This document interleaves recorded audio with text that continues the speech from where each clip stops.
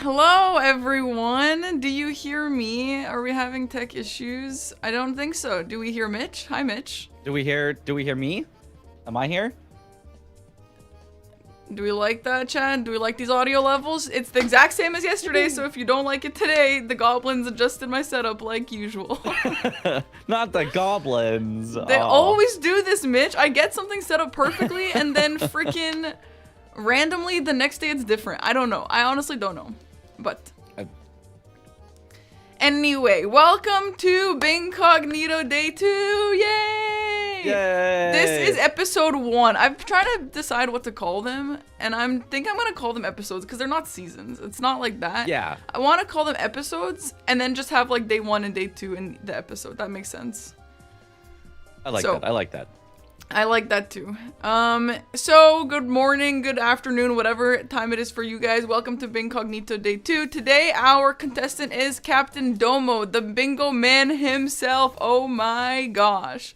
I'm really excited to see how Dom is going to do because I actually think he's going to do better than Aggie just because Dom spends so much time watching these players play. What do you think, Mitch?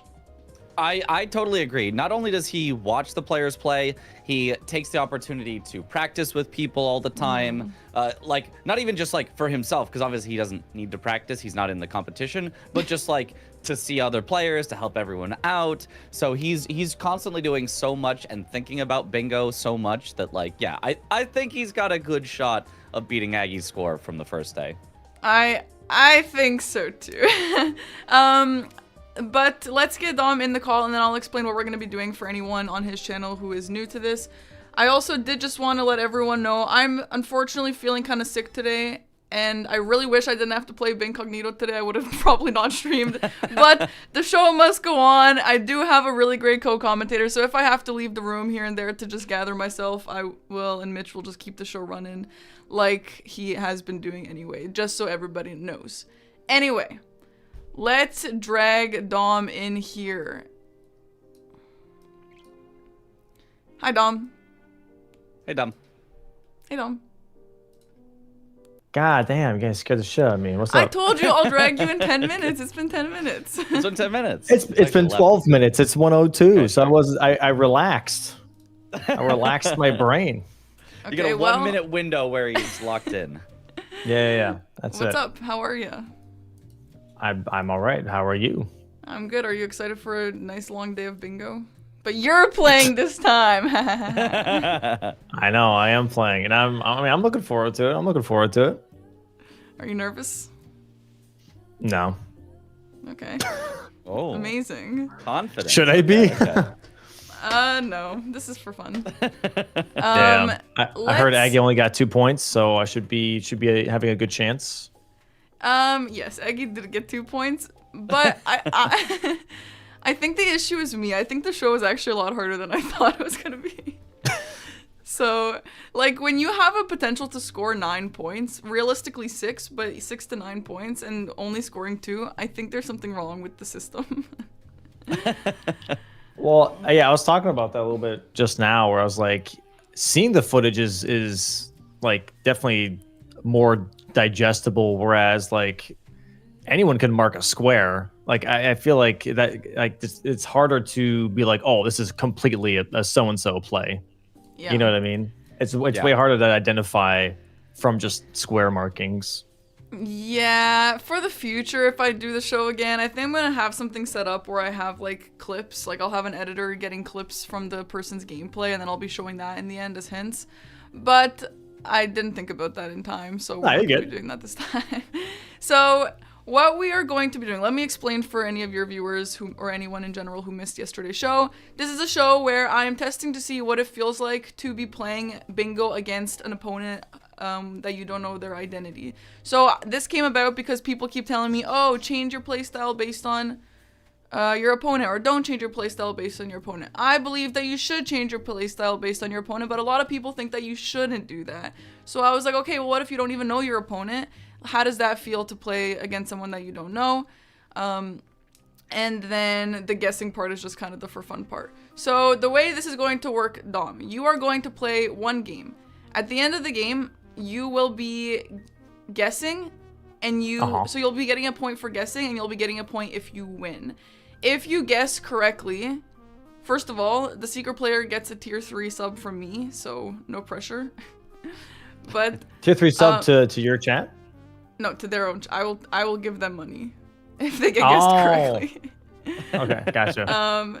So, however, you do have the option. If you want to try and go for 2 points, you can feel free to guess without seeing multiple choice. However, if that's too difficult, because I think it is, you can only earn 1 point after seeing the multiple choice. Also, me and Mitch decided on a hint system yesterday, but we decided on the hint system after game 1. So today, on game 1, you will not be allowed to hint.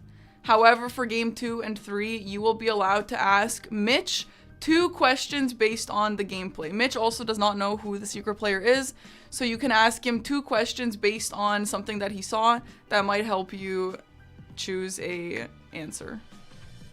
Okay, so I can ask those questions and it doesn't reduce my points? Correct. Yes. Honestly, this game is really, really hard. So, other question is, just for my understanding, I'm playing against other bingo brawlers, right? Or is it just anyone? They don't have to be bingo brawlers, no. It's anyone, but it is going to be people that you know. Yeah, so it could extend to, like Chris, for example, or CBD, who are not in the season, but could be but they're bingo brawlers. Yeah. Right, or Boostfer, or Yui, potentially. Exactly. I'm just making random guesses. I don't know who Parky has reached out to, but people who you would have seen play bingo. It's people who you have either played against or have seen play, for sure. Okay, all right. Gotcha. So yeah, you can ask Mitch the 2 questions after you see the multiple choice. So, and even then, it's honestly going to be really hard. Oh, after my it. fault. Oh. Yes. Well, okay, so I can't. So me asking questions is already going to reduce the points regardless because I'll see the multiple choice first. Or you can ask without seeing the multiple choice. It's just like, if you're confident already, you could ask the questions and then make your guess. Yes. But if you're like, I have no idea, maybe I want to see the multiple choice, then ask questions based on the multiple choice to kind of eliminate answers. So up to you. You get how the you hints ask. anyway, no matter what. Okay. Just not on game 1. Game 1 is going to be the hardest one for you. Sorry. Am I recording now? Yeah. Or do you want me to record at all? I don't know. Yeah. You guys should always be recording all of your streams no matter what. Well, I don't. So those streams Yeah, be just big. record it. Yes. I didn't ask Aggie to record. Hopefully he did record it anyway. he probably did. But all right, cool. All right. Do you have a seed for me? Oh yes, another thing that will help you decide who the final guess is I'm letting the secret player pick the format. So that might help you deduce who it is. And for game 1, our secret player has decided to play DLC. Okay. Yep. Honestly, people be picking DLC. All these DLC Andes, dude. What the hell? I know, bro. Yesterday, if Aggie was going to play 3 DLC games, that would have been... He might have quit on the spot. He might have honestly quit. Okay, so why don't you get into it? And Mitch, why don't you just check if he has the same seed as our secret player? And I'm just going to step off for 1 second. Sounds good.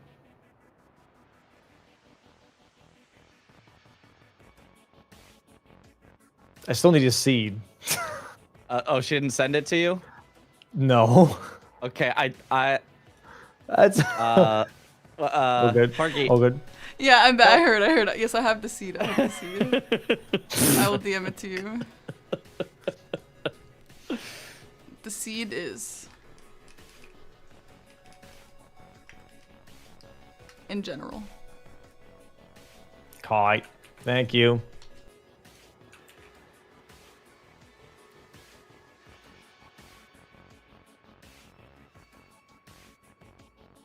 I'm booting up. All right. I guess I'll pause my music, I guess, for the recording. I see That that, would the make Nun sense. is on Boiled Prawn, and Vagabond has...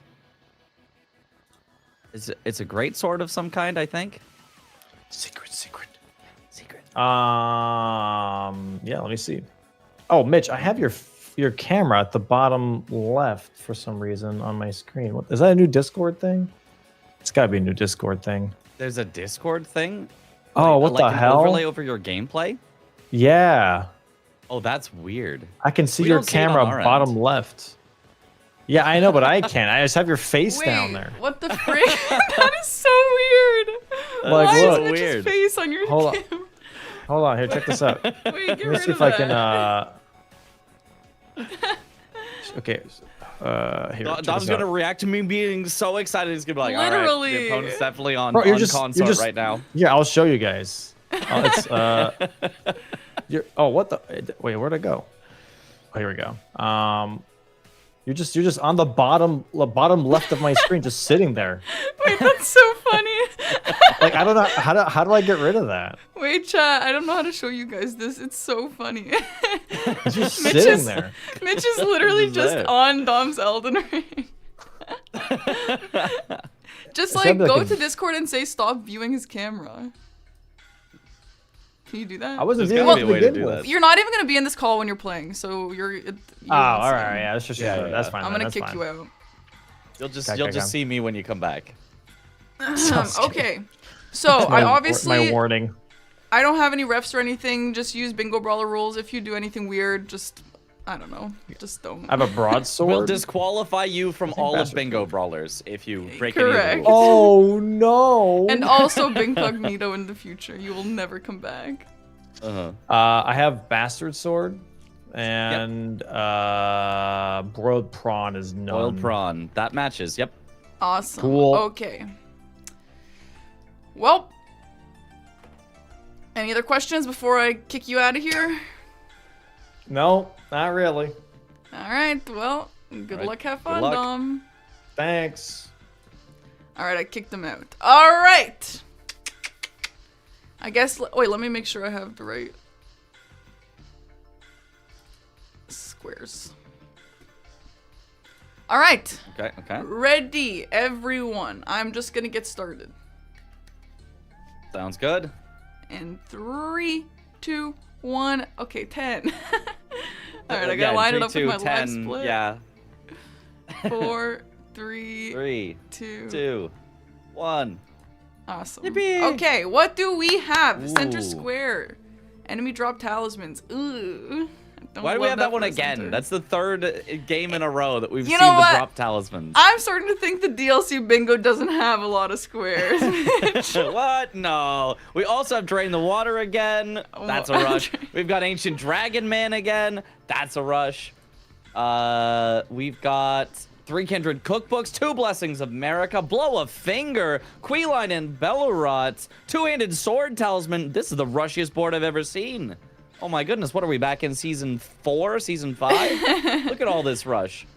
Holy. I do see NPC bosses. I also see all 3 red bears. I do see Ancient Dragon Man, like you said. We got a little bit of synergy with those. 2-Handed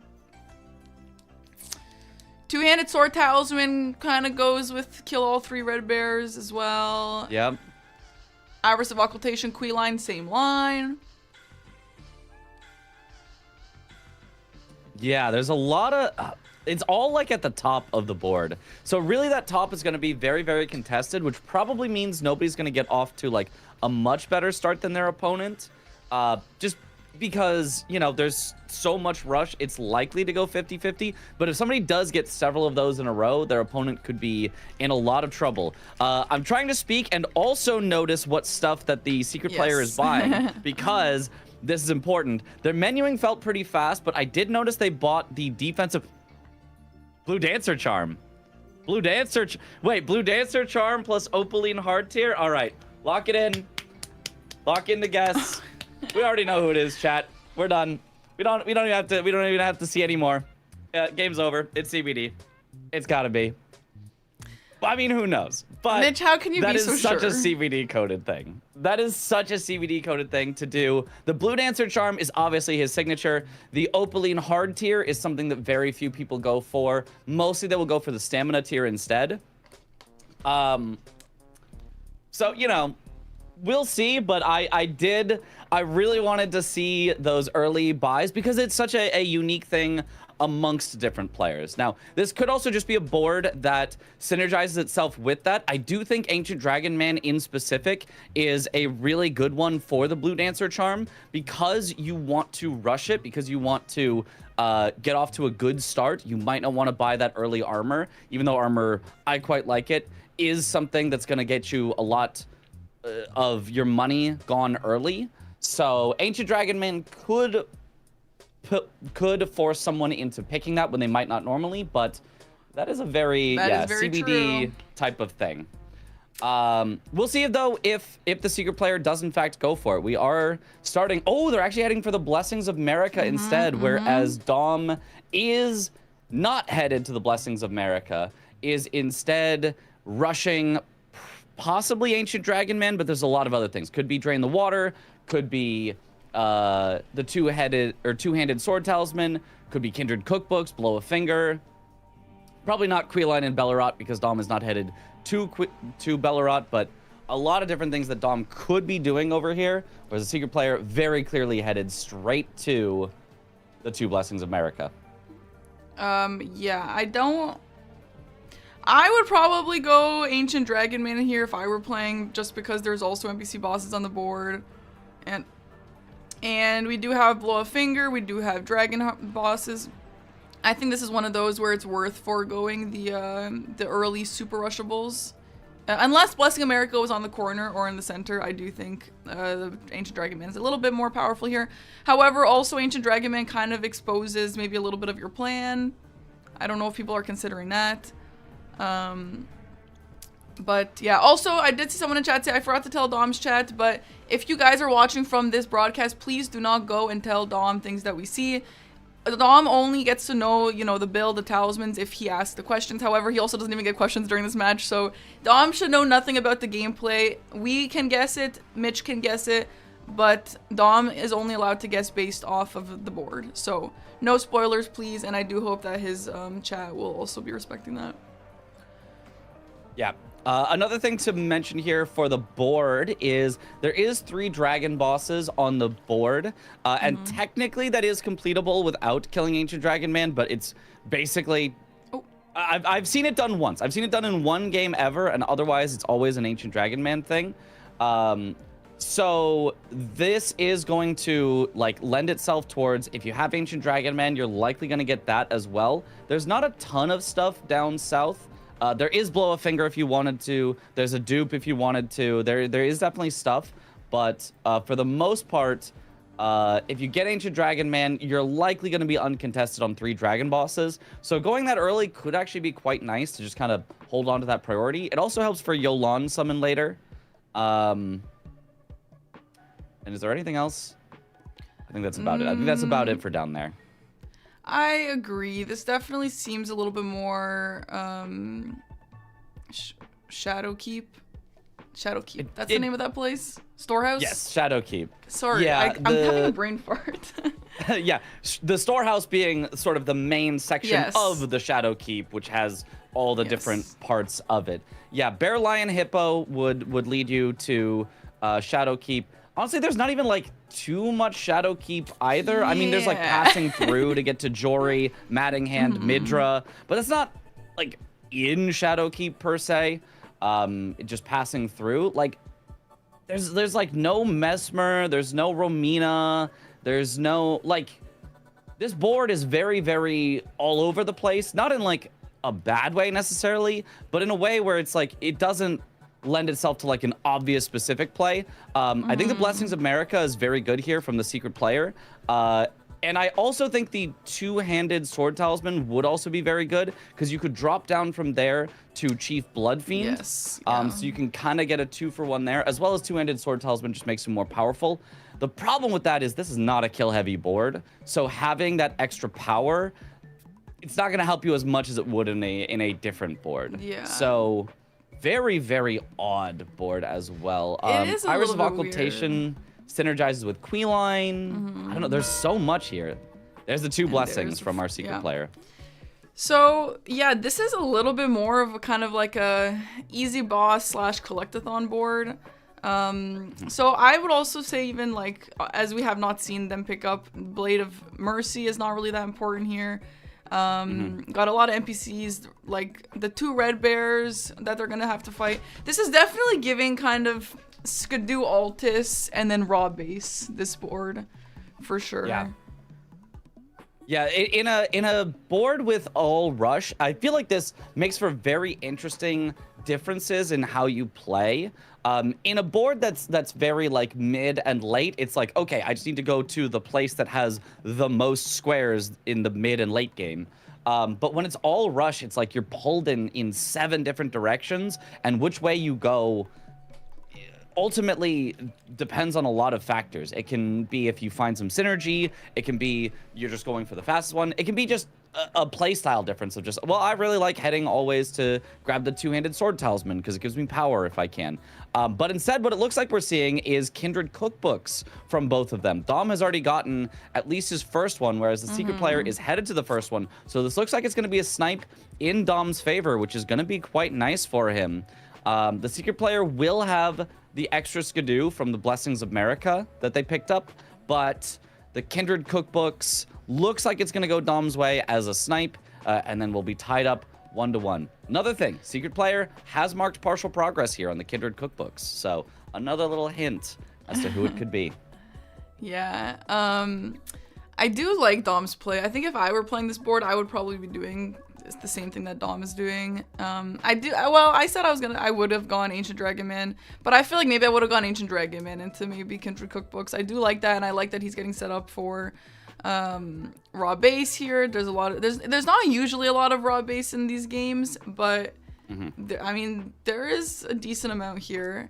I kind of wonder if we would see these players maybe doing Aged Untouchable NPC drop talisman on this board, because we are going to be in Midra's domain.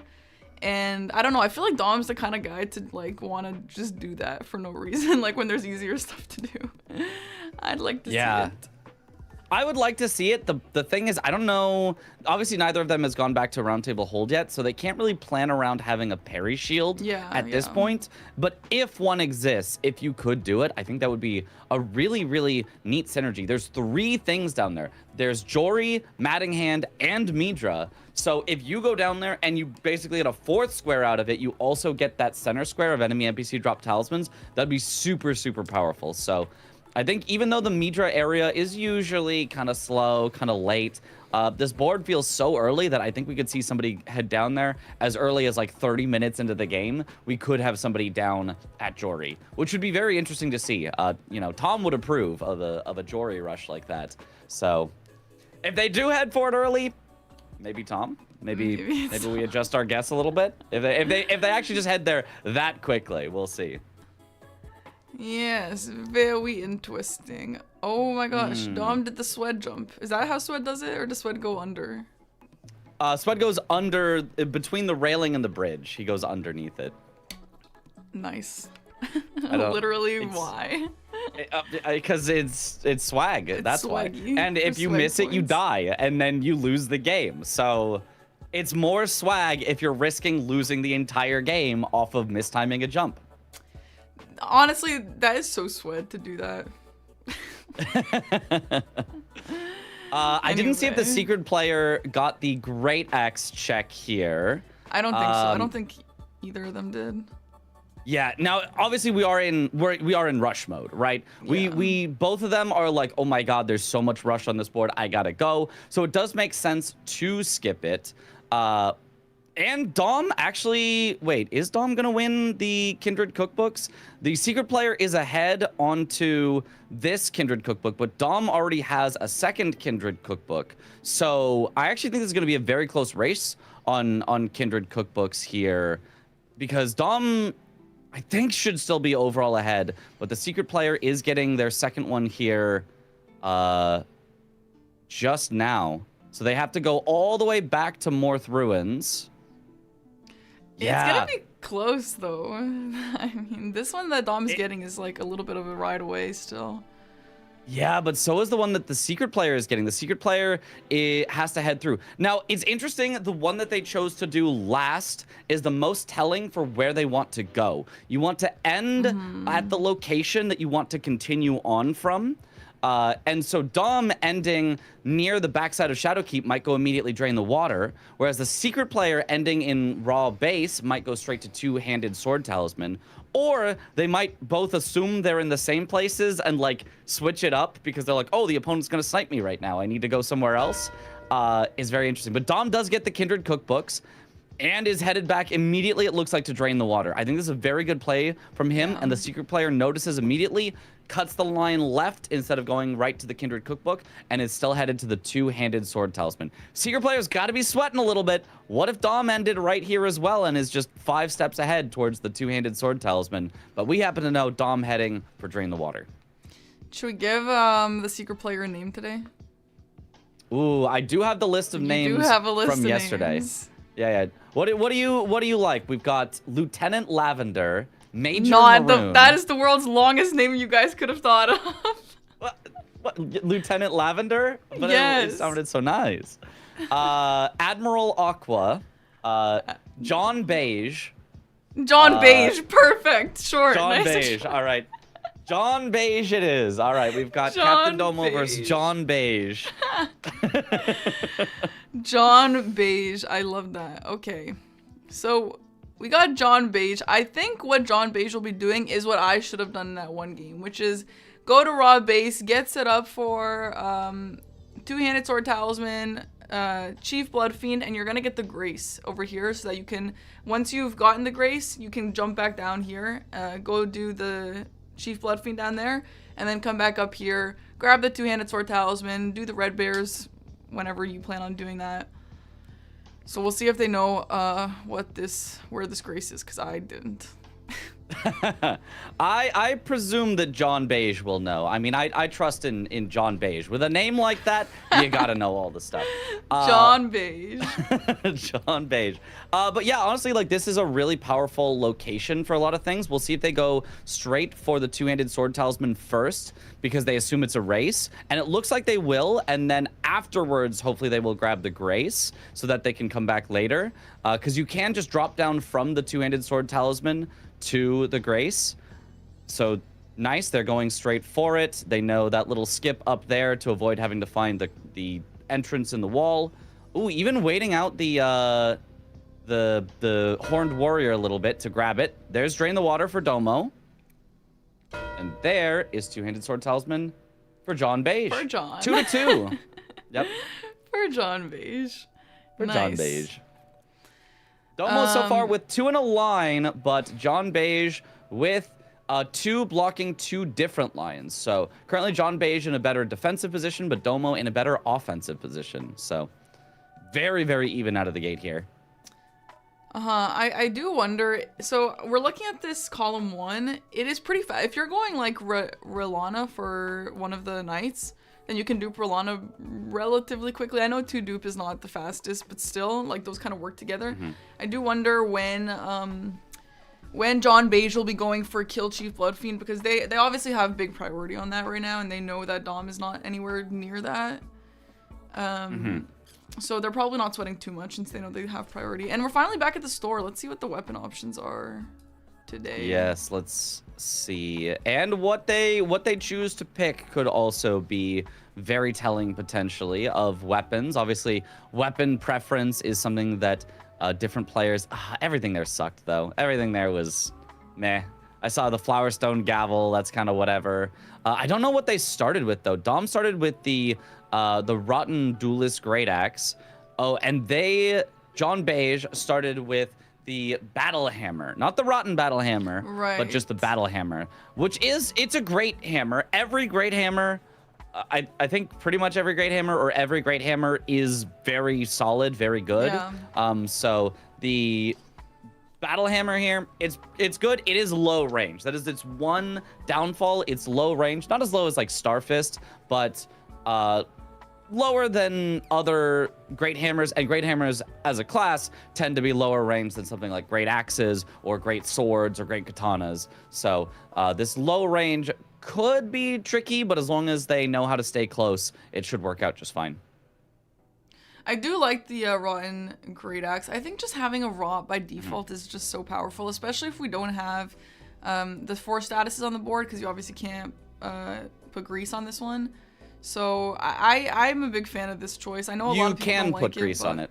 You can put grease on this weapon, and people still talk down on it.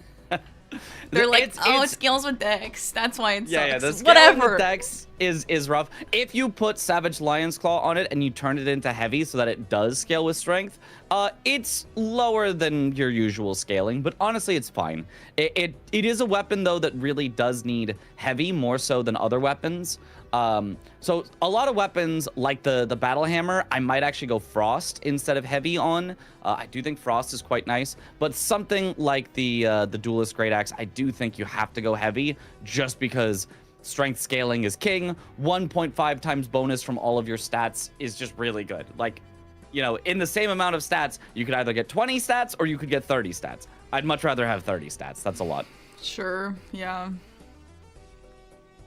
Dom did take a look at that shield. He did look at the shield, and he did not end up buying it.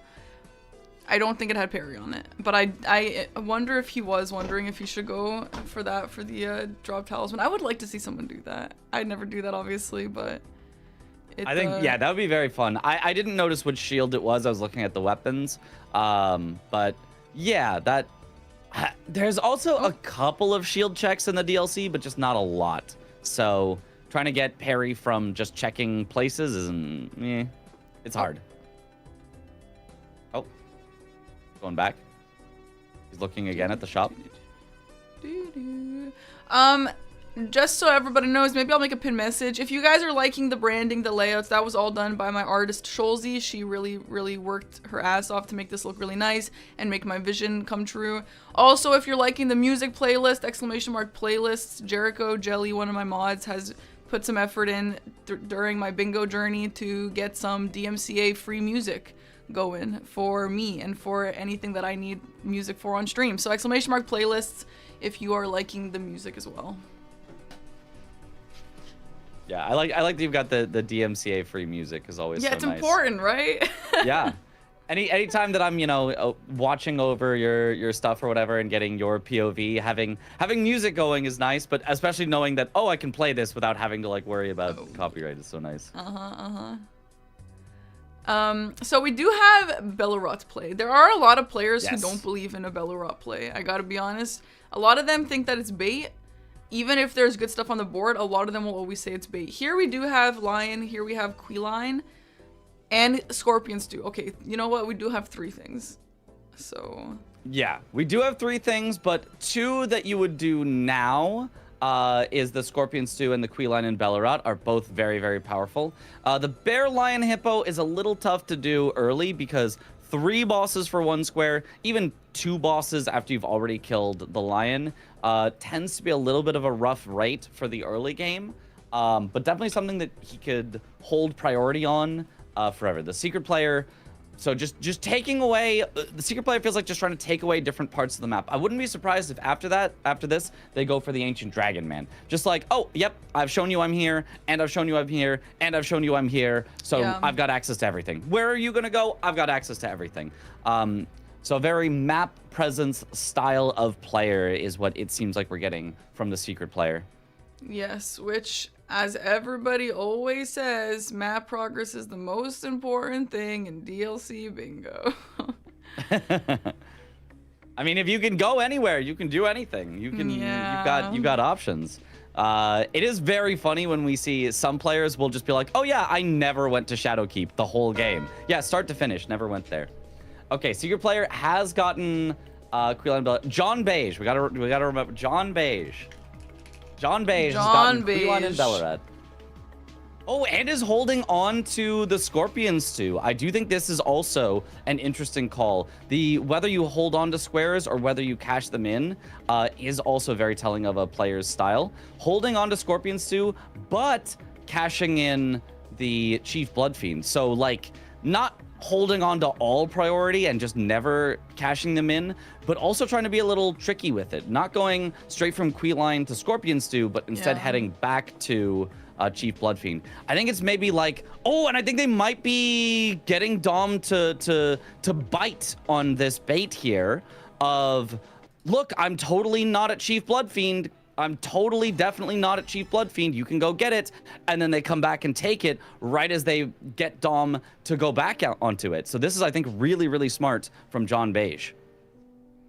And Domo looks like is getting tricked here. Looks like is actually falling for it, going for Chief Bloodfiend at the exact moment that the secret player is heading back and is way ahead on this.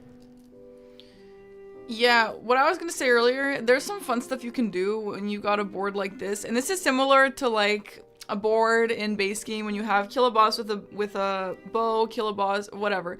It's like when you know, okay, if there's also a square, you know, Radon's Great Rune or something that goes with the original one, you can really use that to your advantage. So for example, here the situation is Dom's like, okay, well, I know John Beige is in Bellerot, so he's obviously going to be looking at the Lion Bear Hippo, which also works with the Dupe Remembrance, which also works with the Scorpion Stew. So Dom is like, okay, well, you know, at least I know I can kind of use the fact that he hasn't marked those squares yet to my knowledge to see like how long he plans on holding those, because I mean, I know you can work with those in like different ways and kind of manipulate Dom's mindset with it, but there is stuff that Dom can gather. There is information he can gather by the fact that these squares are still open and how long they are going to be open.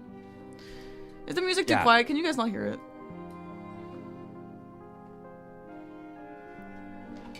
Okay, we got a Chief Bloodfiend here. I can hear it. Okay, they're good. All right, Chief Bloodfiend. Yep.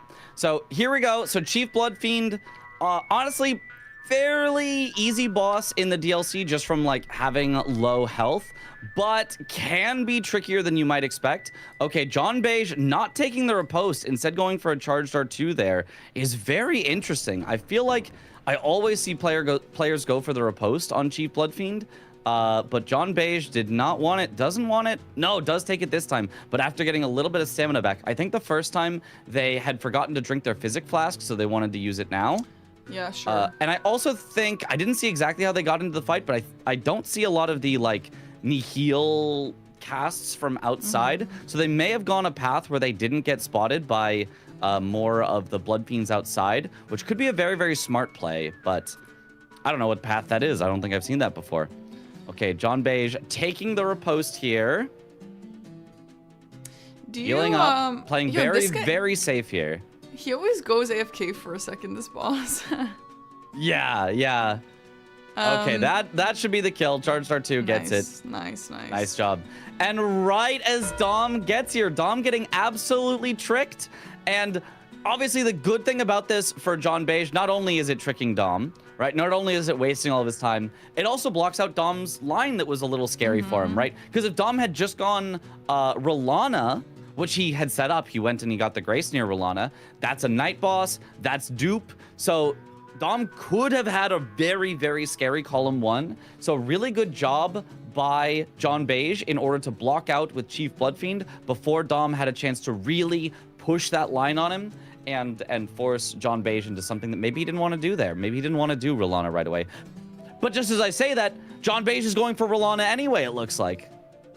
Is heading up here towards the High Road Cross and might be trying to take that away as well. Might have just fully baited Domo into doing a bunch of... No, okay, never mind. He's going Iris.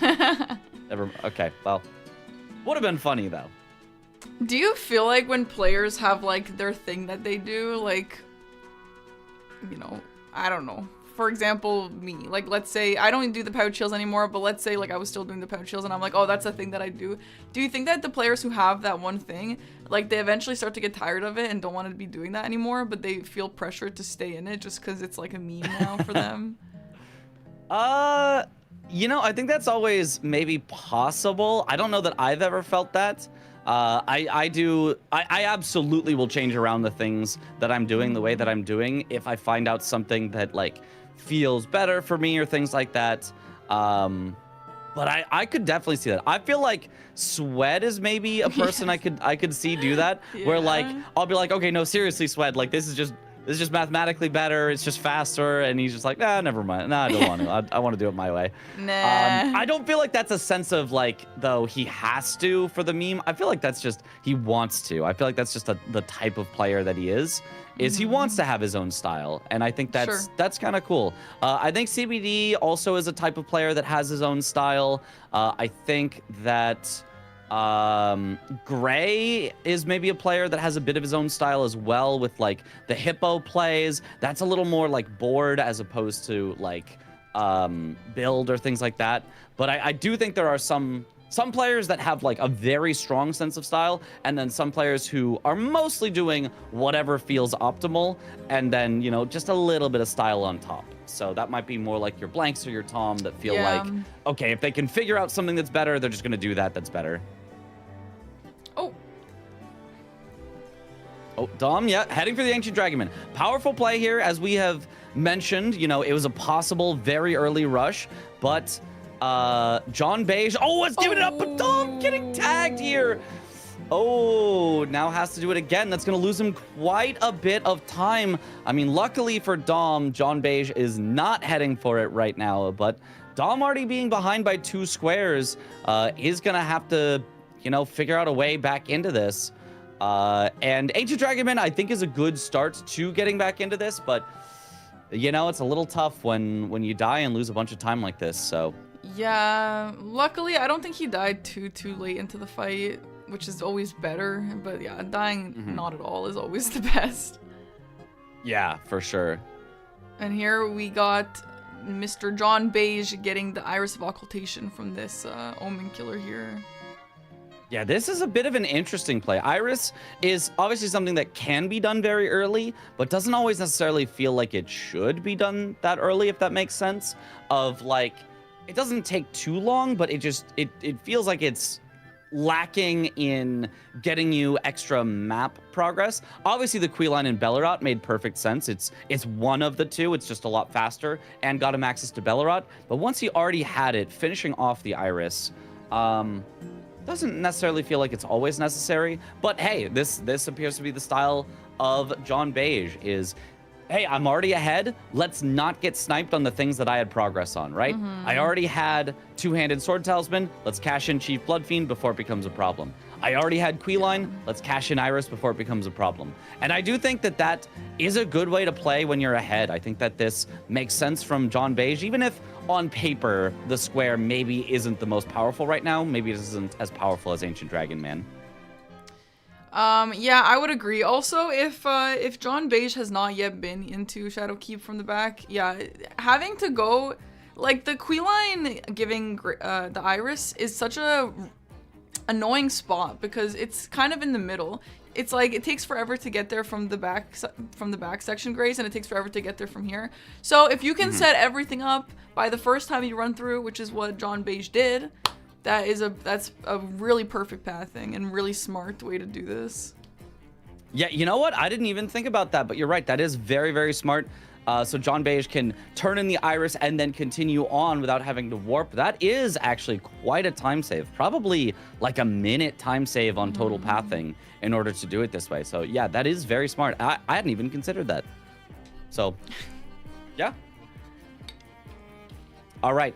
So Domo now almost with Ancient Dragonman down to around 20% health. He's using the Flowerstone Gavel, which I did not think he was going to swap to. I thought his Rotten Duelist Great Axe was going to be better, but here it goes. There's Given Iris for John Beige. Domo sees it, looked away for a second, which is always scary when you're in the middle of the Ancient Dragonman fight, and now he's looking a little confused, Dom. He's like, wait, why did he go there? But staying locked in, getting a few more hits. Okay. Good dodges. Swinging away. Yeah, this regular hammer, I don't know that it's doing that well on Ancient Dragonman. Oh, especially when it whiffs under him. Domo in a weird spot. Does he heal? Does he swing? He swings and gets it. Nice square from Captain _ Domo. Yeah, that was nice. A little bit of a slow ancient dragon fight. I don't really like that weapon, honestly, that he was using. I don't know what that is, but it wasn't very good. It is a pierce hammer. It's basically if Rusted Anchor was smaller. It's like a regular hammer version of the Rusted Anchor. But interesting from John Beige. Drains the water, then ports out. That what does that get? What does that get? What does draining the water do? Wait, they just non-merchant totally went sorcery against, down there. They went against the freaking thing that I said, which is they wanted to go do kill in on the way. They wanted to do that, yeah. What? That was so smart. Go back, John Beige. Why did you do that? They might be thinking, what they could be thinking is, oh, I'm going to do Hippo in the future anyway, and Hippo is very close to Jory, Midra, Mattinghand, and outside of that, there's really not anything in Shadowkeep. So they might be thinking, I'm going to get access to Blow a Finger in the south. Maybe they're thinking of going and chasing past Ancient Dragon Man. Maybe they're thinking, oh, the dupe I can do in the south. So maybe they're just thinking, I don't need Shadowkeep whatsoever, which is a wild call to make, but technically, if all goes their way, would be faster for John Beige to not continue. So it's kind of all-inning on I'm definitely going these exact paths and I'm not going these paths. But if they do, it is a little faster. Yeah, also I do acknowledge now that there is a Hippo score on the board, so fine, I guess I can see the vision. I guess fine. Yep. So let's doing a second NPC boss here, by the way, with Dane. Let's change our perspective here a little bit and talk about, okay, yeah, we have some tells on who we think this could be. I'm seeing some sweats, I'm seeing some CBDs, I'm seeing some NPTs, stuff like that. However, if we try and change our perspective and consider it from DOMs, do we think, and I've already learned that it's a lot harder than I thought to guess off the board, I know, but do we think that there's anything telling about this board? I feel like the fact that this player didn't rush Drain the Water would tell me something. Not rushing Drain the Water definitely tells you something. Not rushing Ancient Dragon Man tells you something. The Blessing America rush, I feel like, tells you something. I feel like that's a square that a lot of the experienced players that have been going since Season 4 recognize, like, oh man, this was so powerful. Over-centralizing in Season 4, like, you just always went for it if there wasn't, like, Mikola crosses on the board. So rushing that right away feels like a player that has played for more seasons potentially, compared to someone who just started learning this season. I feel like has a slightly different perspective on rush squares. So I feel like it would point that way. Not that like a newer player couldn't go for Blessings of America, but just like that to me would be like, okay, I'm thinking more like who did well in Season 4. I'm thinking Tom, I'm thinking Blanks, I'm thinking CBD, I'm thinking Swed, I'm thinking a surprise Aggie from you know, out of nowhere. Yep, Aggie's back. Here he is. He's the secret player.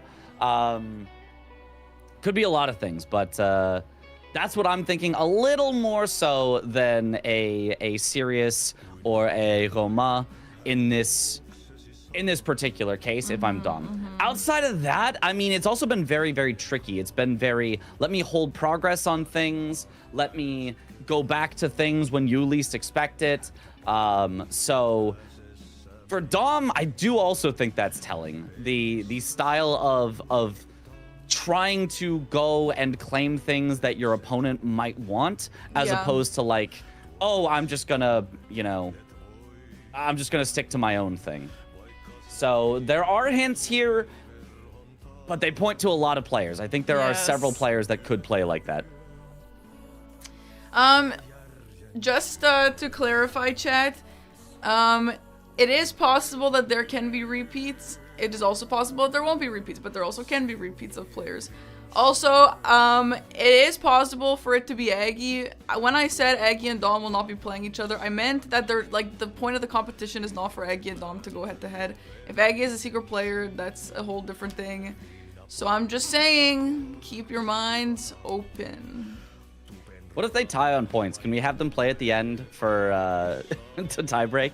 Honestly, I actually wanted that, but I felt bad asking both of them to come back. To come back for a third day. Like, hey, you guys already did 2 days. A surprise, third day. Yeah. Yep. Maybe they'll arrange it on their own time, just as a tiebreaker for Pride. Okay, Scorpion Stew here for John Beige, which does have the synergy with Bear, Lion, Hippo. But Dom doing, I think this is a really nice play, doing the NPC bosses into bosses with Knight in the name. Has a nice synergy here where Knight of the Solitary Jail counts for both. And then Rolana has boss with Knight in the name becomes a duplicating. So Dom going for kind of a 3-square play here with the kills. It's not like incredible synergy because you still need to kill multiple bosses for each square, but and Dom dies again. Dom is just not having a great time here with this Knight of the Solitary Jail. Interesting still, I think he swapped to a katana here that he got from Ancient Dragon Man instead of the Rotten Duelist Axe. He hates that weapon. Let me tell you, he hates that weapon. He has found every excuse to use anything other than... and he also has Starfist. He got that from Dane, and now I hate Starfist on Knight of the Solitary Jail. I actually think it's horrible on him. But we'll see if Dom knows something that I don't, because like I never can get this one to work. On like Ancient Dragon Man, I think it works really well because he's got low posture or whatever it's called where you can flinch them. But like against Knight of the Solitary Jail, well, he's putting in work. The main problem is like it's hard to flinch him because of the heavy armor that he's wearing. Yeah. And whenever he two-hands his weapon, he can just hyper armor through. But Dom doing a great job. Okay, Dom. There are some players who actually there's a hyper armor though. Will tell me that Starfist are good against NPCs, and then one time I tried it and I was like, this is not good.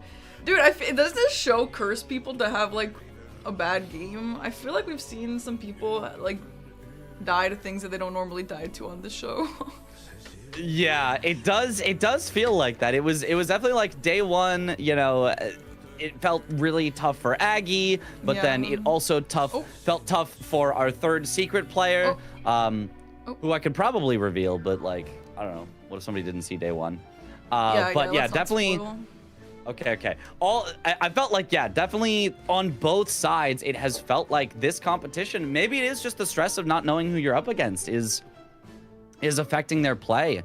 Could definitely be a thing. Or who knows? Maybe they're just not 1,000% locked in, you know, like it's not an official match. Yes, so maybe they're just letting their guard down a little bit. And let me tell you, in the DLC, letting your guard down is tough, is a recipe for disaster. Ooh, secret player, John Beige, heading back for the Blade of Mitsja.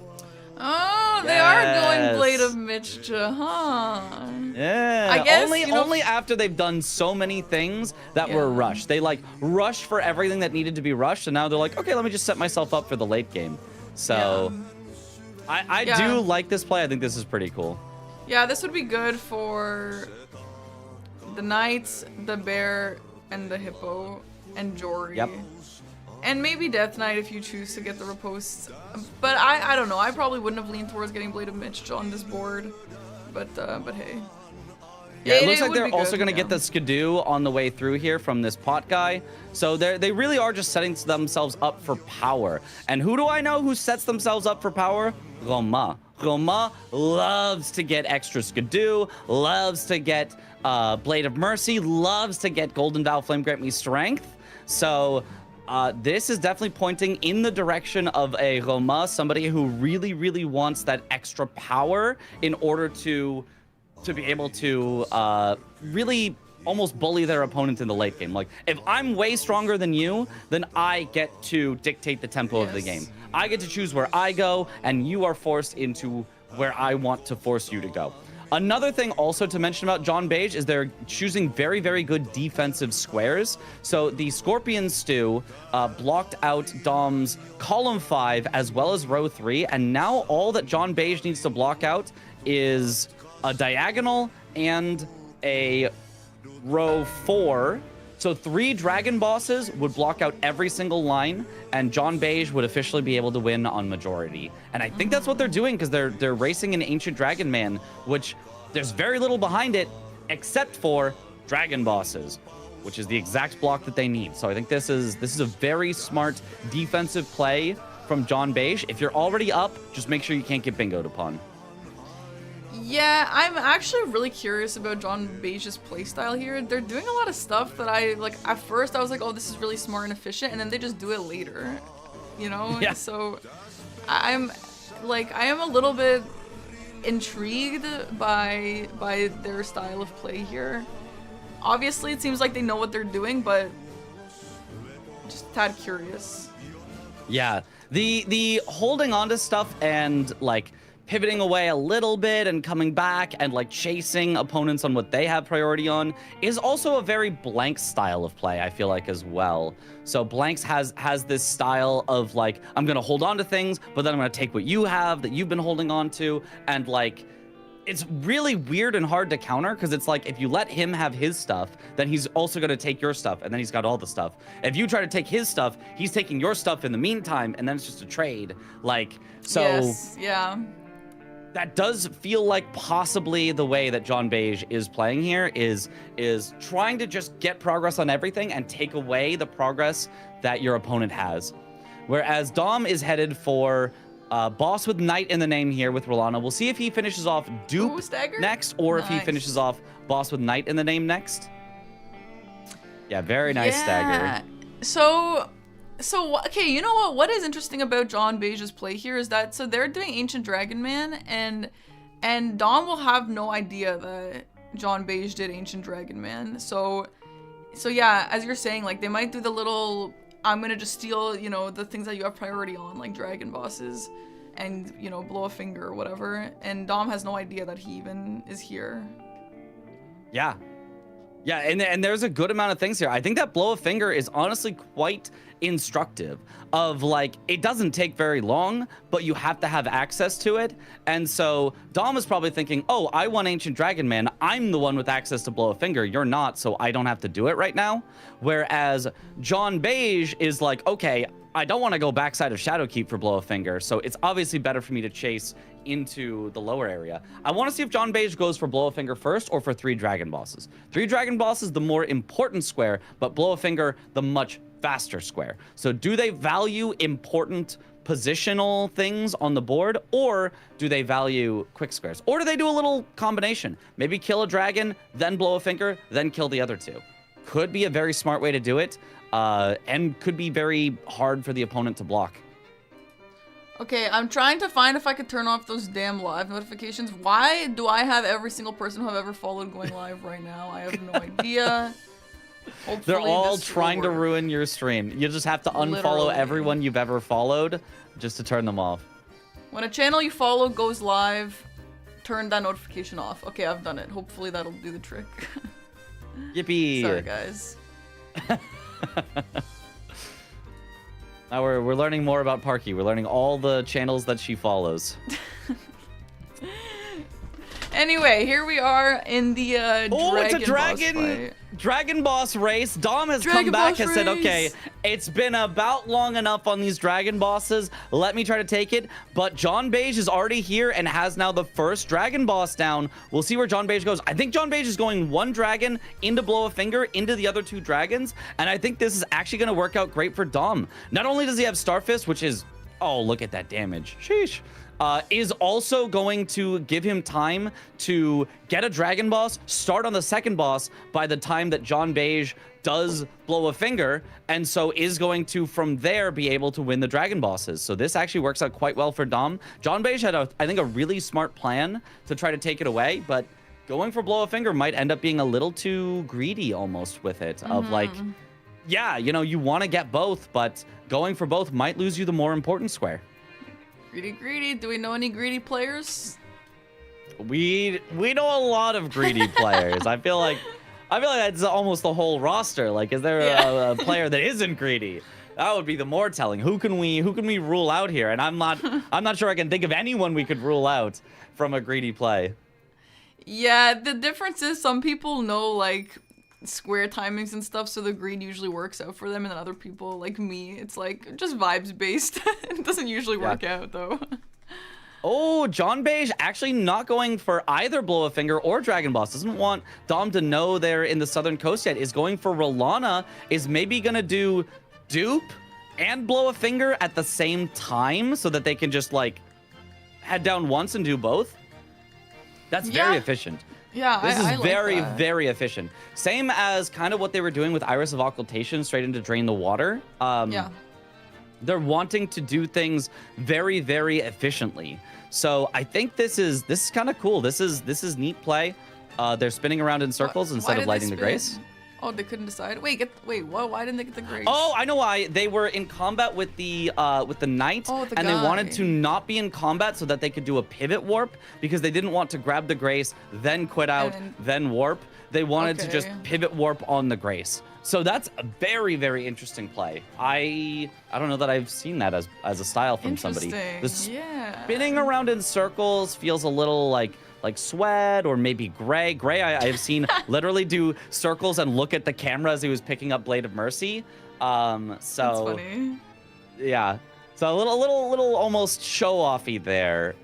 Could point to some players. Maybe away from a player like Tom or Blanks, who I feel like gets more like locked in and is thinking about their own play as opposed to thinking about like what are the commentators going to see. So Yeah. could point to some differences. All right, all offensive talismans here from John Beige, which I think is very good. I think offensive talismans are so good in the DLC. The defensive talismans definitely can be used, but those offensive talismans I think really accelerate you in... Bingo is effectively a race. Every square is a little race, Yeah. so... Nice so nice far on fight Rolana. here. Yeah, two great fights going. Yeah, Dom getting that immediate stagger, going straight for more hits. Does Dom know the close range dodge? Nope. Okay, Dom is not V-Sweat. Write that down. Dom definitely Dom not is not V-Sweat. V-Sweat. Because V-Sweat knows that close range dodge on the Ghost Flame Dragon, where you just stand near it and you dodge through the flame, and it's really, really cool. I think Sweat is the only person who I've seen do it. So if John Beige goes for a Ghost Flame Dragon next as part of 3 dragons, we'll see if they know that. Maybe it's Sweat again. Oops, all Sweat. Maybe it is. It's all oops, all Sweat. That would be very funny. Great Rolana fight though. Excellent Rolana fight, but more locked on, not matching that Swed locked off Rolana that I mentioned earlier. Ooh, also switching to the Gold Scarab. That is very powerful, but not every player remembers to do it.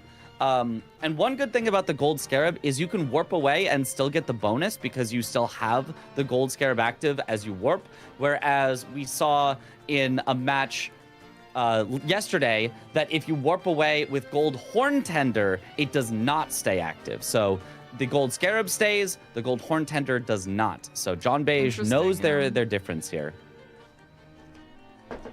Oh, John Beige is taking bosses with Knight in the name, actually, is what they're headed for. Dom already has 2 out of the 3 there. If Dom gets sniped on this, I mean, oof. It's a lot of information, though. John Beige is playing actively aggressive to try to take away squares that Dom has priority on.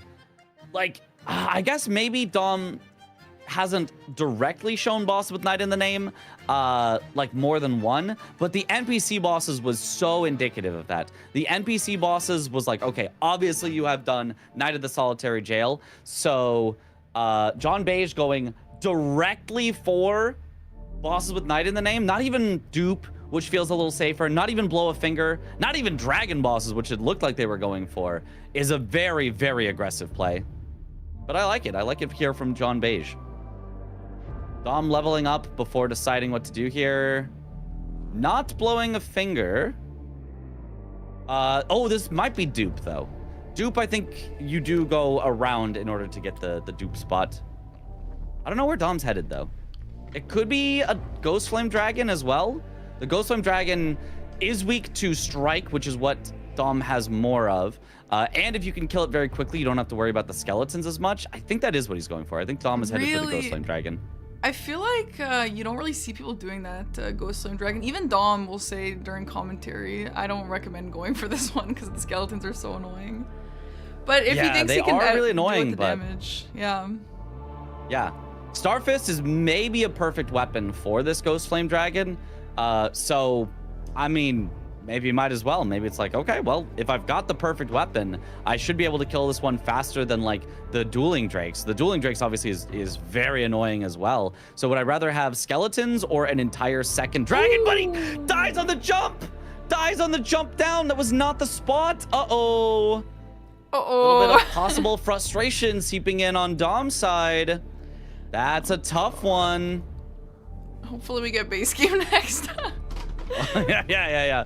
Give him a little break. I think having your different game in the middle is a really nice mental reset, whereas having two of the same style back to back is a lot tougher. John Beige here finishing off bosses with Knight in the name, which I think Dom is going to be very upset seeing from this. Dom going for the wing skip this time, misses it. Oh. And seeing boss with Knight in the name. Oh, confused. Not frustrated, confused. But I mean, that's good, right? Him being confused probably means he's got a lot that he's thinking about. He's thinking about, okay, this isn't maybe what I expected from the players I was thinking of. So it gives him a clue that could help him swap around his guesses. So even if he's currently losing the game 7-4, he's getting a lot of valuable information here. Yeah, he is. Dude, I've never really paid attention to the guy character, like, shimmying his hips on that ladder. Like, I mean, usually you're wearing armor, so... Yeah. Someone really sat down and was like, I'm going to animate the way this guy goes up the ladder, and it's gonna be good. Oh, yeah, they know what their customers want, you know. Anyway. Anyway... All right, and All we right, are Dom going to be headed for the doing that Ghost Flame. dragon. Yeah, interesting. Okay. Yeah. I mean, I think it makes sense. I think from the build that Dom currently has, I think this makes sense. And it is his only way to keep a line alive. So after this, Dom could head for sorceries. He could head for enemy/NPC drop talismans. He could try to force John Beige into Yolan summon, which would just be horrible on this board. You do not want to have to do it, especially because neither player has yet blown a finger even. Yeah. So Yolan is so far away for both players, and it would force your opponent into Shadowkeep, somewhere they just don't even want to be at all, right? We saw John Beige completely skip out on getting any graces in Shadowkeep because they just didn't want to be there. So oh, the dodge. He did it. He Maybe did the Dom. dodge. Maybe Dom is Swed. Maybe All Dom right, is chat, Swed. Write it It's down. all Swed. Maybe Dom is Swed. We gotta reevaluate here. That's a good bit. Just everyone is Swed, including Aki and Dom. Yes. Look, I'm just saying that'd be a good bit. If you just have Swed playing against Swed, but it's like two pre-recorded Sweds that like played against the timings of each other and like. That is so dumb. But it's so it's like so dumb that it's genius. Yep. No one would expect it. Okay, Dom having... Oh, and here comes John Beige to also do the Ghost Flame Dragon. It is a Ghost Flame Dragon fight, but this is the third dragon for Dom, but only the second for John Beige. So unless Dom has a giant issue here, this is definitely going to be Dom's square. Very nice for him, making up a lot of time that he needed here. He definitely seems to know this fight quite well, though. I gotta give him props for that. Yeah, he's doing a good job of kind of keeping himself mobile so that the skeletons can't lock him down and can't get to his position. And yeah, that's going to be a kill for Dom. Super That's 3 impressive. dragon bosses. Yep. And John Beige, even got Holy Grease for it. So somebody who knows to go for those different greases depending on what they're fighting. Holy Grease, it's not like great. The amount of holy damage on it is very small, but I mean, you can just apply it. You don't have to keep like swapping your weapon back and forth to make it sacred or anything. So I think from John Beige, that's a solid purchase, given that he was already headed back to Kale for other things as well. So, but very nice for Domo. Keeping that line alive, and we'll see if he now goes for non-merchant sorceries. Non-merchant sorceries is actually very tough to get here without access to Shadowkeep, but that is what John Beige is going for. There's a non-merchant sorcery near the Deathrite Bird. Mog's out. And Domo, I think, is going for blow a finger, actually.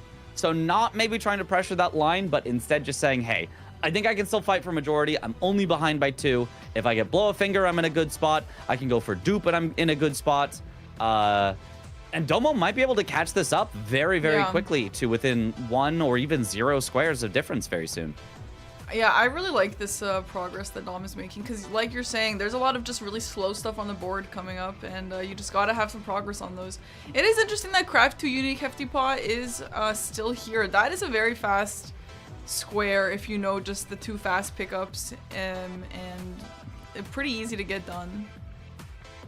Yeah, it is, and we did see John Beige did grab the fire pot recipe as they grabbed Blade of Mitsja as well. So another reason that they came back, it wasn't only for the power, but it was also for that recipe. So John Beige could probably get that done very, very quickly at almost any time. But yeah, neither of them has gone for it. It's kind of a weird one where if you rush it, it feels good. It feels right along your way. But if you have to come back for it later, it feels bad. It feels out of the way. It feels like, oh, what am I doing going over here to get furnace pots or to go the fly pots or even the poison pots, which are like down in the river? It's like, why am I going to any of those places? So it's something where, you know, at the start of the game feels good, feels like a nice rush. And outside of that, it's like players almost even save it for last, weirdly enough, despite it being pretty fast. Yeah, I do feel like some stuff like that, including the Heal the Kindred of Raw guy, the Give More the cookbook or whatever. If you are aware that those squares are on the board, and if you start picking up the ingredients for them while you're working on the rest of your game, it is actually really nice to end up doing it later, like when you have all the ingredients picked up, because there are stuff, you know, the mushrooms are all around, the black pyreflies are all around, there's a blessed tooth fragment thingy on the way to the loft. The horse didn't jump as per usual. Sometimes the horse don't jump. And it's so sometimes annoying. It just doesn't jump. It, like, why does it sometimes not jump? Can we get a working horse next time? Oh! I hate this skip.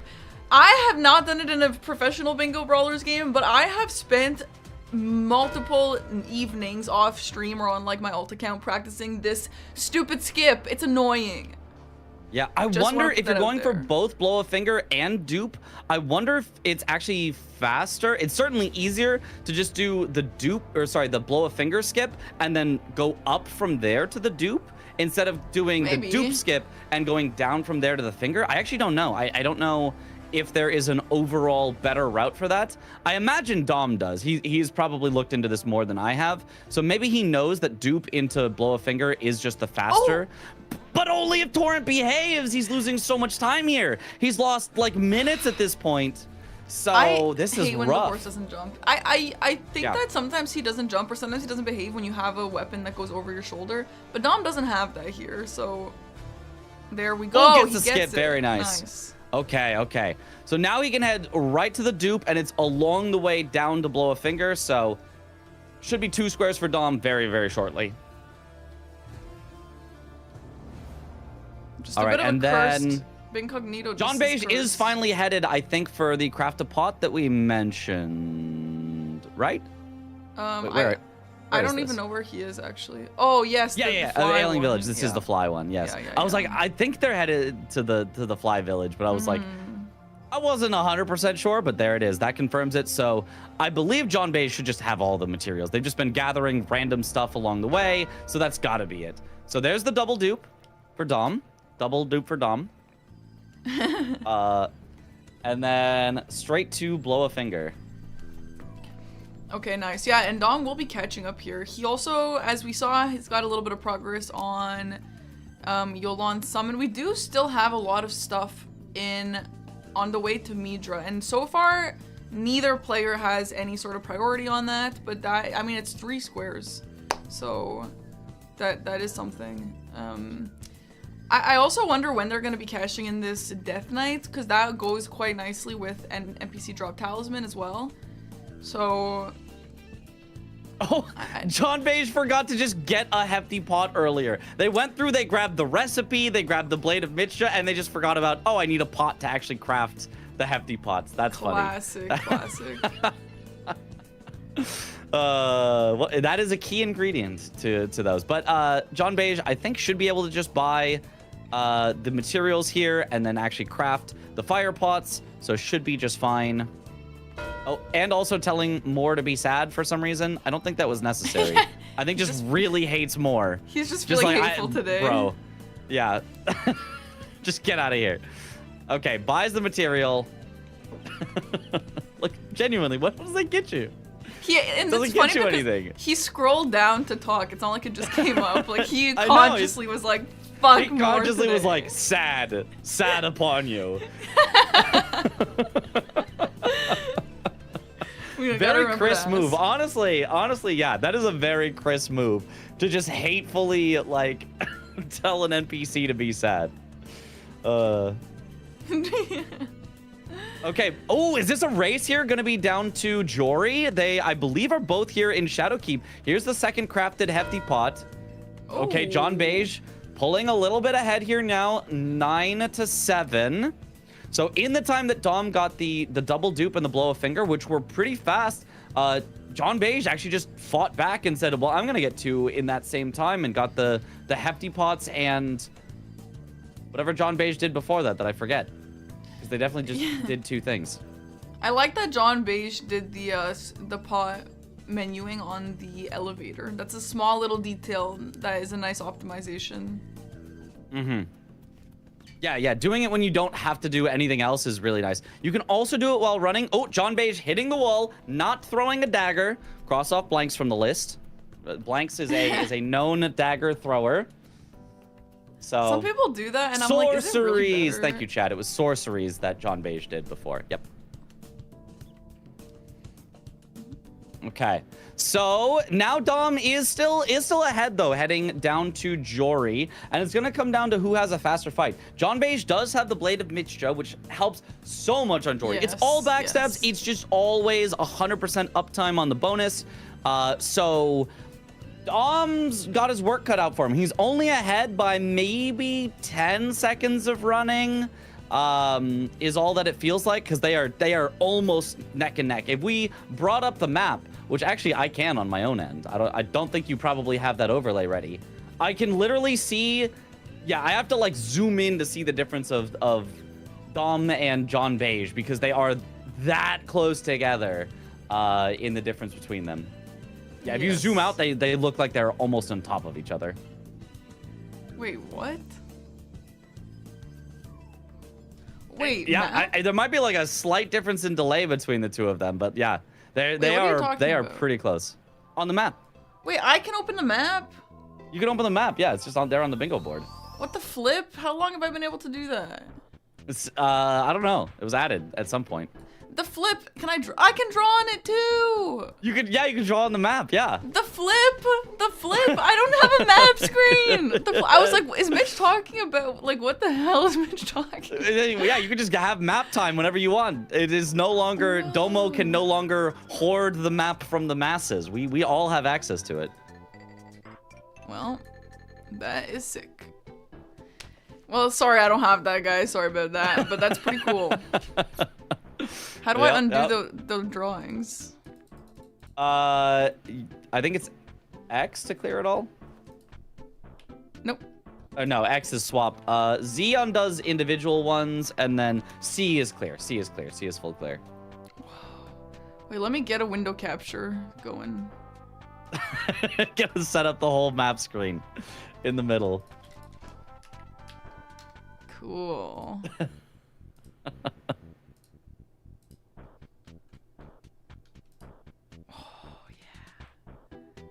Yeah. Guys, okay, they look at are them. now both headed into the catacombs, and They're on Dom top of still each just other. a little ahead. They are. Whoa. Whoa. That's awesome. This is not a useful time to have it, but maybe next time.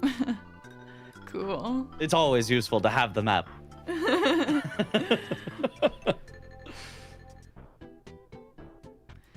Is All right. secret board not having the board on screen until no? I told them to take everything off screen, obviously. Wait, we missed what happened. Oh, Dom is missing the skips and having to quit out. Now all of a sudden, John Beige is ahead with the better build for Jory.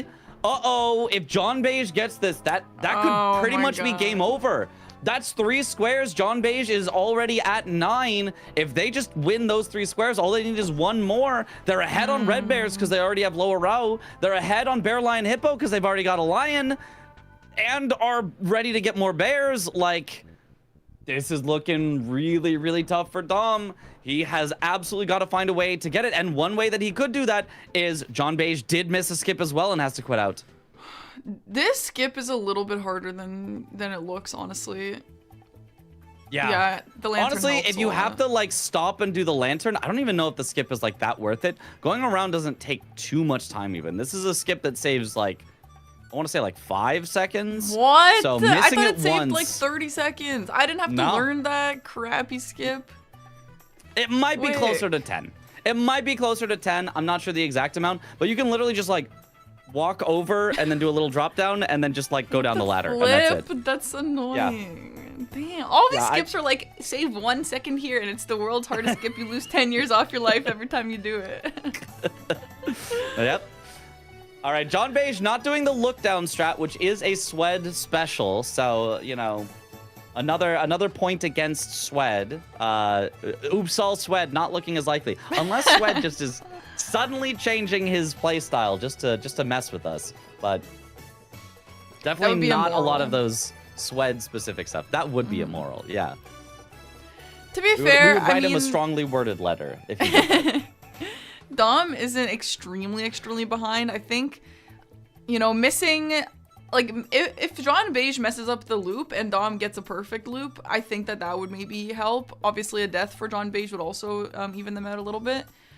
Not super far behind, but John Beige is definitely enough behind to, if he has a nice clean fight, he gets it for sure. I do wonder if he'll just pivot out, and then maybe Dom continues on, expecting Secret Player to pivot, and then Dom gets to just steal the other stuff that he had priority on. We'll see. It certainly could be, but I feel like John Beige at least wants Matting Hand because it blocks out, or sorry, it pushes that that bottom line and forces Dom into either Death Knight or Yolan, neither of which is like that important here, or like that, you know, something that you really want to do. So I think that John Beige is probably going to go all the way to Matting Hand, and I expect that Dom might even like push and go for that and hope that John Beige pivots out, but I don't think John Beige is going to. Nice! Incredible fight so far here from John Beige. Look at that damage.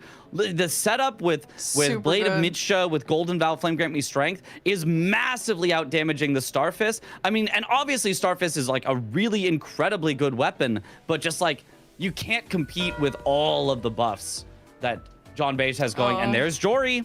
The question from Dom, I think obviously you have to at least finish Jory. Yeah, you can't just gotta like, finish. oh, I'm going to get out of here. I'm going to leave the entire catacomb. Like, would make no sense. And then the question is, do you actually chase on Matting Hand Midra, or do you take Jory, kind of cut your losses and say, I hope that John Beige leaves it and I can come back later? Oh, and he teleports away. I will say John Beige, that Yep. might have been the cleanest, fastest Jory fight I've ever seen. That was so fast. Yeah, that was really, really fast here. Okay. Getting the mana back. I'm assuming you gotta grab the Grace here before Matting Hand. Matting Hand has a chance to just one-shot you, and if you grab no Graces, you would actually get sent not just back like a little bit to Jory, you'd get sent out of the catacomb if you died and did not have any Grace down here. So grabbing that Grace, I think, is super, super important here. Okay, Dom almost done with Jory. Ooh, misses because of the low range on Starfist, but finally finishes off the fight. Okay, John Beige is heading for Matting Hand. And Dom is chasing on Matting Hand. This is what I expected from both of them. I think Matting Hand is an important enough square that it's like you may as well just send it, because if you're John Beige and you win it, like, it's very sealing of the game, like really, really hard for Dom to come back from. And if you're Dom, you know that if you lose it, game's probably almost over, and he does. So he felt like he had to chase, but it's not going to work this time. It is a... John Beige does pivot out, though, so I kind of feel like Dom might just try and push Midra just to try and get that block. and take away the It's priority. just a little slow. It is I very mean, like, slow. It is. But what else are you gonna do? I don't know. yeah, it's so the biggest problem here, probably for Dom, is that John Beige is ahead on, at minimum, Bear, Lion, Hippo, and all 3 Red Bears, and John Beige is headed for Red Bear right now. So that's all John Beige needs to do to win. Is oh, well, I'll just ignore Midra. I'll just go straight for the Bears, and like, bada bing, bada boom, game's done. So I don't know that Dom has a way to counter that, and really, really smart play from John Beige to be able to just say, okay, I've got progress on all of these things, and you have to chase me on all of them. Good luck. Like, what are you gonna chase me on? You chase me on this, I'll go get that. You chase me on this, I'll go get that. Yeah, it's tough. Dom just has to guess correctly. And I mean, I think he is. Unfortunately, he is just behind on what I think Dom is going for the Red Bear here. Unfortunately, he is just behind. But I mean, again, like an incident or something can get us closer. But John Beige kind of looks like they are in this groove, this momentum, where I don't know if they're going to be having a lot of incidents. They have been playing basically perfectly from the start. You know, going armorless is a very, you know, scary, risky strat that not a lot of players go for. But the armorless Blue Dancer has actually been working out perfectly for John Beige this whole game. Just the Blue Dancer armorless. I don't know that we've seen John Beige die except on that skip in the Darklight Catacomb. I think they might have even gotten a quit out. They might not have even died, but I don't remember a death. Chat, help me out. How many times has John Beige died? We might need this information in case Dom wants to ask about it. Dom doesn't get hints, unfortunately. Oh, right. Never mind. Chat, tell me anyway so that I know. But just out of Dom doesn't get to curiosity. know. Just out of Yeah, curiosity. chat. Yeah. So yesterday we decided that it's a lot better to have the hint system. However, Aggie didn't get hints on his first game because we didn't think about that until later. So just to make it fair, Dom will not get hints on his first game either. However, I do recognize that this game is impossible to guess the player without the hints. I know. For next episode, it will be better. I apologize. This is my first time. Have some grace. Okay, Dom with a really nice fight here on the Red Bear with the nice. Starfist. But, I mean, John Beige already has it down, and now John Beige is just headed for Hippos. I think technically Dom maybe has a chance of winning all 3 Red Bears if he goes for it, but he's instead headed for Bear, Lion, Hippo, it looks like. So John Beige is just going to take that away. Then he's already got Rao Base and Red Bears, and yep, it looks like that's going to be probably the end of the game here, but we'll see. There's always room for incidents. The armorless strat, even in the late game, even when you have a ton of Skidoo, can still be a little scary. But very, very nice damage. That is not a little yellow. That is very yellow damage on this battle hammer. Very yellow. Okay, nice. Takes the riposte from the quote-unquote wrong side of the Hippo's head. Oh, is John Beige even going for the immediate stagger? Holy, nice. Okay, and that'll just do it. That's just Bear, Lion, Hippo. Good fight. John Beige has a really great setup going. They have just been bulldozing some of these. And now Dom nodding his head like, yeah, okay, I can't really fight back on this. Because having seen the two-handed sword talisman, and not only two-handed sword talisman, but two-handed sword talisman, and then later Chief Bloodfiend, really means that John Beige already has the Grace down here, didn't skip it. If it had been back-to-back, there was a chance John Beige had skipped it, and maybe Dom could have won Red Bears, but not when the Grace is already here. And Domo knows, okay, they've already killed a Red Bear, so, like, it's over. John Beige gets to just go finish this one up. It's not over till it's over, but this one, it's over unless John Beige has a huge, huge incident. Yeah, Dom unfortunately did just have a few, I don't know, misskips and stuff that kind of just set him far behind. And I think he knows that. I think that's why when he's seeing himself get sniped, he's just like, yeah, unfortunately, losing skips will do that to you. But they were, I mean, I miss the skips all the time, so can't really blame him. Yeah, and obviously both of their plays were very, very good out of the early game and very confusing. Like this is I feel like a game that if you were like analyzing and like trying to figure out what the best play was, like you could spend like an hour just going like, well, actually if you went this into this, would it be better than this into this? And like there were so many plays out of the gate that John Beige just found a line that was just a little bit better. They both started 2-2, but then John Beige got the third and the fourth square was before Dom was able to get his. So, and then just kept that momentum going from there. So really, really nice play from John Beige.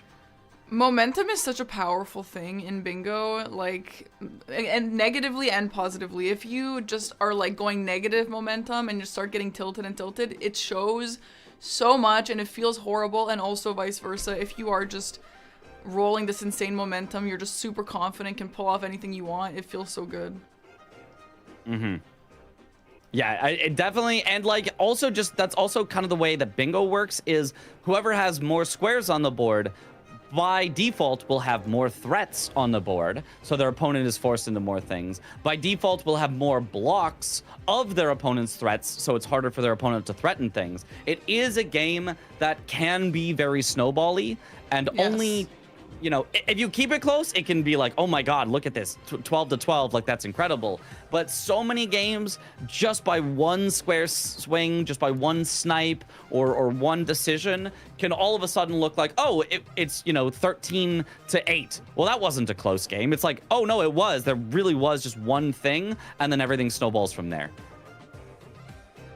Yes, for sure. Oh, secret player John Beige not heading for the third red bear, but instead doing the skip down to the Death Knight. This is quite fast. Oh, but they miss it. Oh, they didn't get it. Oh, they were so close. I've never seen the skip. I've heard about it. I didn't know this is what it was. Interesting. Yeah. Could have been a neat, interesting split progress, right? Oh, I've got red bears unlocked. But what if I head for Death Knight? And if I get sniped on Death Knight, then I've definitely got red bears. So it's a good, like, splitting progress here at the end. And we'll see if Dom recognizes that splitting progress can be very good. I think that, yeah, they've got the skip this time. Wow, that's a great skip. Oh my goodness. It seems easy too. Yeah, very, very good. It's not too bad. It's mostly about knowing the direction. It's kind of like a much easier version of the Weeping Peninsula skip, you know, where you've got the Spirit Spring and you jump up near the Erdtree Avatar or the Catacomb.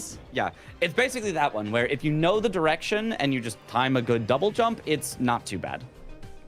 I do like this because if this gets sniped, he needs this Death Knight for a talisman anyway. So this is a good square to go for in this position, I would say.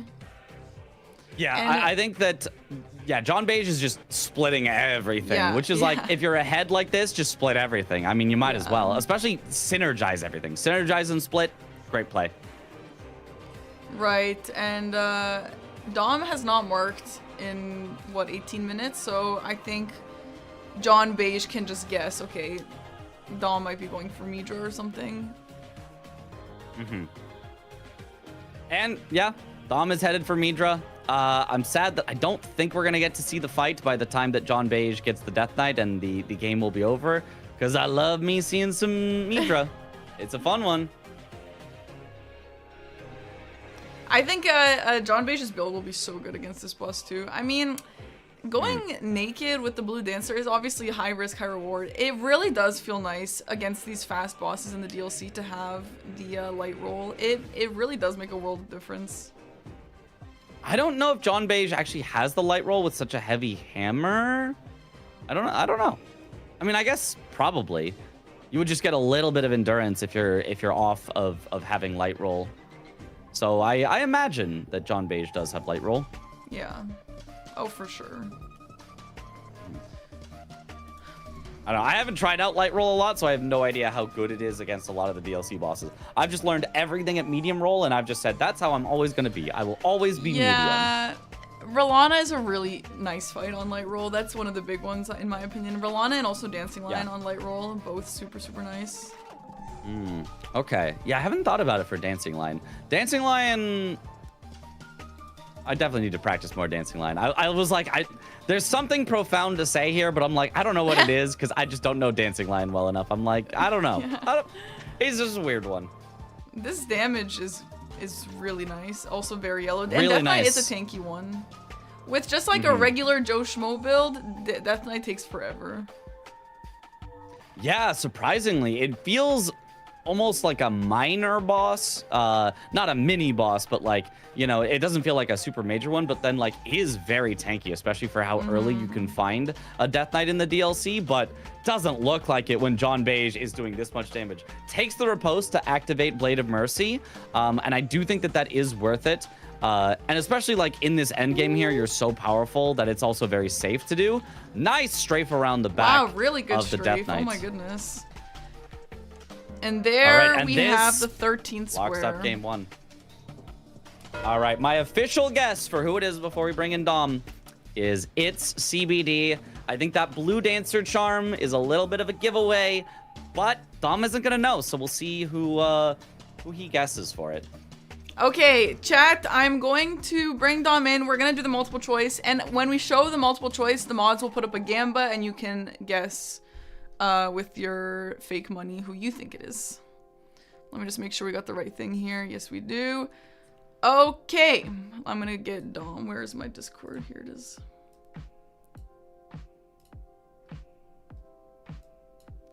Hello, Domo. Nice game, dude. Some torrent memes on that one, but Torrent was not having a good day. Neither was Ancient Dragon Man, apparently. Oh god, yeah, that was rough. Yeah. That was the longest fight of my goddamn life. Yeah, some weird stuff. Honestly, if it makes you feel better, people have been having some cursed problems during Bingcognito, so it might be my fault. But anyway, how did it feel to play against someone who you didn't know who it was? It feels almost the same, to be honest. At least for me. I think I know who this is, but Ooh, Ooh. yeah. you want to put 2 points, get 2 points, and guess before seeing the multiple choice? Just tie it up as I get one question, right? No, I don't get a No. question until next. You get 2 game questions two. if you or no, not in Nope, this till one. next Sorry. game. Not the Yeah. first Sorry. one. Yeah, yeah. You should get 2 questions, but you won't, unfortunately. But yeah. Okay. You want to guess or guess the multiple choice? I'm just gonna guess. It's Gray. Okay, why do you think it's gray? He rushed two-handed sword talisman, and that's what he likes to do. Okay. Alright, so the way this is gonna go, chat, we're still gonna do the gambit. So Dom is locking in gray. I'm still gonna discuss the multiple choice just for the sake of the gamba, but Dom, you have locked in gray as your answer. Yes, our. Alright, chat. The multiple choice options are A. Lil Aggie, B. Roman Jacques, C. It's CBD, and D. Starro Chris. Oh shit. So And E Gray the error. Gray. E Gray the error. So unfortunately, well. it's not gray. So you do not get the 2 points. That's fine. So yeah, don't really blame you. This game is a lot harder than I thought it was gonna be, but yeah, chat is gonna take some time and put their votes in. Are there we can discuss the questions just for fun if you want while we wait, but obviously you can't change your answer or anything. Sure.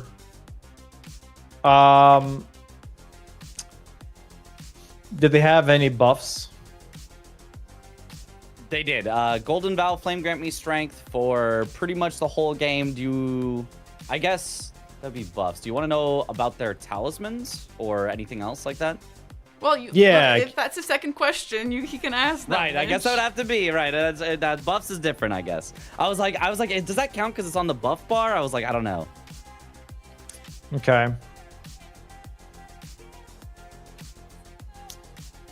I guess my other question is this a new player to the season of Bingo or no? That would be something I couldn't tell you Mitch doesn't know, without yeah. knowing for sure. I don't know the Oh, right. person. All I know is what I saw on the screen. I mean, Right, I've got a true. guess, but yeah, I couldn't tell you that. Okay, let me see here. How did they finish Blessings of America? Was that at Fort Reprimand or was that at the church? It was at Fort of Reprimand. Okay. Do you think that question would have helped you deduce who it was? Is there some special way of doing it that would tell you? Yeah, it depends on routing, I guess. Since they rushed it, it was still 4 minutes though, which is slower than usual, I feel like. So maybe they missed up Tolier skip, Chilier skip.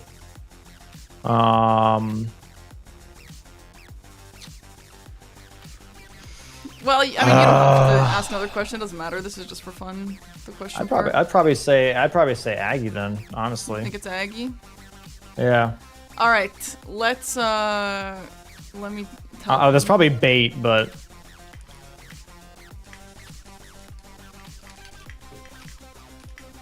All right. I think she's prepping the reveal. Oh my god. Oh my goodness. Telling the secret player to turn on their cam, I think. Holy schmoly. Mm-hmm. Stand back, Okay. it's happening. Now, are we locked in with the gambit? We are. 3.5 million points on CBD. Okay. All right. So, the secret player for day 2 Bingcognito is going to be. It's CBD. CBD, there you are. Hi. Hello. Hi, what's up? Hello. Hello. This How's it was going? CBD. Dom, the question that you should have asked, I know it doesn't matter anyway, but the question that you should have asked was the talisman setup. That would have helped you. Blue Oh, what Blue Dancer? Yeah. I was thinking about it, but then I was like, I thought he stopped doing that, so that's why I didn't ask it. No, never stop. Always believe in the blue dancer. Can't stop, won't stop. Everyone knew it at that point. I was like, shit.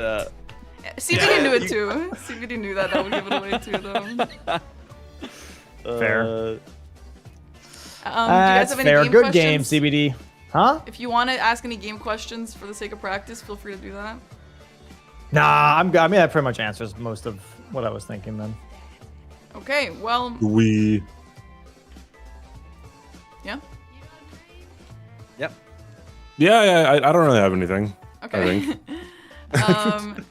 Well, CBD, unfortunately, you did not get guessed, but this game is near impossible, so... I can't believe you didn't ask about the talismans.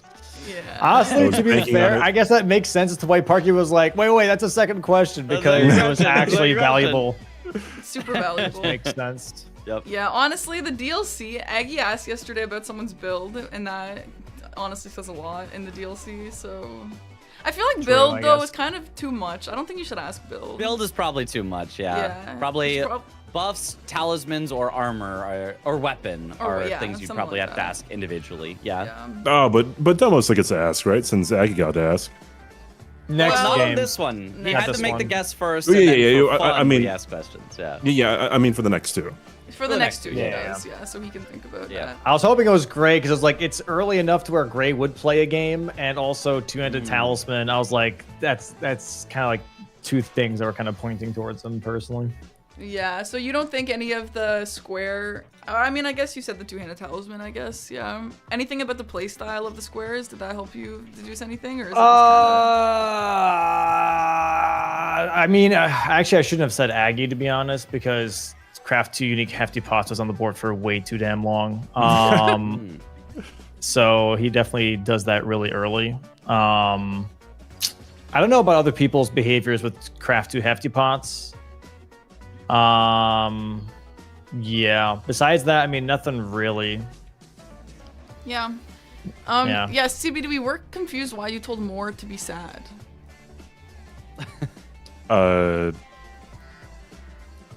Why? There was no reason to do that, and you went out of your way to do that. Oh no, to get the crafting material But, Yeah, like, for the fly pot. purchase was You already an could've just- option. You didn't have to talk to him. You, like, scroll down to talk to him. Oh, you know what? Yeah, just muscle memory. Just fuck off, you know. Okay. People were guessing it was Chris because of that. Did you mess up TLA skip or something, by the way? I fell down a little bit from doing Tombstone skip, but then I also just skipped both Egon's Grace and Tiola's Grace to try to make up that time. But yeah. Touche. Got it. Okay, well, Dom, CBD, thank you very much for playing. That was really good. Thanks for playing, CBD. And Dom, we're gonna go into a short break. Feel free to go do what you gotta do, and I'm gonna set up the next player here. Okay. Okay. Bye. And also go back into your room. Don't stay here. Oh, I have to move myself. I'll move you. All right, I'll move you. Okay, bye. All right, thank you. Bye. All right, see you later, CBD. Bye-bye. Bye-bye. Okay, Mitch. I'm gonna go take a break, and then I'm gonna come back and figure out the next player. I did tell them they'll be playing at 4, so I just gotta make sure they're ready, and if they're not, we'll just stall a little bit. Yeah, I'll be back. If you also want to leave, feel free to do that, but I will leave your mic on in case you want to hang out with chat. Yeah. Probably hang out with chat. I'm good. All right, see you guys. All right, chat. Next time, if I notice something too incriminating, I gotta maybe not point it out too much. Just be like, that's an interesting. Oh, the talisman choice here, because I clocked him too early. I was like, okay, that's CBD. We're locked in. The mystery's gone. The mystery's gone. We got nearly 100% on the Gamba on CBD. We knew. It's okay, Mitch. We clocked it too. Yeah, you know. You see Blue Dancer, and there's only one option. Need a yap for us again? I know. Poor me. Oh, what a life of suffering. Having to talk to a camera, and also maybe eat a little bit of a granola bar while we're, try not to crunch in all of your ears.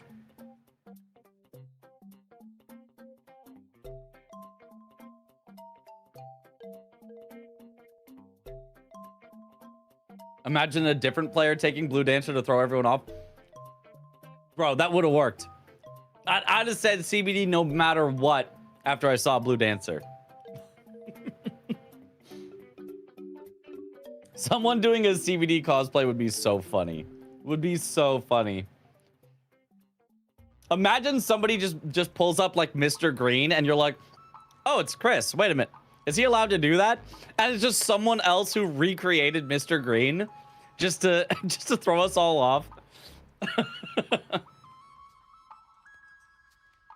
It wasn't great because of the hotbar layout. Oh, I actually don't know what Gray's hotbar layout is, actually.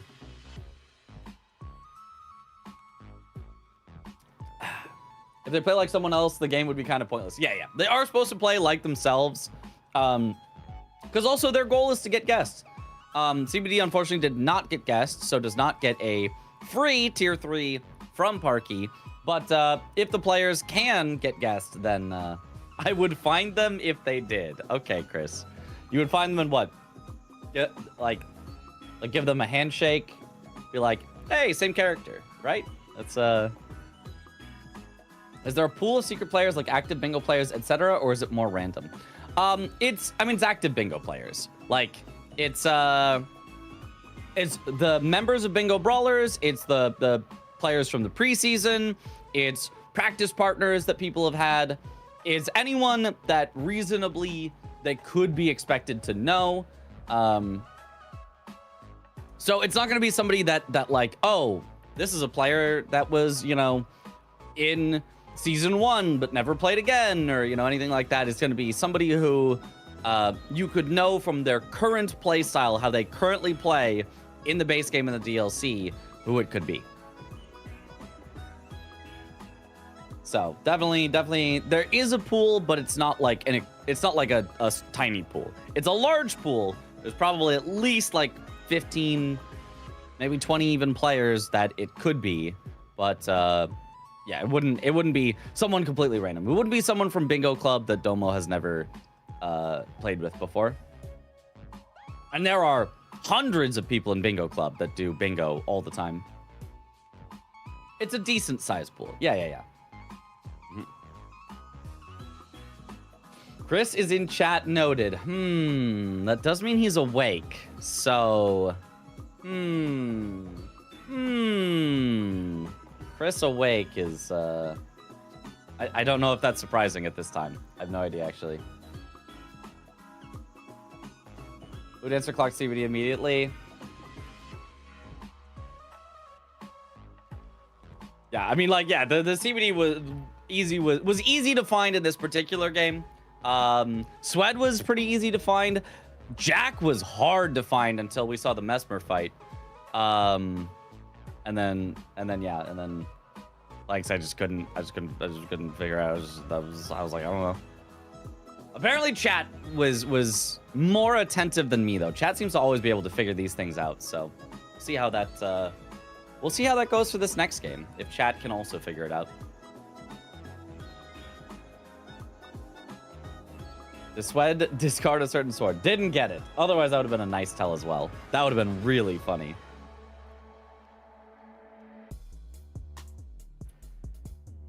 Chris awake at 12:48. Surely not. Surely not.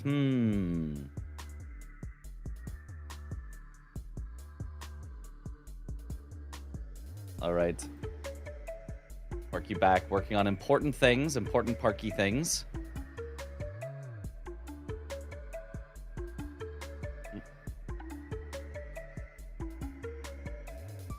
Imagine someone setting up speech to text so they can chat while playing. That would be good. That would be good. I think probably all of the players are probably not supposed to chat during the match, just in case.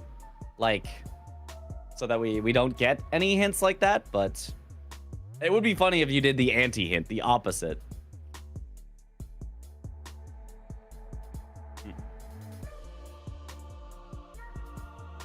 Should I hold my predictions till the end? I think it, you know, should I?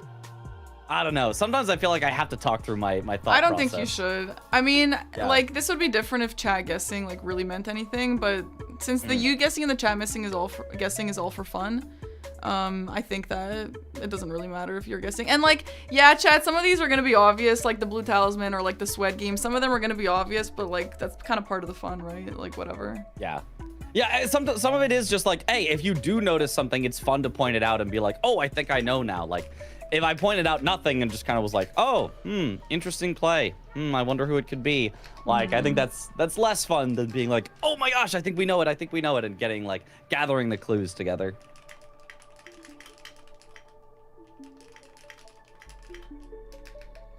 Yeah, I try not to emphasize it too much throughout the game, but just notice the new information I was getting. Even though I was like, come on, it's gotta be. Yeah, and I mean, like I was saying yesterday, the bingo community is so, like, big now, and there's a lot of players who are the reason that it's big, and it is kind of fun just watching and seeing the mannerisms that we've all picked up on, almost like a showcase of all these players and a fun little celebration, and this is just like a way more kind of, this is all just whimsy, and that's why I hope none of the players feel too bad if they have a bad game, because, like, I mean, essentially it's just like a practice game for them, and, you know, whatever. The point of the show isn't even for the game, honestly. Like, it's to guess and to have fun with the guessing, right? Okay. Yeah, it's like, obviously there's a point given just so that players want to try to win, right? You don't want players not trying to win, you know, because then they'll play differently and then it'll be harder to guess. But the winning is almost just part of the guessing, if that makes sense. Like, the goal is the guessing, that's the fun part, and then the winning is also like a, you know, if you're gonna play like you're gonna play to win. Also, Parky wants to know, is it easier or harder to win when you don't know who your opponent is? And so far, between the 2 days, 1 for 4 not knowing who your opponent is. So it's kind of looking like Parky might have been spitting on it's hard to play if you don't know who your opponent is. Yeah, the only interesting thing that goes against what I said is Aggie against blanks. When Aggie said, I guess I shouldn't have said that, but when Aggie was like, I was able to do more bold things because I wasn't, like, scared of him or whatever. I think that is actually pretty valid. Yeah. I think that's also something that I've said of like, if you know you're playing against a good player, I feel like some players almost manifest a loss for themselves because they're like, oh, this is the good player. I shouldn't go for the good squares because the good player is going to get the good squares. I should go for the less good squares because otherwise I'm going to lose. And so, yeah, having confidence to go for those good squares, you know, against a player who you don't know it is, instead of being scared of going for them against a player who you know is very, very strong, I think is powerful. So I think that almost works towards what you were saying, but like in a weird roundabout way. Like sometimes when you know that you're playing against a strong player, you'll play differently, but maybe you shouldn't. So, yeah, it's kind of cool, isn't it? It's kind of like fun to think about that. All right, I'm just waiting for our secret player to share their game with me, and then we will get Dom back in here. All right. I will have Discord preemptively minimized just in case anything happens Good as you're setting idea. stuff up. Don't want to get spoiled on anything, but Yes, the secret player is Scrat. Scrat inherited the bingo genetics from the dad's side, not the mom's side. Thank God. I don't know. I feel like she probably got both, so now she's like doubly good at bingo. Yeah, You can beat anyone. You can beat two people playing on the same team. That's how good Scrat is. Okay.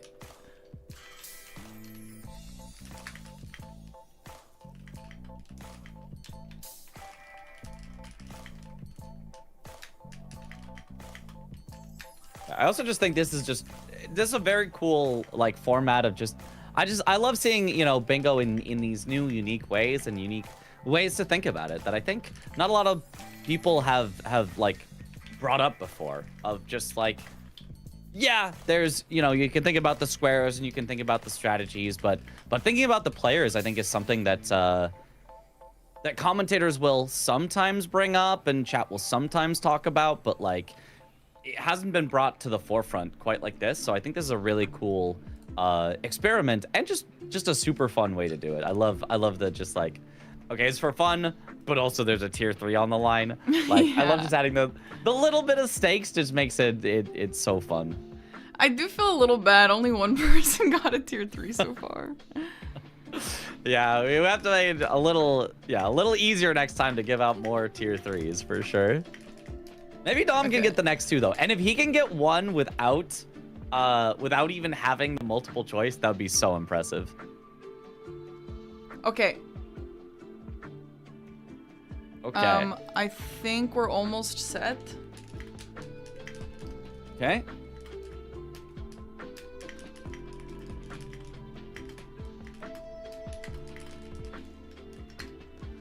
Ooh, an alternate version where both players are secret? Oh, that would be so hard. That would be... You know what? I actually wanted to do that initially, but the thing is, because it just doesn't really work as a streaming perspective, because, I don't know, it's just kind of complicated. Yeah. And there's less ability to have that, like, direct narrative of, like, Aggie versus Dom. Which I think is cool and works well, especially because, you know, Dom, it was like, oh yeah, I can easily get the 2 points that Aggie has, but it got the same 0 on the first one, so he's in the exact same spot, has to fight for just 1 point from each of the games, try to get 2 points on one of them, but that's easier said than done. Dom is actually maybe looking at a tie or even lost Aggie if he does not really clutch up on these next 2 games. Okay, I think we're good to go. Let me just do one more thing and then we'll get started. It would be nice if there was some way for me to get, like, another person to help do this part, just because, like, it'll avoid me typing here and stuff. But I guess that's what a co-commentator is for, right? Yeah. Okay. I think that's fine. All right, I think we're good, and I'm going to drag Dom in here, reset the live split. All right, and transition. Amazing. Yippee! All right, I've got it up as well. Actually, Looks 1 second. good. Okay.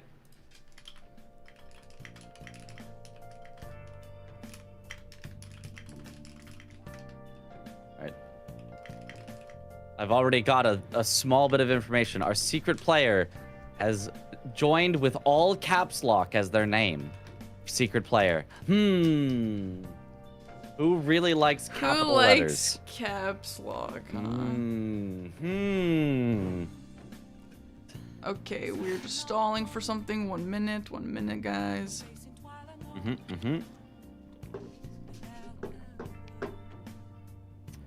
Oh, and I think Dom will be happy about, I also noticed something about the secret player. They've got armor on, which means this is a base game.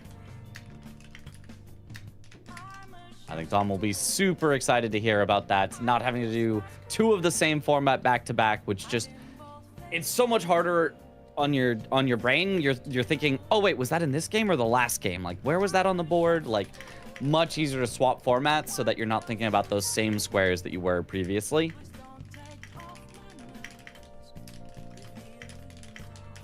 All right, I think we're good to go. Okay. All right. Does your screen look nice? All right, I'm going to drag Dom in here. Hello, Dom. Hello, hello. Hello. All right. So, are you ready for game 2? Yes. Yes, I am. Okay, I will put the seed in general. And the format that the secret player has chosen to play in for game 2 is going to be base game. Yay! Yippee. Hooray! Are you happy about that? Or would you rather have done DLC again? Honestly, I'm okay with either, to be fair. I'm okay with either. I feel like I've it's not easier to gotten sick of it swap, yet. so you don't think about the squares from the last game. Yes, Sure. it's a lot better, in my opinion. To be able to go back and forth. There's a good enough break in between, though, for me to Okay. not get Okay, yeah. squares mixed up. Possibly, most likely, Most likely.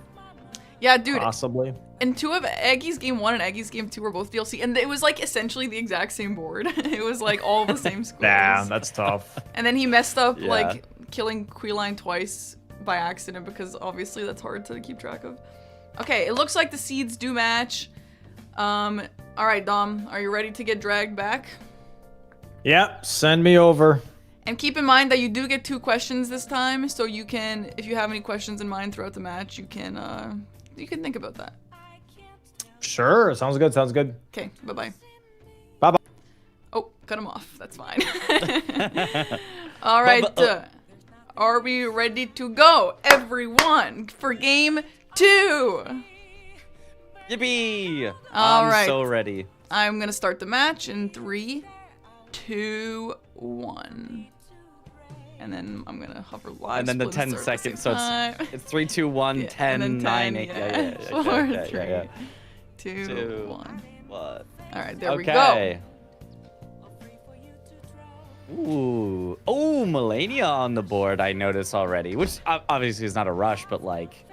Melania can tell you a lot about whether a player decides to go Yes. for that early or late. How they fight Melania does have synergy with God bosses, so I think that's going to be a very telling square. There's 30 Faith on the board, so... Oh, and 30 Int. 30 Faith and 30 Int. So if somebody goes for Melania, I think that will be very, very telling, but I think so too. we shall see. As far as early yeah. squares, I see Raya's hand. I see... Oh, I forgot I can do this. I'm the commentator now. Oh. And maybe we can bring up the map now. Yeah! Oh my god, let's go. Let's go. We do have Raya's hand.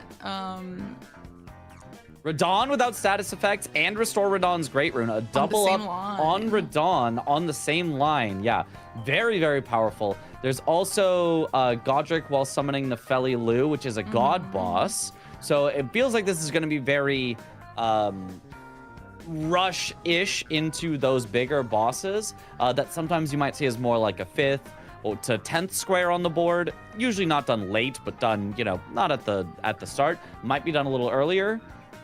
There's also Borealis, which has turned into a rush in this season. Absolutely. Because he's tough. He's really tough. He will one-shot you. But as long as you don't get one-shot, like Borealis gives a ton of money, you can get to him early. And as long as you've got a strike weapon, like, it's not that bad. So I think Borealis could end up a lot earlier here than you might expect. But I think it's going to be a Raya race because, like, that's the only actual rush that I see on the whole entire board. I don't see anything else. I would agree. This is quite the interesting board. I like 2 Omen Killers, but every time I rush 2 Omen Killers, a lot of people think that's a weird thing to do, so I don't think we'll be seeing that. And it doesn't really have much synergy with anything else here. Oh, 2 Imbued Sword Keys, Super Rush. People rush that all the time. Oh, it's only 2. I saw Imbued Sword Keys, and my mind just immediately filled that in as 3, but you're totally right. 2 Imbued Sword Keys, that is rushable for sure. You can do that without going into Raya Lucaria. You can do the one in Celia and then the one at the top of the mountain.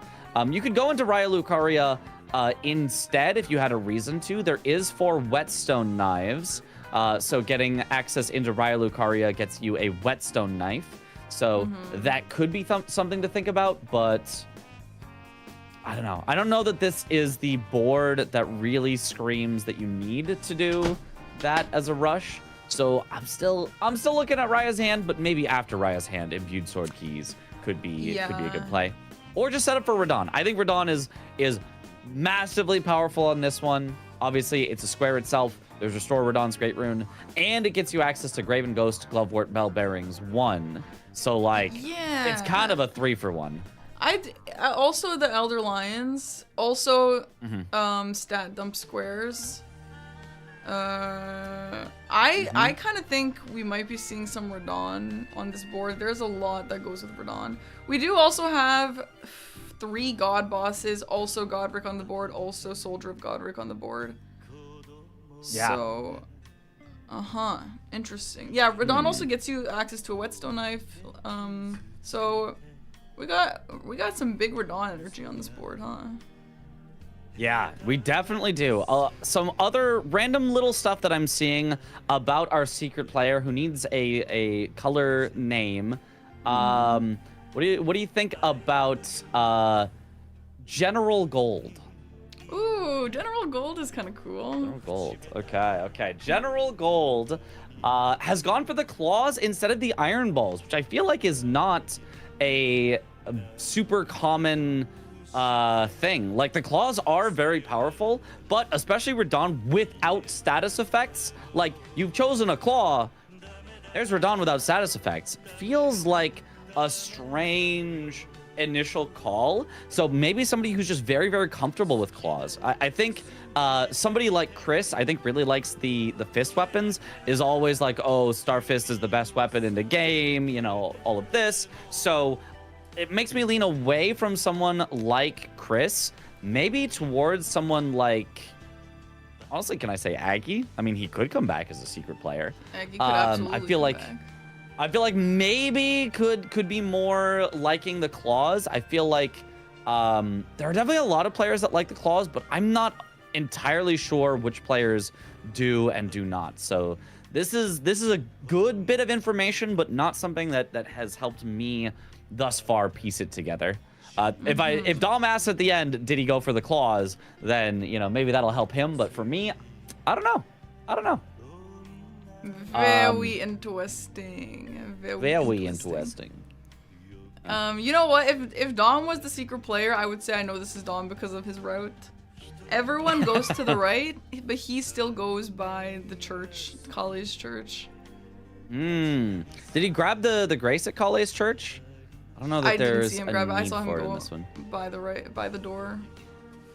Okay. Yeah, because he's already a little behind, so our secret player is somebody who is very, very fast, very efficient at just get there right away, get to the thing. So maybe something like a Tom, maybe a Blanks, or I mean, honestly, we have so many players that have learned to get so fast so quickly. Like, I would not put this past a Sirius, Roma. I think there's so many players that have gotten so good at that early pathing that I think it's a little harder to differentiate that. Yeah. At the very start of the season, maybe you'd be like, okay, I can tell from the pathing. But like, so many people are so good at this point that who knows? Yeah. Here's the Raya's hand though, immediately from our secret player from General Gold.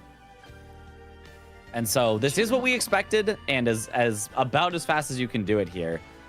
Nice. Talk to Raya first. Now is headed to the locket. I guess you have to talk to Raya first if you're not going to kill Bogart, but if you're going to kill him, you can skip talking to her. I think that's how it works. You know, Parky? If you... I actually don't know. I don't usually kill him because I know that people have incidents on him often, especially at the beginning. I don't think there's a reason to, but yeah, I don't know. Yeah, and warping back here each time. I don't know if this is faster to warp back each time. I tend to warp back, and on one of my games I did this, and Dom said, yeah, Perky, that's good that you warped back because it's faster. So I'm gonna go ahead and say I think that's faster that way. Or maybe Dom thinks it's faster, so maybe the secret player is Dom, actually. It's Oops, all Captain Dom. Domo versus General Domo. He's General Gold. You got a promotion, or a promo. I don't know which one is higher in the... I think there might be different. Captain is in the Navy, General's in the Army. I don't know. Who knows? Who knows?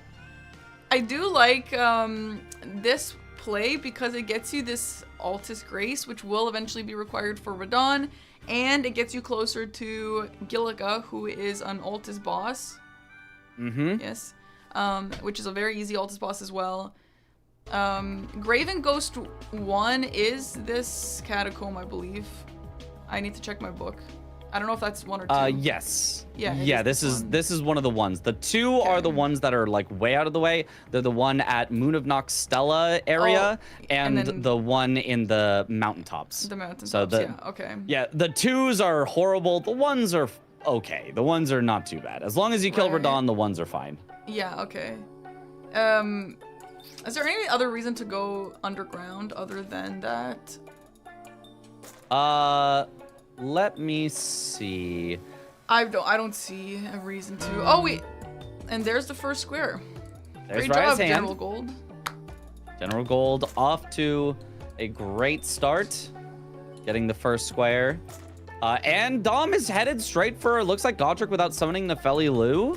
I think that would be the big reason here to go for Margit this early, which is a little surprising, I feel like. I mean, I like that it's on a corner square. I like that you can get it, but I feel like Radon is just so much more powerful on this board that Godric, I feel like I would have left for a little bit later. It is a boss with God in the name, though, so like there is definitely upside to it. It's still a great square. It just, I don't know that it's the best square right now. And now the secret player is still heading into Volcano Manor. I think this might just be for upgrades. Yeah, it is a nice way to get a 5 and a 6. Is there anything else here? I mean, to be fair, we do... Oh, okay, wait. We have Riker's Great Rune, we have Altus Gelmir bosses. So, I feel like a Noble... Is Noble on Is this a god board? boss. Noble is a god boss. Noble is a god boss. And then Rykard himself is God Devouring Serpent. That's another god boss. And then you're ready for Restore Rykard's Great Rune. Uh-huh. Okay, there's a lot of Altus Gelmir synergy on this board. I really like General Gold's play here. This is really smart. Oh, and Dom dies to Domo those gets- guys. Yeah, that happens. Those guys are menaces, all of them. So can be tough. Okay, General Gold doing the backstep while blocking is gonna have to heal here. Oh no, gets the block on that one. Maybe didn't have to heal, but better to be safe and heal for sure. I hate that stupid block strat. It really just annoys me. I'm never learning it out of It's a little slower for sure. I kind of like it, but I usually just do the backsteps without the blocking. I learned that General Gold strat where grabbing you the like 6. backstep and then do the run and the hit. I think that's the fastest. Is it not? It feels It like is. it dies again to these bozos. Yep. Yeah, definitely the backstep and the turnaround hit is the fastest for sure, but it's also the easiest to just mess up, and it's not way faster. So it comes down to your comfort level. If you're comfortable with the hits, then I think you should always do it. Oh, skipping the 5? Skipping the 5 here from General Gold. Grabbed the 6, did not want the 5s. Might be because they're going to go set up Radon now, and there is convenient smithing 4s along the way, which skips the Somber 5. So they might have just done it. Oh, and then dies. I They feel like maybe kind of got a little turn I don't know. around I there. feel like they wanted that. I don't know if they care to get Noble immediately. I mean, maybe. Probably not, though, without a weapon. Yeah, I don't hate the idea of going to get the 4s on the way to Radon. However, I don't really like having to switch between Sombers and Smithings. I agree. It just takes a while. And I know you can do it really efficiently, but it's still kind of a nuisance. Yeah. I mean, it also depends. If you have smithing 3s into smithing 4s, that's fine. But we know that they've got a somber 6, so somber 5 into somber 6 also would have been fine. So it's kind of like either way, they would have been all right. So maybe their thought is because you guaranteed need at least one smithing 4 in order to go from smithing 3s to smithing 4s. They might as well spend all the smithing 4s, and that skips the somber 5. So that might be their thought. And if so, that is a pretty good thought. But I mean, is very, very locking yourself into a particular upgrade play without knowing yet what your opponent is going for. So a little bit of a lack of flexibility here, perhaps. At a potential extra speed.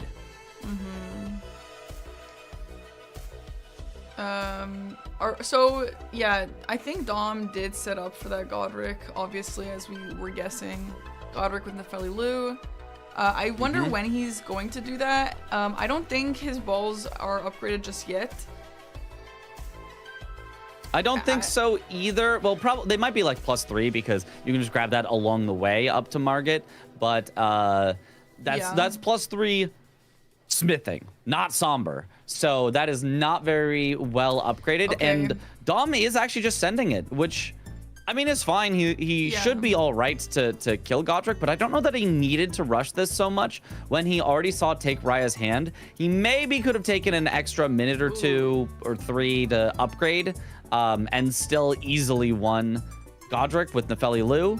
So this might have been a little bit preemptive, and he could have maybe done it a little bit more efficiently. But hey, we're not guessing about Dom's, who Dom is here. So this is the style that Dom has chosen to play. Our secret player, General Gold, has maybe is going all the way for the upgrades, is heading now to the Lake of Rot, which you pretty much only do if you're actually going to upgrade here. Yeah, so Dom doing this is one of those things for me where it's like, yeah, you can do it out of... Okay, and I'm actually such a hypocrite for saying this, but that's what all commentators are. They're all hypocrites, so it's fine. Yep, true. But yep. I don't really... Like, when I don't like doing things at a +3, it's like, just go... I mean, I feel like if you're gonna level to +3, you might as well have leveled to a +7 or 9 or whatever, I feel like a +3 is so unnecessary, and it wastes time going to the round table, doing the whole upgrade shenanigans, just for a freaking smithing 3. Ain't no way that's like that worth it. Look at this. He might still be a image. +0. I actually don't know. He might still be a +0. Just like the max he could be is +3 right now. So I genuinely have no idea. But General Gold is going to Halig Tree, gonna get the money, gonna get the upgrade materials. General Gold is still missing that Somber 5 though, because they just didn't grab it in Volcano Manor. I wonder if they're gonna notice that, or if they are gonna then head to Radon immediately after. Oh, doing the quit out here. The quit out to probably grab the Somber 10. This is, I believe, telling. I think there are a lot of players that never, ever go for the Somber 10. There are a lot of players that always go for the Somber 10. And there are players that kind of will mix it up a little depending on the board. So this board does feel like a Somber 10 board, I gotta say. This is kind of a new meta that I've seen people doing. I know in the past there was like 1 person or 2 people who would only do this, but at this point in time, a lot of people actually do this routing where they grab the money, quit out, go to the 10. Some of them even drop down and go grab a 9 with those Crystallions. So I do think this is maybe a little bit of a hint, but a lot of people do this nowadays. Yeah, I think it is, less telling than it would have been a little bit, earlier in the season, because I think we've, at this point, almost just figured out that, like, it's kind of just worth it. Like, I feel like, you know, it used to be like we were kind of stuck in, like, a very rushy mindset, but, like, base game and DLC don't really feel that rushy anymore for the most part. Obviously, there are boards and there are situations, but it does feel like overall having the power has become really, really good in a lot of these boards, because a lot of them go super late. Like, they're not, it's not like over at, you know, 10 minutes in. Ooh, iron balls. So wait, so General Gold didn't start with iron balls because they wanted the claws, and then just gets to find it in the round table? What the heck? Okay, now they've got claws and balls. For me, this actually, I actually do this a lot. Same, I do this in like card games like Slay the Spire, where I'll like not pick something, and I'll be debating between a few things, and then I'll be like, okay, I'm not gonna go for the balls or whatever card it was, and then it keeps coming up, and I'm like, okay, the fact that I do this in Mahjong a lot too. The fact that this keeps coming up maybe means that I should. It's fate. I need to get it. So, do we have anyone who is kind of vibes based like that? Do we know anyone who's a little vibes based like me? Vibes based. Who likes to think Ooh, about and fate? The Jellyfish Shield. Oh, I think Jellyfish Shield is for Somber. I think that General Gold did not have a Somber weapon, needed one. Likes to think about fate. I don't. You know, you're either throwing me off here, or like this is the greatest hint of all time, and like as soon as it's revealed, I'll be like, oh my god, Parky was hinting me the whole time. But I have no idea what you mean. Someone's superstitious. Someone's superstitious. No. That obviously that's Chris. Chris, the most Yes, superstitious guy we know. Of course. That's got to be it. But yeah, no, I'm still gathering information here. Honestly, for some reason, I almost want to like lean towards a slightly not as like perfectly locked into the meta player. Like, I feel like a lot of this is just like a tiny bit off from what I might expect. Like, I don't know what I mean by that, but like just the way that that General Gold is playing is just throwing me off a little. Like, I saw a lot in chat of people being like, oh, this is Tom for sure, this is Tom for sure. But like, I don't know, little things are just kind of throwing me off from that I feel like I want to say maybe not Tom. I'm still thinking about Tom, but like, I don't know. Does Josh bingo? I mean, he does bingo, but he doesn't actively bingo a whole lot right now, so Josh would be a wild card pull for sure. Is Josh superstitious, I guess, is the other question. You know. Is he a vibes-based player? Okay, anyway, we got General Gold headed over to set up Radon. I do like this. Radon is very powerful here. I like this a lot. And then what do we have Domo doing here? He is going to be finally upgrading. Let's see what he was at. Let's see if he did end up going to 3. Honestly, though, I wouldn't be surprised if he was at +3 smithing. Dom likes to do that. He is the first time who taught me that. He sees iron balls in the shop and he's like, what the heck? I had to spend, you know, my entire class on that. But yeah, General Gold setting up Radon for sure. Dom went for Cragblade, which would have been a tell if we'd been looking at who was the player on the left and be like, Cragblade, it's Dom, it's Dom! We know it's not Sweat this time. we know it's not Sweat. Domo is not Sweat. It's not Sweat, it's definitely Domo this time. But yeah, here come the upgrades here from General Gold. Gets the Jellyfish Shield to +5. Sell the runes to be able to now upgrade it fully. I think we're going all the way Somber 10 here. 9 and 10. Yes. Fully upgraded at 17 minutes with Take Raya's hand is pretty nice. And with Radon set up, I mean, this is a fast start from General Gold. I really like this. I think this has been, a very, very solid call. Take away the one rush square and then get fully upgraded and have access to the rest of the board, I think is such an incredibly smart play. And especially when the next thing you go for is the power play. Radon, 3 squares, pretty much directly, including the center square, from doing it. So I think this is super powerful. Lots of prio held if you do get Radon on this board. Because, yeah, you can bulldoze the post-Radon stuff, but you could also just sit there and be like, yeah, you know, I have priority and I'm going to control this game a little bit. Yeah, and I think that's a good way to play. I mean, I think it's less the way that DLC, or less the way that base game is often played, and a little more the way that DLC is played. A lot of this, like, hold priority, pivot, like, feels like almost more of a DLC play style. But in the base game, it can absolutely work as well. There's just maybe a little fewer squares that lend themselves to it. But yeah, getting Radon here holds a good number of things. It also is a whetstone knife. It's also the Elder Lions, although I think you can do the Elder Lions without having killed Radon, if I remember correctly. Yeah, you can. At least show that you're here. At least show that you've got the grace that's close enough you could do them. So many things over in this area. Ooh, heading straight in. Wait, maybe it is Tom. That wiggle, I feel like was a little too far of a wiggle. And this is something that only someone who has also speedrun a lot of Elden Ring would know, is like the exact angle that you need to wiggle at, but that wiggle was too far of a wiggle. Let me tell you, I have practiced the wiggling, and that was a little bit too much, but they do get in very cleanly with a no despawn Radon here, so. Wait, don't you speedrun this? Why don't you do that? Cause I don't like it. What do you mean you don't like it? I tried it out, and like it's a tiny bit of time save, and it's like so much riskier. And like I don't want to practice it for 10,000 hours. Yeah. Oh, super nice troll fight, Dom. Nice. Very nice. Not a one cycle here from General Gold, but very close. I think we'll be able to just finish off Radon as soon as he lands. I'm honestly kind of surprised the Iron Balls did not one cycle. Maybe I guess did too much stagger, got the stagger too early. Yeah. But yep, hit the horse, bang, bang, bang, and Radon without status effects and summons. Super nice. Very nice. What? This is extremely telling. Dom is nodding. Okay. Dom is like, that's exactly what I wanted you to do.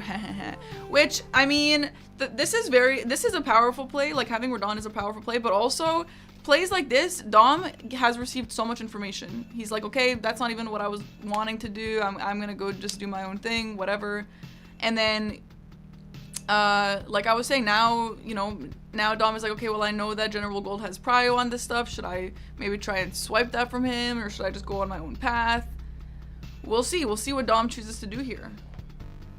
Yeah, Dom has a lot of options, but is already, I feel like, a little on the back foot, especially with that 30 faith. Early stat square, honestly, it's not my preference here, because with 2 stat squares on the board, it's like, it's really hard to get both. So unless you absolutely, definitely want one of them way more than the other, it feels like committing to one is kind of locking yourself out of the other. You're not locked out, but like makes it so much harder that like it's never something that I choose to rush necessarily. But I mean, General Gold did have a bunch of runes, so it's fine. Oh, and going to Borealis now. The balls are going to be so helpful against Borealis because strike damage. Strike damage, he's so weak to that you can just bring him down.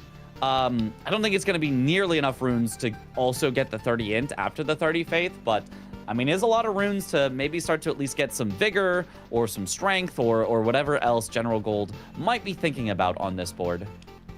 We should keep in mind that as much as, yes, you are kind of soft lock out of a stat dump square, if you've already stat dumped a different square, but Millennia is on the board. And a Millennia, especially Millennia with Golden Foulfoot, is definitely enough to get that second stat dump. So yeah, more than enough. How many Gold Foulfoots do you get, like, easily? Because I believe I saw General Gold use the Gold Foulfoot on Radon there. So if so, getting another one could be tougher. I feel like the Shifra routing for upgrades gives you 2. And then those are the ones people get, yeah. You get 2 from the routing. Okay. So General Gold could use the second one here on Borealis or could save it for Melania. Oh, wow. Look at this. Oh, the damage. Oh, the damage. I cannot One believe. more for good measure. Take the riposte. Oh, man, the damage. Sheesh. Dude, this is the power crazy. of fully upgraded fist weapon. Yeah. That was almost a 1 stagger kill. Oh, my God. And then just another stagger. Insane. Oh, that's insane. Yeah, that is a wild kill. I have There's never Borealis. seen that go that fast. That was disgusting. Yeah. And now all of a sudden, Dom is like, what the heck? I'm way behind again? Because this has just been so fast from General Gold. Like, and now heading over to the church afterwards, which has a sacred tier and a bell bearing. You don't really need the bell bearing. I think this is just for the sacred tier. Maybe we can do closer to Vike as well. Vike. I was gonna say this is closer to Vike. Meanwhile, though, Dom is going Hero's Grave, so I wonder if Dom is trying to sneak the diagonal. However, the issue with the diagonal is that Radon is on the board. Elder Lion is a Radon thing, so he knows that General Gold has a little bit of progress on Elder Lion. But, by the way, are we seeing a 24-minute Millennia into a 30 It int? looks like it. And by the way, they committed on int already. I saw them put points into int and say, yep, I'm good with that. Yep, give me some int. So that could be a telling play as well, because I feel like a lot of players are like, never, ever put any points into int until you're going all the way for it. But some players will. And, using the claws, not the balls. Okay. The claws obviously are very nice with the bleed, but I feel like the multi-hit on them is a little awkward on Melania, because you'll like get the first hit and then she'll like block the second hit and back off. Also, already getting tagged once isn't so great here. Okay, but playing otherwise pretty smoothly. Just got maybe a little too aggressive on that one where they got hit. So General Gold having a good time of this so far. Oh, no light roll. The rollback gets caught. There's a death. Melania is scary to go for this early. 25-minute Melania is wild. I know Swed loves to do an early Melania. So maybe it's the secret double Swed? Secret double Swed? Oops, all Swed. Who knows? It's all Swed? But... Is Dom riding the taxi? It's also, he's riding the taxi. This is a Dom special. Oh, bro, no. he missed the taxi. I know Dom likes a taxi. No, that's one of those things that Dom just says. Guys, I have practiced this Hero's Grave so much, and I have practiced this damn taxi. It is so hard to get on the taxi from here. I don't care that he just did it. It's hard. He figured it out. Good. I mean, I'm really happy for him. Whatever. It's hard, dude. Yeah, like whatever. Like I'm happy for him, but like whatever. You know what I mean? No, but like I agree. I hate the taxi. I think just go through the lava is so much easier, and it's on average faster to go through the lava. It's easier and faster on average. Like why would you not? Oh, General Gold gets a stagger with the claws here. Very nice. I think that was a bleed as well, so huge damage. Nice dodging around behind. Much cleaner play this time. Oh, there's the waterfowl. They're doing the runaway dodge, but I mean, they were far, so I feel like this is kind of how you do it. Doesn't go for like the full dodge list. Does do one dodge, kind of felt scared. Looks like they were going for the dodge list, but then got scared. Ooh, that was a really nice strafe though from them. So remember the conversation last game about like, does any player have a meme that they feel locked into and they don't want to do anymore, but they feel like they have to keep doing it? I wonder if that's Dom for that stupid taxi. He's like, fuck, I don't want to do the taxi strap, but I have to commit now because I keep telling people to do it. I feel like then he's locked into like 100 memes. He's also like, oh yeah, you should totally use this random weapon that you know everybody else says sucks because it does, and then he's like, no, but it's so good. It gives you 10 runes a hit. Like that's great. You can get like 1,000 runes by the end of the game. That's pretty good, right? It's like you get okay, you get 1 pixel of health back per hit. Oh my god. Yeah, thank you. Yeah, it's like really good. Okay. Do we see Dom committing to this line here? I don't think so. I'm not sure what he's looking at over here. And phase 2 Millennia. It would be interesting to go for though. Yeah, phase 2 Millennia from our secret player General Gold, throwing a Kukri during the phase transition here is very nice. Didn't have it pre-equipped onto the hotbar, but instead had to equip it in the middle of the fight. But has been playing super clean here on this Millennia. That first one was not so clean, but the second one has been beautiful, even a stagger there. And the claws are quite shredding. I do like this a lot. Oh yeah, Altus Boss. I don't know why I forgot about Altus Bosses. Yeah, there is Altus Boss on the board, so this makes sense for Dom. Yeah, the Altus Plateau or Mount Gelmir Hero's Grave leading into the Altus bosses is definitely quite nice. Also is a really good block for Dom. Blocked out a row and a column that General Gold had been threatening, so very nice. He grabbed the Stone Sword keys there. I assume that's for God of Roy. God of Roy, I believe, requires... It's for sure it requires at least one. I'm not sure it might require two. He might be going I'm not sure either. Apostle. Makes sense. Totally understandable. I'm curious what his weapon is at. I'm going to go ahead and assume it's +9 Somber or even +10 Somber, even though I don't think I saw him pick that up. But that's gonna be really great against the Apostle here.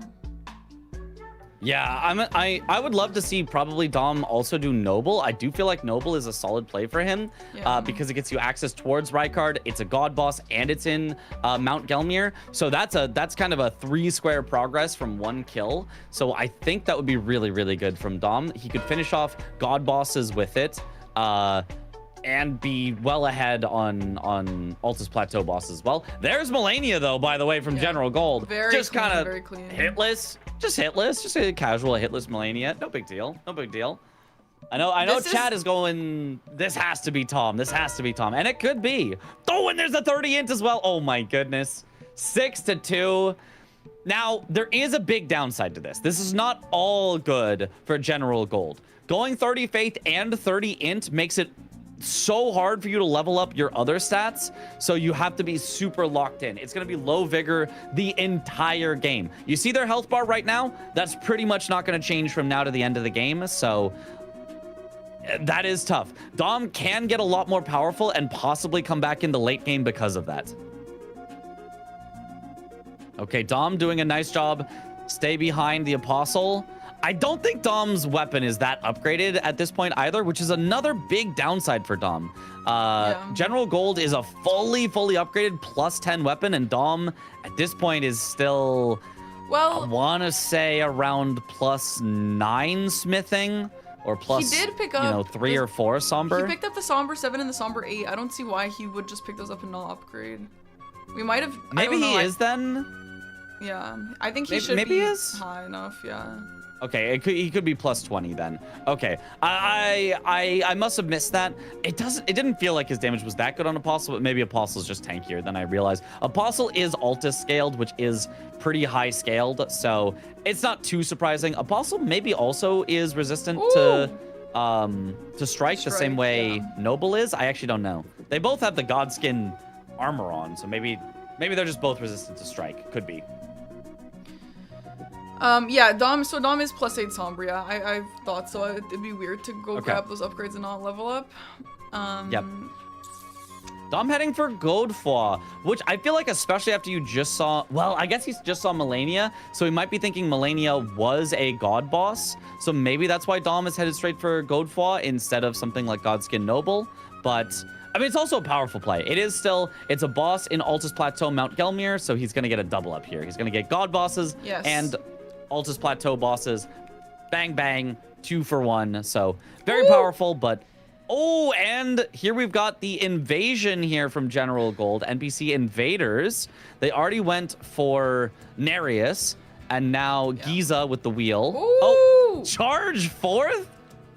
Dude, can I just say, spears are such a stupid weapon, but I will occasionally do Dark Souls 3 speedruns, randomizer speedruns, and every time, and dies.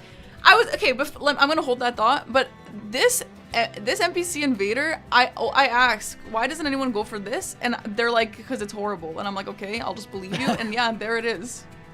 Yeah. It's pretty horrible, and it's oftentimes not that fast to get to if you're not in Volcano Manor already. Yeah. If you're in Volcano Manor, it's at least fast to get to, but yeah, it is horrible. A lot of health, a lot of damage, can kind of just stun lock you if you get hit in the wrong way. Like, it's rough. Anyway, what I was saying... Oh. Wait, is this going to be the Dry Leaf Arts, the Palm Blast? Oh, this is such a stupid meta, this stupid Palm Blast. I know people take this for that. Oh, okay, fine, it's good. Fine. Oh my god, fine. That's pretty good. That's pretty good. All right, and we've got a Dom versus Dom fight here. This is got to be Dom. The Palm Blast, that's a Dom classic. Pre-recorded Dom versus live Dom. That's what I'm calling.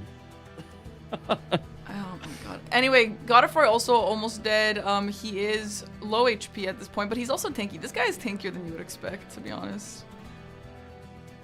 Yeah. He really, really can be. Okay. Dom going for... Oh, nice stagger there. Very nice kill. Okay, this will be a double mark. Nice. And bang, bang. Nice, there nice, it nice, is. nice. Very nice for Domo. So he was, you know, quiet on the board for a little while, but it was because he was setting that up. So now only behind by 2 to General Gold. But General Gold, I mean, working on that 7th square is gonna be good. As far as who would actually think to use the Palm Blast, like I actually don't know. I don't know who is a Palm Blaster. Honestly, a weird amount of people love to do that. I won't give you a list because I don't want it to be.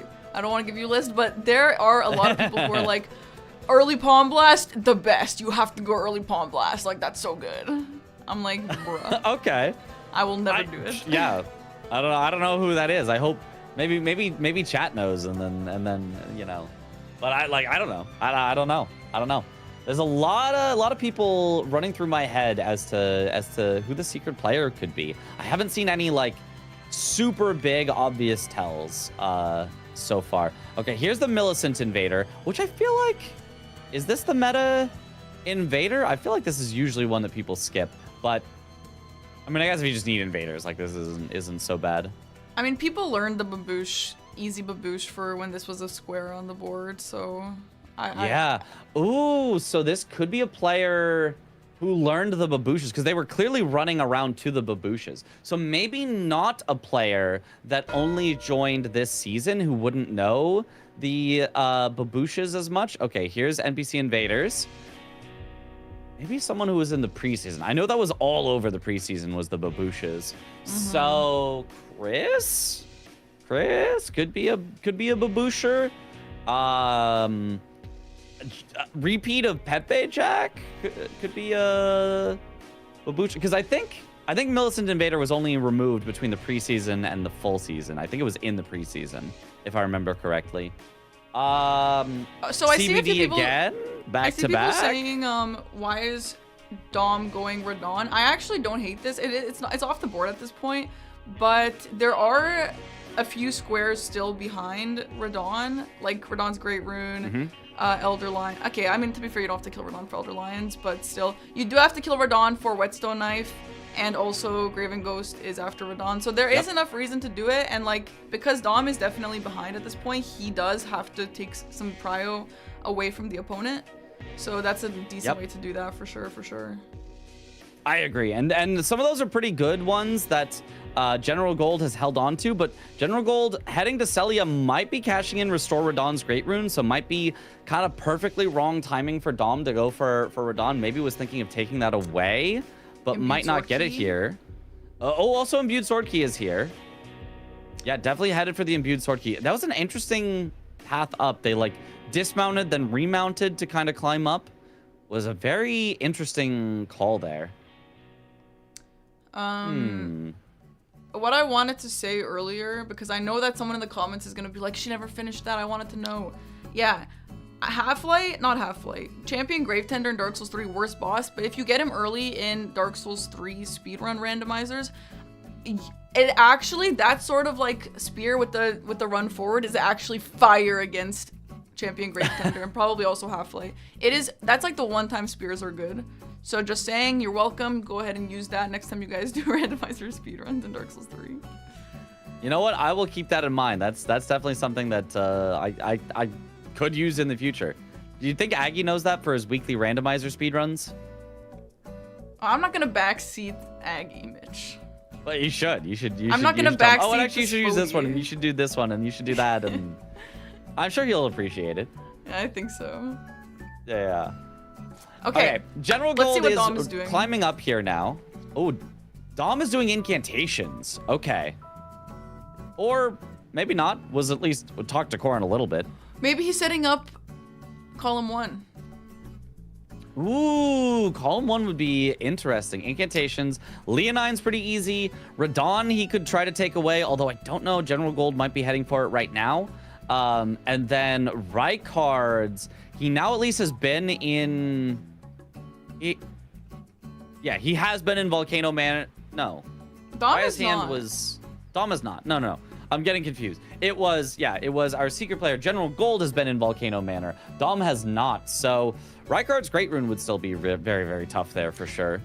It actually looks like General Gold is heading towards Radon's Great Rune here. So if Dom did want to take that priority away and work on call 1, he will probably lose that at this point.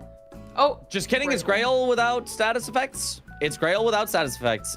I mean, it could be both. It could be Grail into Radon's Great Rune, but at least at the moment, it is Grail without status effects. Which I think is a solid call here from General Gold. Like, it's pretty fast. It's just been sitting out there. It promotes column 2, so scares Dom into maybe doing an early whetstone knives that Dom maybe wouldn't have otherwise wanted to do because it's a little slow, or even 10 unique talismans, which is something that you really want to synergize across the entire game.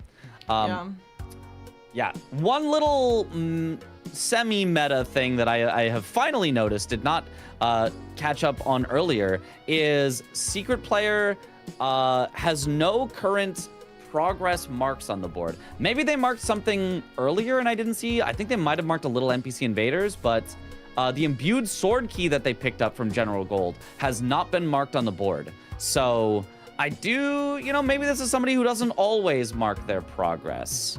So that could be something to know about as well. Okay, nice stagger there on the dragon. Goes from the no riposte. All right.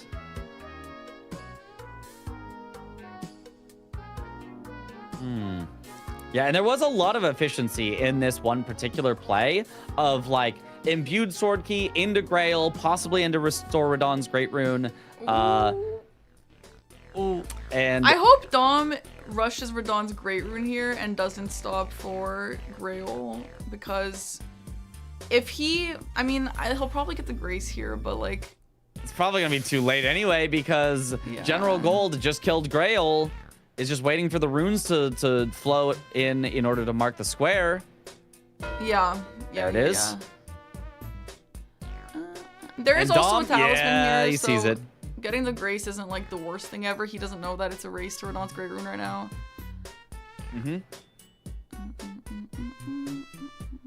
No, chat, you're allowed to throw a kukri at Grail. A single kukri is not going to bleed Grail. It's without causing... It's not without status buildup. It's without the status effect. So as long as you don't do a full bleed, that is allowed. Yeah, Dom is just the right amount of behind on this square to get sniped and just lose so much time. And like, I don't know that there's a lot of information that Dom has seen on this board as to who the secret player is. I mean, even me seeing their play, like I'm a little unsure here at this point. So it could be tough for Dom to get a point here, but he's gonna need to get a point to have a reasonable shot of beating Aggie. Something we said was like, oh, this is gonna be so much easier for Dom. Dom's gonna be like, oh, he's just gonna easily, like, he'll beat Aggie, no problem. He'll get like 5 points out of the 6. No, he's got 0 currently and is looking to get not a win on this game either. Dom's in trouble. Yeah. Uh-oh. Bingcognito, a little bit hard. Guys, literally when I was making this, I was like, ugh, I know all of these players' play styles. This would be so easy. You know what? God. We need to do a reverse Bingcognito where like I'll contact the players so you don't know. And then, or maybe you get Scholzy to do it or something. You get somebody else to contact all the players and set them up so that neither of us know. So that way we put that to the test, because I don't know. I genuinely have not seen anything that tells me like, oh, this is definitely this player. And like, I don't think chat knows it either. Like, chat has been saying a lot of different names, which is good. Like, I appreciate it, chat. Please keep it coming because I need help. I have no idea. But like, this is hard. This is really hard, even seeing their play. That would be fun. The only thing about something like that, and I think Dom has actually said the same thing for bingo brawlers, when everyone's like, just get some help, just get some help. It's like, what if someone screws something up? Like, I want to make sure everything is under control. I want to be the one. Yep. You know, I just need to know everything's under control. So I don't. Maybe I can figure something out though. That's cool. But also, I do think if we get some, I've had a lot of feedback already coming in, including from other players, just watching. And a lot of people are talking about the hint system where we gather some clips. So I do think for the next episode, that would actually be really cool to see.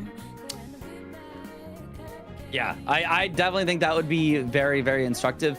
As far as gathering the clips, I almost wonder if you would want to, like, you know, type out or be the one to make the clips, because you would know what's the most instructive about who the player is. Yeah. Because it's something that I could miss. It's something that, you know, if you know, an editor was looking at it, maybe wouldn't figure out where the best clip spots are. So I think that would probably be something that you, knowing who the secret player is, would be like, oh, I saw it tell. All right, I'm gonna write a note down and say, get this moment right here. Yeah. We'll iron that part out if we do another episode in the future. But okay, we got the noble fight here for General Gold, which means they are thinking of doing Rykard. Yeah, very aggressive play. They were rolled into the Ghost Flame, or the Black Flame, which I think, you know, is generally a good, but with claws that you can't really stagger that well on Noble was like really, really tough. Nice roll in though. Nice roll through. Does not jump over. I feel like most players jump over that big slam, but they roll through it. Nice hits. Take the riposte. Okay, nice. And one more hit does it. Very, very nice. Also drops an incant for the 14 incant square. I don't know if that's on their main priority here, but yeah, there's no wet. Is there a whetstone knife actually in Volcano Manor? No. Huh. There is a seal around there, but not a whetstone knife that I know or that anyone has ever talked about. Yeah, interesting, because like every other, because obviously Stormveil Castle has one, Raya Lucaria has one, Redmane Castle has one, so like the Great Rune bosses generally have one, but I guess not Rykard. Huh. Yeah. Weird. That's an interesting way to think about it, yeah. It feels like there would, like the fire one, it feels like would be there or something. Yeah, well the fire one's here. Didn't he just get the iron one? Iron is in Godric's, and then fire is in Radon's. Fire is here. Oh, okay. I must have. I thought I saw him get the iron one. I guess I was just wrong. Where's the black wet blade? I actually don't know. Maybe in it's in Underground? Nocron. Nocron. Oh, okay. So there. Oh, even one. A little more possible synergy with Radon if you really wanted to do that, but I don't know that that's one that people actually do. But an interesting possibility. That's like on the way to Finger Slayer Blade. Actually, I remember I always pick that up in casual runs by accident. Yeah. Okay, but now General Gold going for the 4 Elder Lions. Mostly clean here on the Elder Lions. Is able to play it pretty aggressively, roll in, hit, you know, only heal when the Elder Lion goes away. So this feels pretty experienced with the Elder Lion. I feel like the Elder Lions can be kind of tough to pin down and just keep attacks on, but does a very good job of staying with it. Okay, what are we doing here at the the Elder Lion? Yeah. Okay. Yep, so General Gold is bulldozing the Elder Lion square. Maybe just getting that last row 4 blocked from a bingo. Yeah. Yeah, I mean, just blocking everything from a bingo is a really, really good way to win, especially when you're ahead 9-4. Like, you're so far ahead in majority. All you got to do is just like, okay, don't get bingoed upon, and I'm good. Another way that they could have done it was with the whetstone knives, but would have set themselves up for a snipe because Domo looks like is headed for the whetstone knives by heading underground. This is actually going to be the Graven Ghost Glovewort Bell Bearings 1, and I think also the whetstone knives. And with those two, Domo will also have blocked out every single line. So it's just going to be a majority game. Very, very settling in. One player that we could probably eliminate from the secret player, General Gold, is probably not Iron You. Like, this is much too tame of play. This is much too, no, I'm just going to block stuff and like go to majority. And, you know, it's not as though we also saw Iron You was able to play for majority as well in some of the games, but like still did it in kind of an aggressive way, whereas this play just doesn't feel aggressive. It's not like make a threat, then make a new threat, then like win on majority. It's like, if a threat comes, it'll happen. Who cares? I'm just blocking. I need to go get some water or else I'm gonna die, so I'll be right back. Okay. All right. So here, General Gold making their way into Stormvale Castle, which is a great spot to be. It's got a whetstone knife. It's got a unique Elder Lion. I expect General Gold just wants to finish the Elder Lions here. But, you know, it's a good spot to be. I'm also a little surprised that no one has gone Soldier of Godric Barefist only yet. I feel like that one, especially at the stats that they're probably at, is probably not too bad. Although General Gold maybe does have very, very low strength and dex because they've got 30 int, 30 faith, and now they even have some vigor. I said their vigor was never going to change from the start of the game to now, but like that's actually not true. They somehow have found the way to get vigor because they've killed so many things with so many runes. So maybe they don't have the 30 combined strength and dex. Who knows? But Dom, I expect, probably does. Like, at this point in the game, 50 minutes in, like, you've got to, right? So it's Aggie since he couldn't play Water Butler. Maybe it is Aggie. It could be Aggie. Aggie does definitely feel like a possibility. My mind is still somewhere on it could be Chris. Like, maybe not because of not going for the fist weapons. I feel like Chris likes the fist weapons maybe too much, but I feel like Chris also likes claws a lot. But like, it's got to be someone from the preseason or earlier. And I feel like it can't be a new player. What did I say that for? Someone remind me. Why did I say it couldn't be a new player? What was the old school? Oh, it was the Millicent Invader, the Babouches. The Millicent Invader going for the Babouches does feel like it feels like it wouldn't be Roma or Sirius as much. And Moonveil, holy, if only we had a Moonveil. Then we would know it was Chris. If there was a Moonveil, like, you'd know. But Elder Lions, very nice. Very nice here. Blue team, very Chris coded. True. That's definitely not just the setup that we use. It's specifically chosen. Honestly, that would be a funny hint if the secret player got to choose what color each of them were. So you could get the hint of what color they choose.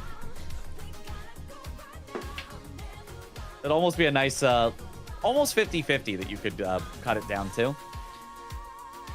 All right, I'm back. How are we looking? We're looking great for General Gold. We're looking like a little bit of a struggle if we're Captain _ Domo. But General Gold is headed for the whetstone knife here, and Domo is, I believe, still ahead on the whetstone knives. So this should be a nice snipe for Domo. Ooh, do we see a Vike There it is. here for General Gold? Could be. That, I think, would be a really, really solid play here. It's fast. I mean, it's tough. It's a tough one, but it's very fast. There are a lot of also random squares that feel like they should have been taken by now. Vike possibly being one of them, very fast. Soldier of Godric Barefist only feels like that. Why is that still out? Blackblade Kindred is a just go there and kill it. I guess the travel time is a little long. They haven't had a reason to be there. Well, they have both gone to Fort Faroth. Maybe it wouldn't be too long. I'm not sure. And you said you even like to sometimes rush Omen Killer bosses, and that's just sitting out there. So there's a good number of still fast squares left on the board that they might go for. Yeah. I think the imbued sword key being on the board is also goofy. I never ever rush that, but I know a lot of people like to rush two imbued sword keys specifically. I guess just and not especially really... both of them went through Celia. Lifesteal Fist, Josh. No Josh Areno. The Lifesteal Fist strat? What the hell? Who knows the Lifesteal Fist strat? This is not common. This is not even close to common, but it's so good. If this is Josh, man, the way he has played has been so impressive. If this is Chris, then honestly, terrible play from him. Just not a good player.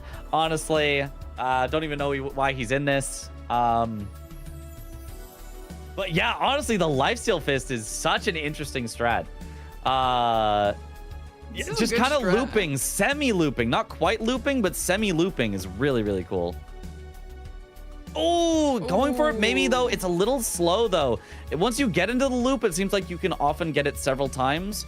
Oh, has to dodge the lightning. Must be cautious. Okay. Trying to get back in range through the Lifesteal Fist. Oh, nice strafe. Okay, now just going for some of the R1s here.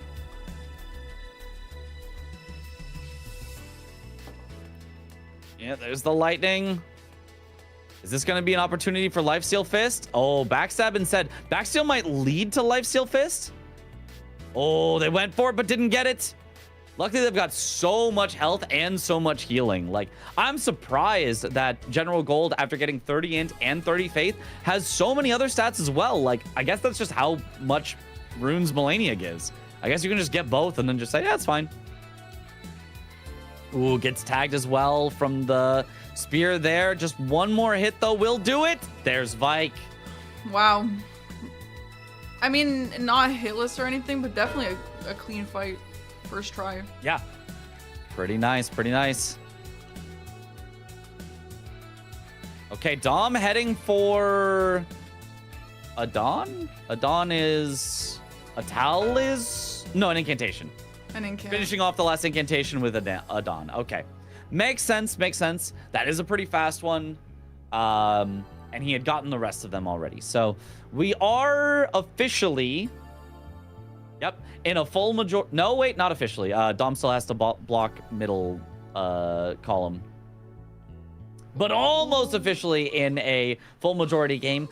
Unofficially, we're already in a full majority game because if Secret Player gets any 2 squares, whether or not they are in the line, they will win regardless. So if they get a line, they would have also won by majority, but officially we're not technically in majority yet until Dom gets Graven, Ghost Glove, or Bell Bearings 1.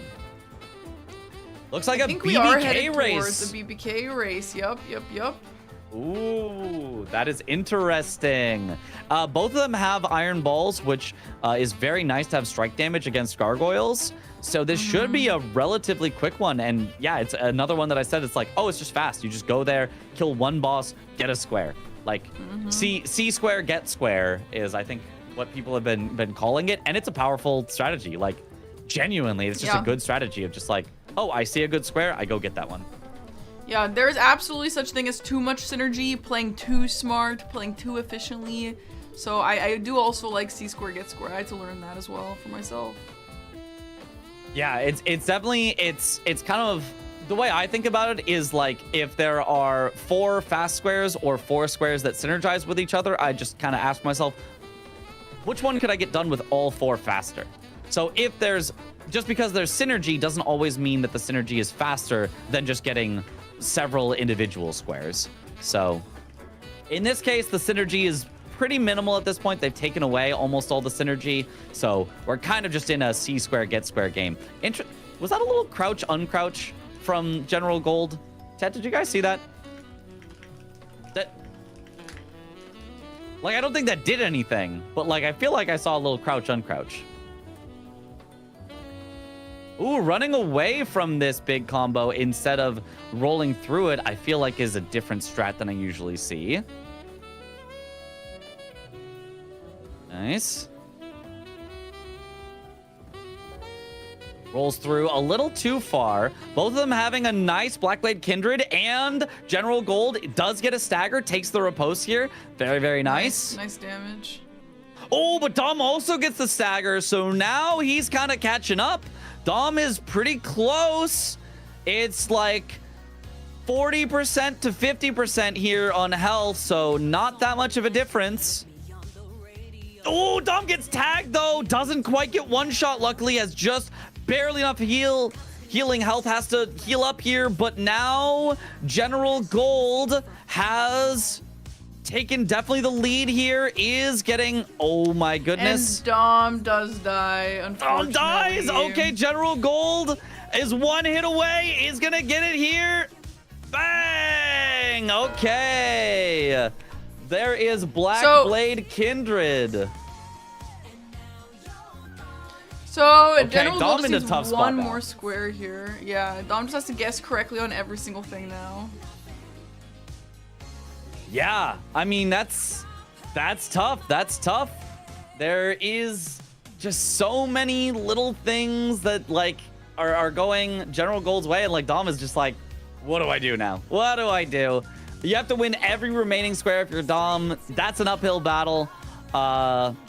Maybe as Dom, you could just hope to get a little bit more information and see which square General Gold goes for last here, because what do you do? Looks like Dom is going for Soldier of Godric Barefist only, which I think is a good call, but like, I mean, at this point, you just gotta guess, right? It's tough. It's tough. It's hard to know what to do. yeah, you just have to guess, and like the guesses, even if you're right on all of them, you not only have to be right, you also have to be faster on all of them. And this is unfortunately not the right call, because it looks like General Gold is going for Imbued Sword Keys. And Imbued Sword Keys is going to just seal this out here. Because General Gold already grabbed an Imbued Sword Key earlier in Celia, the second one here that they can just go pick up just kind of ends the game. I don't even think they need anything along the way. They're just taking a direct line path to it. And that'll be it. So I guess the last thing is to compile our information together and put it into a guess. I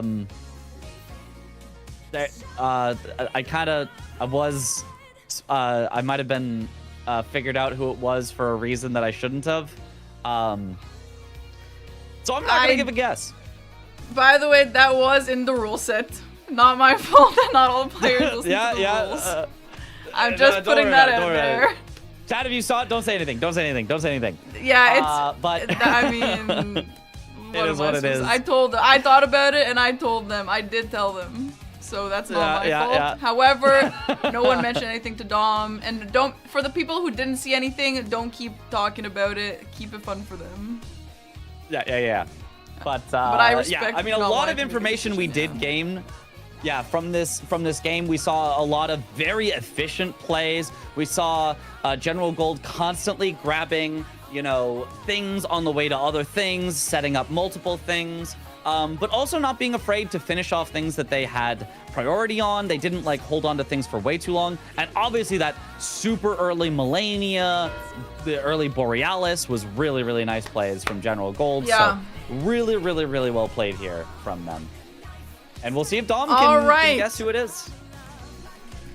Okay, I do wonder if Dom will want to will want to guess before the two or not. Let me drag him in here. Stop the match. Okay, let's get him in here.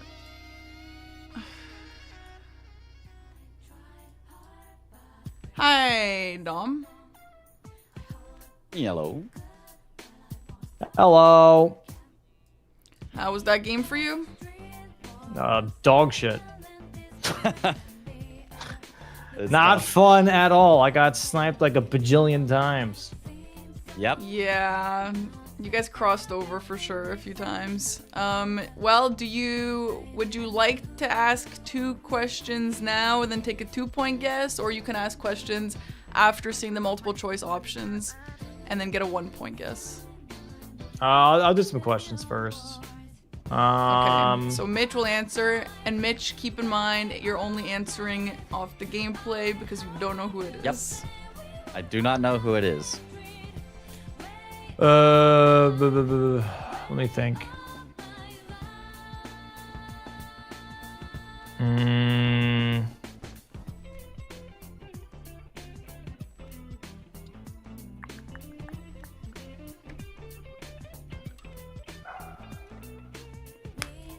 Let's see. What was the upgrade path for the player? The upgrade path. Okay, let me see if I can get the whole upgrade path. So it was Shifra. It was the 6 in Volcano Manor, but not the 5. The smithing 4s on the way to Radon. Then, obviously, 7 and 8 in Lake of Rot, and then 9 and 10 in Haligtree. And the 1s were, I believe, just the ones on the way to Margit.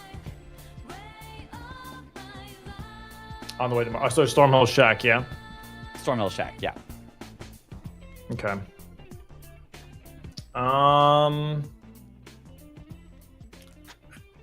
Tux, what the? Kitty. Jesus Christ. Thugs. Okay, and God, what other question would I ask here? Were the healing flasks in the quick pouch or normal consumable slot? Normal consumable slot. We were able to see them the whole game. Okay. Jesus Christ.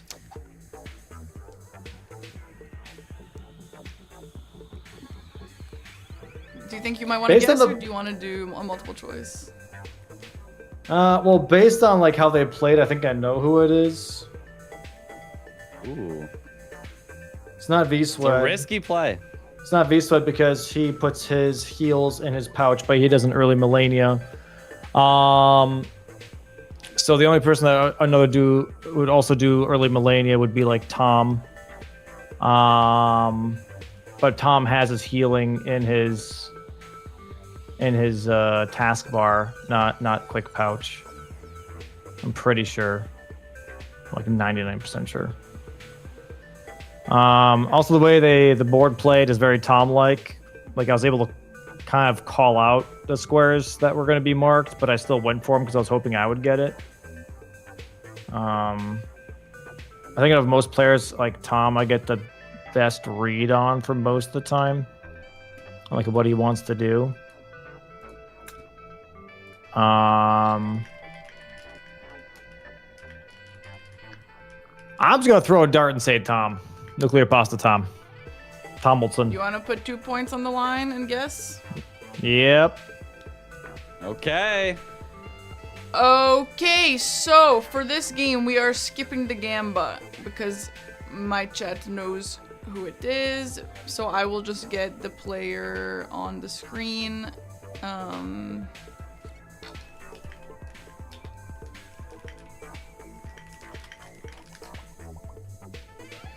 right. Asking them to undeafen.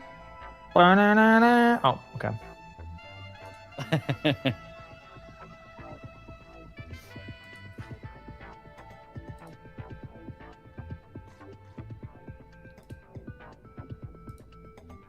Okay. Waiting. Waiting. Waiting. Oh boy. Waiting. Sorry, they are not undeafening. I did message them.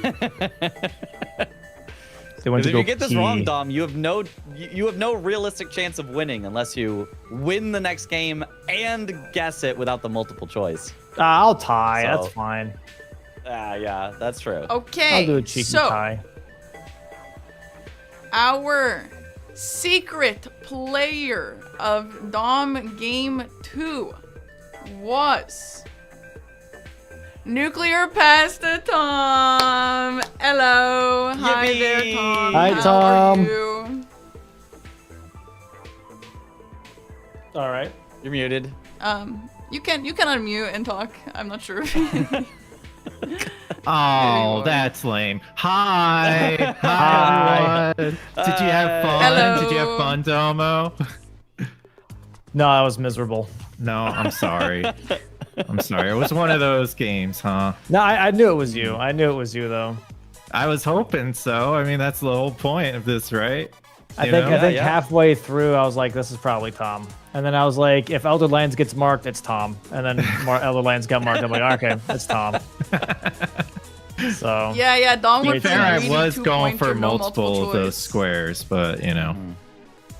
yeah. Mm-hmm. Yeah. I think most people were guessing Tom. I think a lot of people were also guessing Sirius. A lot Yeah, of the time there. I could see that. Mm-hmm. Do you guys Nah. have any questions for each other? Not really.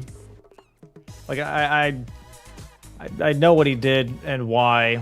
I'm just annoyed that I got screwed over on some stuff, but it'd be what it'd be. That was just tough. I was trying to catch up after that double square thing.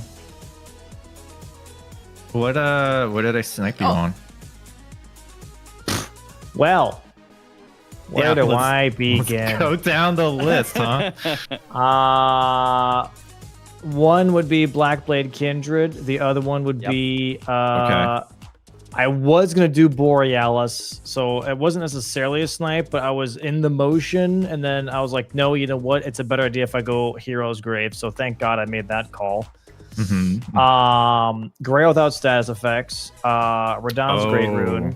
That was a nice Oh. 1-2 punch there. Yeah, and Elder Lions kind of as well. So Okay. a little tough. A little Okay. tough. I see. Yeah. Yeah. It was a doozy. It was a doozy of a match. I was really hoping Well, that once you yeah. hit Mark Grail, I was like, okay, maybe I can get Radahn's Great Rune because maybe you hold it. I don't know. I'll race you on it. And then I didn't realize that there was a freaking like fake hitbox behind Grail's wing. So I got stuck behind it. Had to go all the way Oh. around. Oh, That wow. pissed me off. Yeah. So then I got like you marked it when I was like almost at the top of the elevator. Pretty much. Okay. So- Yeah, I mean, I was running towards the Great Room while I was waiting for Grail to die. Yeah. So I yeah. felt like I Made just had sense. the head start on it. Yeah. I was Unless- thinking that, but I was really hoping that you're just holding it. And maybe you go like Fort Faroth for the freaking talisman. I don't know. Right against Source Seal. Yeah, like kind of push column 2. It could have Just like, happened. yeah, just Coulda grab some happened. stuff. Yeah. Yeah, So- for sure. Yeah. Tom, I did have a question for you. Just an interesting thing that we saw. Is that lifesteal fist that you did on bike? Is that a strat you go for often, or was that kind of something you were trying out? Claws and Josh. balls. So like that was I had no other good weapons. I had rod and staff, but I couldn't wield it. So I was like, lifesteal fist, let's do it. Worked out. And like I was It did right work after out. I killed Melina, or not Melina, Millicent. I just grabbed it on the way afterwards. I was like, like, kind of yeah, were doing makes Millicent sense. as part of synergy with getting lifesteal fist into Grail. Yeah, that was a cool play. Yeah. Yeah, and then whetstone knives were on the board, so I just grabbed the whetstone blade or whetstone knife to put it on instead of going back to round table. So I was pretty happy with that. I didn't get the full loop though, but that's okay. It's kind of hard to get back into the loop once it breaks. Yeah. Is it actually a 100% if you do it right? Is it they can't get out? There's a timing to it, and I was doing it right for the first loop, but then I didn't do it right for the second loop. I think you just, if you practice it, you can figure it out. All right, well, Tom, congratulations on getting guest. You have earned yourself a tier 3 from me. Woo-woo. Let's go. Congratulations. Let's Shout out to go. Dom for Alright. getting that for you. And Yeah, good I job, hope you- Dom. Good I job. hope you had fun. Thanks. Did you have fun playing this against Dom, knowing that he didn't know who you were? Yeah, I had fun. I think it would be even more fun if I didn't know who I was facing. Yeah, maybe so I could figure that something could be Yeah. that could be something in the future, you know. Yeah. I mean, I keep saying this first part was just like a proof of concept. I can definitely get a little bit more complicated with it going forward. There's a lot of cool stuff we can implement. So, yeah. Maybe.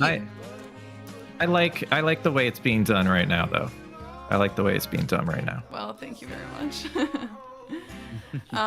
Okay, well, Dom, we're gonna take a little bit of a break, and then MPT, that'll be it for you, maybe, unless we see you again. And then, and MPT, I see you didn't read my rule set of turning off your alerts, by the way. They are off. You got a follower mid-game. You did get a follower. Congratulations. Somebody follow Tom right now so we can see it on his screen. We can see he messed That up. alert. I muted the alert, but I didn't. I'm sorry. That's visual? okay. So Oh, many. yeah. There's It did just- only happen at the end, so we Yeah. did still have fun guessing. But yeah, right at the end is when that came up, and it's okay. That's I funny. mean, if you had That's the right funny. words. funny. I'm sorry. I'm sorry That's about okay. that. Honestly, It's all good, almost it's all nobody good. noticed, and then the chat started talking about it, and I was like, shit. But I'm happy that Yeah, Dom yeah. didn't get spoiled on that. That's the more important part here. Why is the alert Yeah. there? I don't know. Okay. Whatever, Well, it's okay. Yeah, it's all good. All right. Well, Dom, I'll put you My back in bad. your room, and MPT, we'll see you some other time. Thank you for playing. All right. Thanks for Sounds good. having me. Have a great rest of your GG's, day. Tom. Bye, Bye-bye. Dom. GG's. Bye-bye. Okay. All righty. You know what? All things considered, there was no way this was gonna go purely smoothly and have literally not a single potential leak or anything. So if it had to be like that at the end of a match and it didn't get spoiled for Dom, that's the better way for that to happen. So all good. And I will tell the next opponent to make sure their alerts are off. Yeah, double Okay. check. No, not off, not muted, all the way off. Yep. Off, right? Yeah, no, it's whatever. Okay, so yeah, so Dom is currently tied up with Aggie. Aggie finished his days with 2 points. Dom has to just get one more point, so it's either a win or a correct guess, and he will take this game. Yeah, a lot of people were guessing him before the alert, so that's good. Yeah, it's yeah. fine. Honestly, chat was guessing Tom all game, and I was like, I'm not 100. I'm not sure. Like, I kept being like, I feel like it could be. But nah, it was just Tom. Yeah, honestly, I feel like it was definitely giving Tom, in my opinion. Yeah.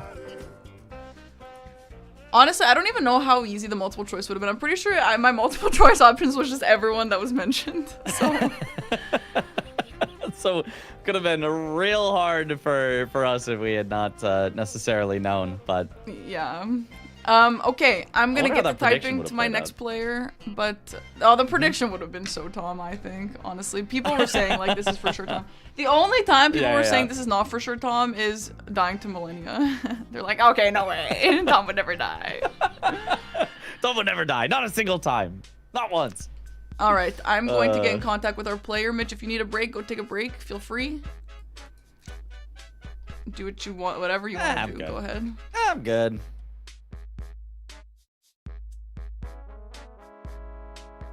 I mean, I'm used to streaming for 8+ hours, so we're good.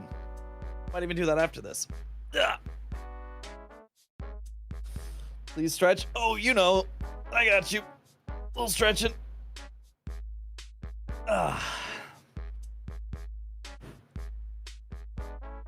Hydrate? Yeah. You know, we'll do a little extra hydrating. I have me some 0 sugar Pepsi and then also some water.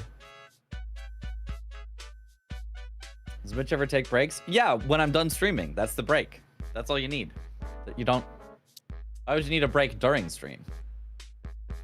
Gonna recap these matches? That would be so funny. Bingcognito review. Zero sugar base. I like the zero sugar a lot. The diet I never quite got into, but like the zero sugar, I started trying that recently. I'm like, wait, it's kind of good. And I saved like hundreds of calories. Okay. Mitch commits to the bit. Yeah. Mitch, did you see? You didn't react to it. Did you see my funny TikTok I sent to the bingo brawlers?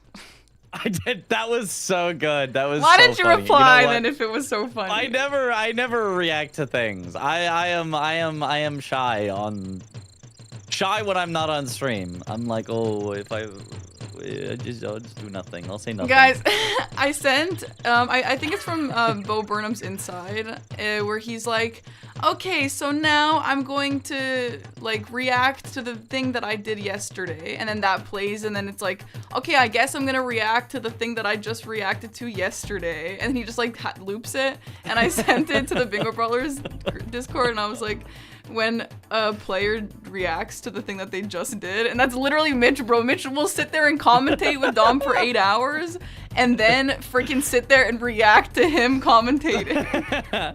I'll be like, wow, this guy really knows his stuff. He's really saying some really insightful things right here. Yeah, wow.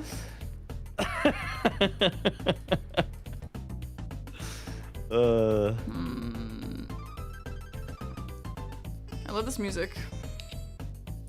Oh, I don't get to hear it. You know what? I'm gonna turn on your stream sound just for a second so I can hear it. This is the best time to come in. Oh, is this Donkey Kong Country? Yeah. Yeah.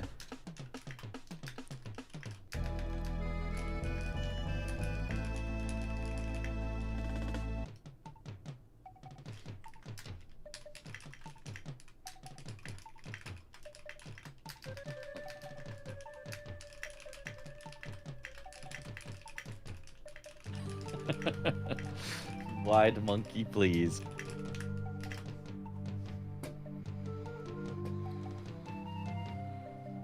Yeah. So the points now, Domo has 2, so he's already tied with Aggie. Worst he can do is tie. But he has to either win or guess correctly on the final player in order to win Bingcognito. So good thing he did not do too well and just like beat Aggie before we started the final match. So at least we've got some drama. If he wins, he doesn't have to guess correctly, but you know, hopefully he will for the tier 3 sub. Or if he guesses correctly, he doesn't have to win, but he's got to do one or the other. So if he goes 0 for 3 on wins, that'd be tough. But if he guesses correctly, could still be enough to win. Isn't Chris preparing for his match? Could be Chris. That's true. He was actually up to watch this, so you know. Or maybe it's Sweat again. Oops, all Swed. Maybe it's always been Sweat. Yep. All right, so I did tell Secret Player initially to be ready for 6. However, we are gonna get them a little bit sooner, so I'm just gonna give them a few minutes to get set up here and get figured out. I'm gonna take a quick break, and Mitch, like always, you can hang out or you can go take a break as well, but you will not be muted. Okay. Yep. Sounds good. It'd be funny for Mitch to play now while commentating. Look, that'd be too easy for you guys. You guys would get to see. Honestly, the main thing is if we ever see a keyboard and mouse player, which like is very obvious if you know what to look for, like the way that the camera moves and stuff. Like, I mean, who else would you guess? Who else would you guess? You just be like, oh, keyboard and mouse, Mitch. Like, I'd be commentating and my arms would be down the whole time, and you just be seeing just like, oh wow, that's really interesting. Yeah. And here they're doing this, and you just I'm in full gamer posture. I gotta sit straight up, keep my arms here. Keyboard and mouse, chemist. You know what? You know, it could be. Also commentating, watching your opponent, that would be very funny. So Domo is heading for this square, and it seems that our secret player has suddenly pivoted out of what they were going for to make sure that they don't get sniped. Huh, odd how they knew to pivot out right now at this exact moment. Huh, they must be a really, really intuitive player to just know what Domo is doing at this point. So...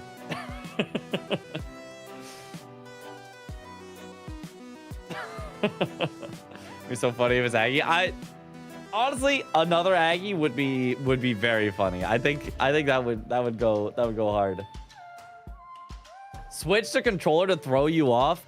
Ooh, yeah. Because honestly, if it was me, I'd have to like you know, I'd have to throw you guys off. Yeah, because if I try to be too obvious with it, which the players currently are trying to be obvious, I'd have to be the opposite. Otherwise, it'd be too easy.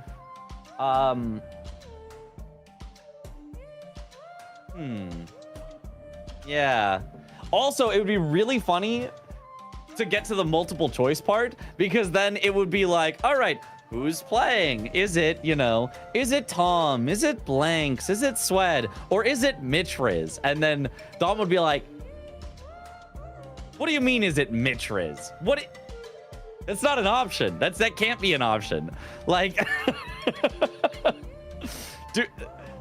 like, if you see that, do you just guess the person who, like, it can't be because, like, there's...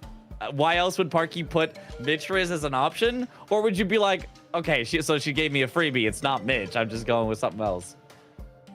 Is there any games you play with controller? Yes, I play Legend of Zelda Ocarina of Time with my GameCube controller.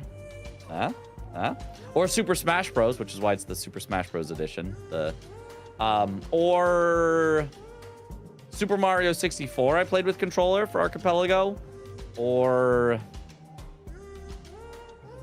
it's pretty much just Nintendo games. I don't know. It's yeah, I'll play Nintendo games with controller. That's around it. I think I might have played Metroid Fusion. Oh, that's another Nintendo game with controller as well for an Archipelago. It's mostly Archipelago games where like outside of that, though, if I've got a 3D, if you put me in a 3D space and I can control the camera, you bet it's mouse and keyboard. The thing is, you can't really control the keyboard in like Ocarina of Time. You can only use like the lock-ons and stuff. And in like Super Mario, all you can do is like use the C buttons to like nudge it. So the mouse doesn't really help in those.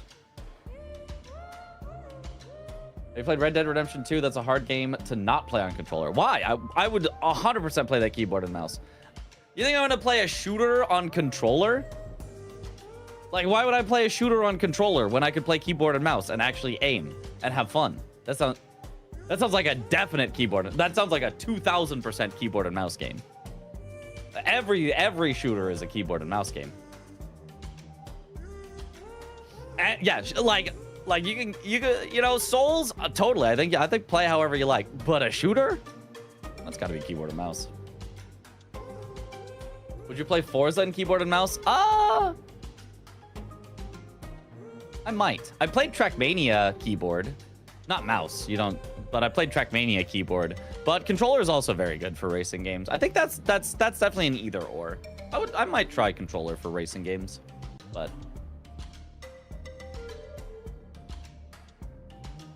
I somehow found a way to play Project Zomboid on controller. Oh no. Hello. Welcome back. So, oh my god, bro. Oh no. So, this will be our last game of this episode. This is it for us. I hope you guys really liked Bingcognito. I hope you had a lot of fun watching. And some parts of me were like, let's just do this one time and just see how it goes. But another part of me was like, maybe we can keep bringing this back. I do think eventually, once we start to realize, like, you know, this person always has pouch heal, this person always uses this kind of menuing, whatever. Eventually, we're gonna start to catch on to these things, and if we do keep this show going, I have to kind of come up with some new stuff.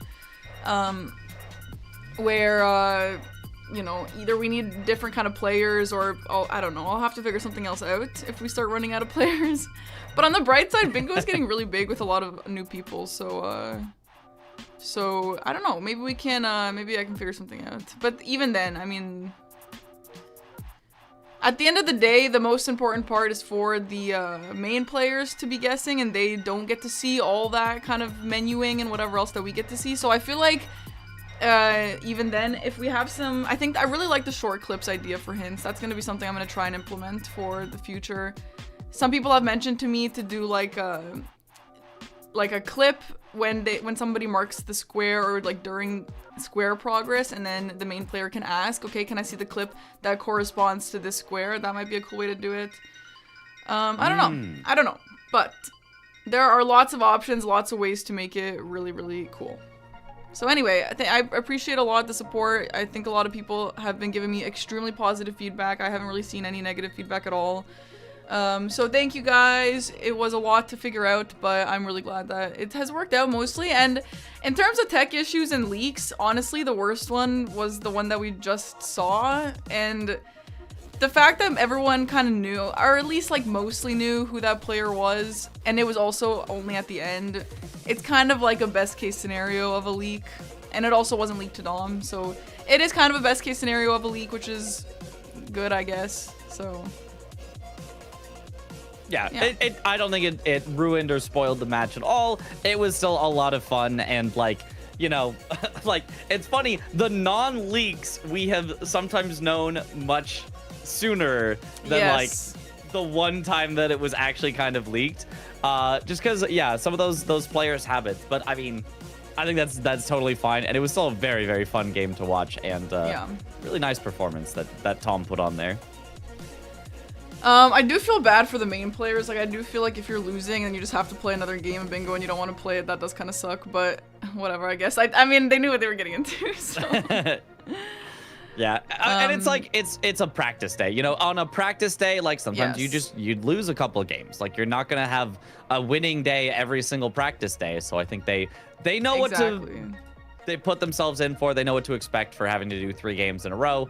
And Dom can get some, you know, perspective on what he puts these players through, since all of us bingo players, I say us, all of you outside of me, because I'm just a commentator, bingo players have been put through throughout this whole season of like being asked to do multiple games in a row. It is tough, and we'll see how Dom responds in game 3. Yeah, we are currently just waiting for our secret player to be ready, but they will be here soon. And yeah, I'm really excited for this final game. I'm a little sad that it's over. This was so much fun. It was so much fun. And I'm glad. I mean, Mitch, you have been a really great commentator for this. I gotta say, like, definitely a perfect commentator for the case. Yeah, it's been super fun. I'm so glad you asked me to do it, because yeah, it's just been just great. We're just hanging out for like several hours, just having a good time. And you know, even if you hadn't asked me, I'd have just been there in chat watching the whole time. You know, silent, I guess, just in case there was a multiple choice option. But like, this has been so much fun just to hang out and get to experience. So I'm glad I also get to yap, one of my favorite things to do. Yes, I know. It's one of your favorite things to do after React Andying on your stream, huh? Well, like, you yap during the reaction, so like that makes it transformative. It's legal then, you know.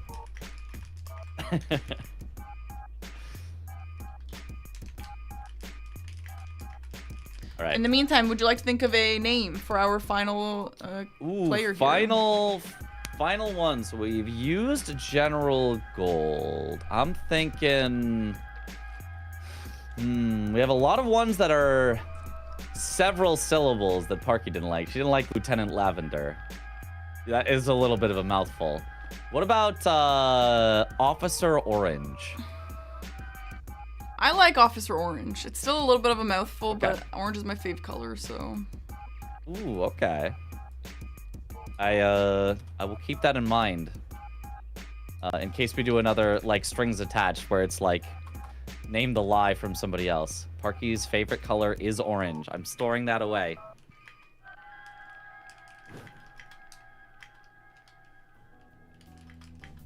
Okay. Officer Orange versus Captain _Dalmo. I love the chat keeps coming up with names. There's so many. What's my favorite color? Green. I like green.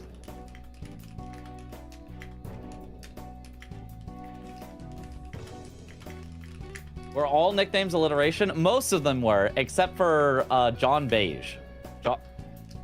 John Beige just gets to be John Beige. Because, I mean, if you're going to have Beige, like, what better name? What better than John?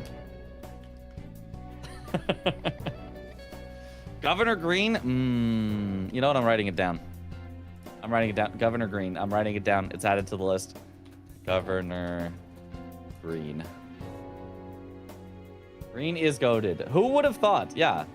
I mean, if you just look at the emote of Mitcha, who would have thought I liked green? Who would have thought that? Huh. Sergeant Sapphire. Ooh, wait a minute. I like that one too. Hold on. Well, I guess we're back to writing down. I guess we have to refill the stock of names so that next time there's a good Okay. Sergeant. I do think our player is just about ready. Sapphire. Okay. All right, chat, get ready to lock in for the final game. If you guys had fun, consider dropping a follow, consider dropping a sub, and I don't know, watch my new YouTube video or something. Okay. Let's drag Domo back in. Mitch, do you want to take a look? Just make sure everything's looking good. I think so. Let me also get the seed. Think so. Yep.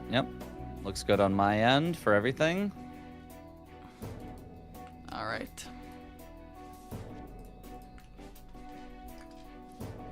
All right. We're gonna transition and then get Dom in here. Okay. Hi, I just saw you're sharing your Toy Story thing. I can wait until you're done if you'd like. Nope, you already ruined it. It's okay. We can move on. No! I love that video, by the way. I have watched that so many times. Just so you know, I do love it. Thank you. It's pretty sick. It's pretty sick. It's a pretty fun video. Funny. The "you are a toy" part, I have it memorized. It's so good. Okay. Wow. Are we Dom, we're locked in? We're welcome ready? back. Yes. Hi. We are locked in. Welcome back to your final game. Everyone watching, this is the final game of Bingcognito. Until we do it again, who knows when that'll be. So have fun, lock in, and yeah. I have nothing else to say. Okay. Yeah. So our secret player has chosen to play the format of base game. Okay. And the seed, I put it in general. Don't sound too excited there. That was. No, I'm suspicious. I think as well. Ooh, okay. He's already got a hint. Okay. I'm suspicious. I'm a little suspicious. Yeah. You're Yeah. suspicious. Yep. So just a reminder, for you to beat Aggie, you have to either win or guess correctly at least. One of the two. Kai. Or you could flex, win, and guess correctly without the multiple choice. You know? You could do that. You could do like a double bingo situation and do that.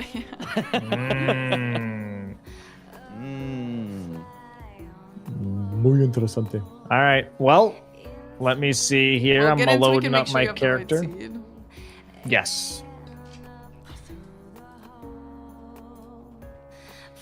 I have Lance and hold on, this is Great Lance, and this is blue Yeah, this looks white good. cross. Blue white wooden. Damn it! Close. Okay.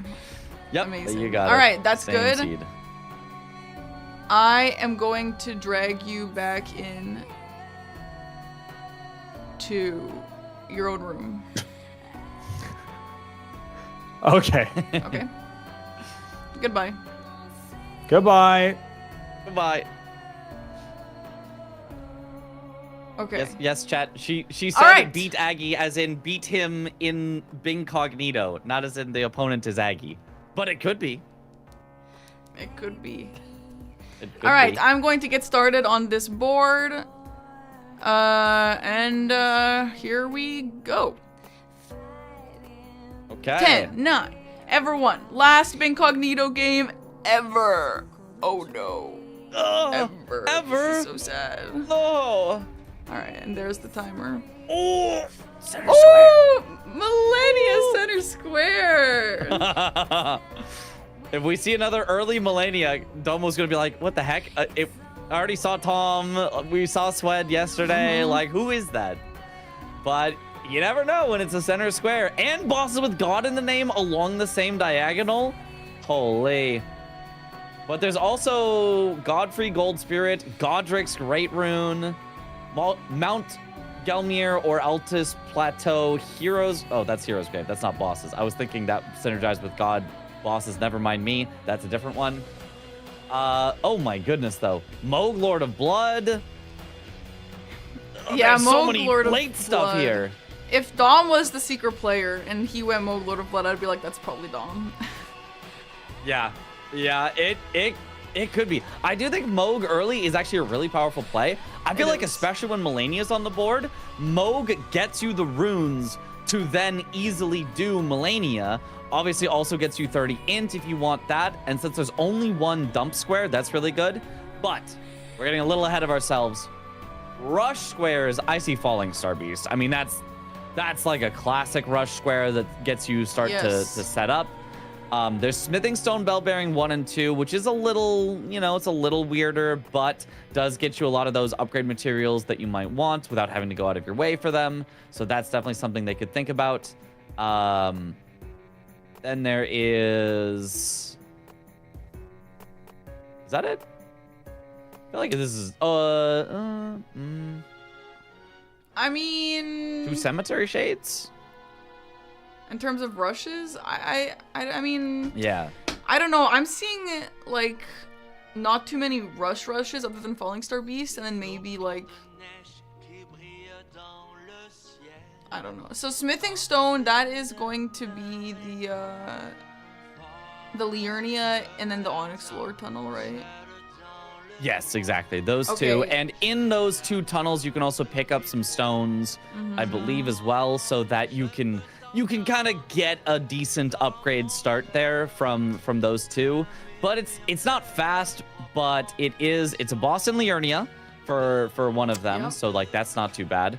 And it does get you into upgrades while getting a square. So I feel like it's not bad, but it is an odd start. I think Falling Star Beast is going to be the obvious rush from both players. Okay, they have both started, I think, with the same class here that's got the Anchor, yep, as well as the Great Eepee. Is that, I think, what the other weapon they had was? I didn't see. The Eepee. Yeah.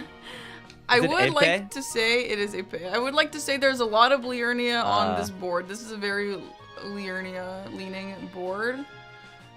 We got the Red Wolves. We got which you can synergize with Blue Retta, which is a Liurnia boss. We got the Unique Sorceries, which works with Tops, I guess. And then Tops, it works with also all the Liurnia stuff. We got the Cemetery Shade Liurnia boss. We got Sacred Flask +7, which synergizes as well because you can get the Bellum Church, which I personally like to get that one since you're already going to Academy. And then we got the Smithing Stone, which also goes with Liurnia. So I'm thinking Liurnia is a big play here.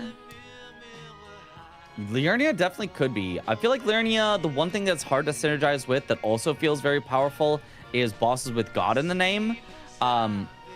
With like Godric's Great Rune being on the board, that feels like such a like, oh, I can do Godric and then just, Rick and then like Godflaw or something, which is there a boss in Liurnia that you can synergize with God in the name?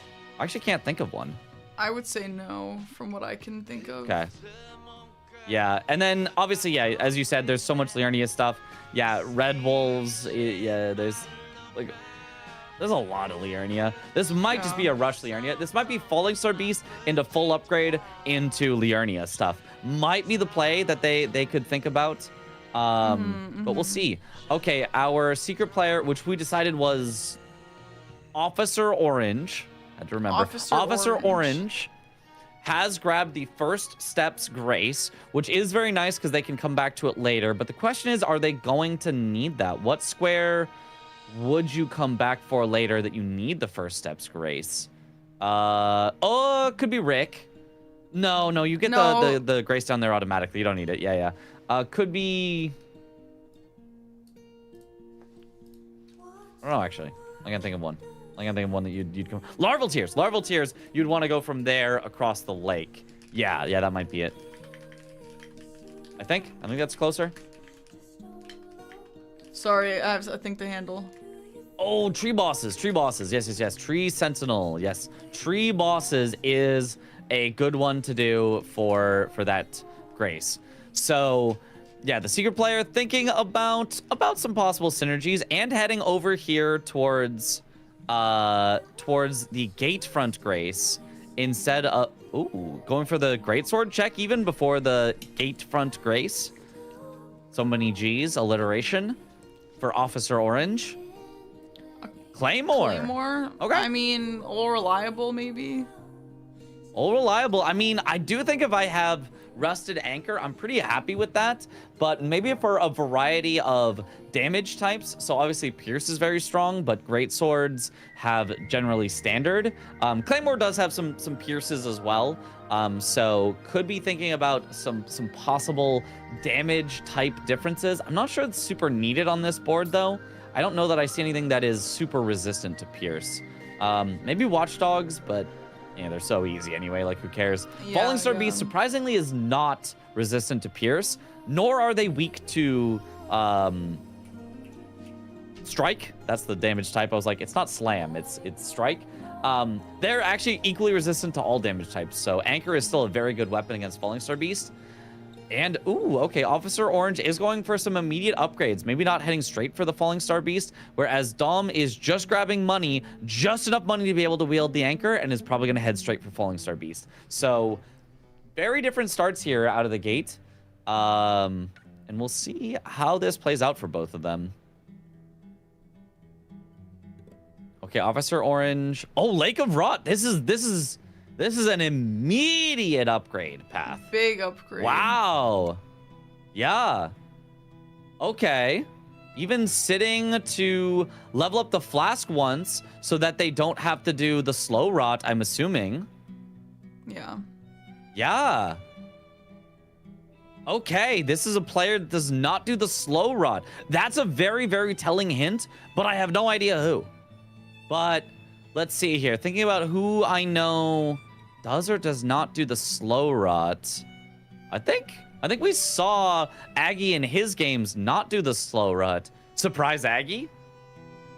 But who else? Who else does not do the slow rot? I actually don't know.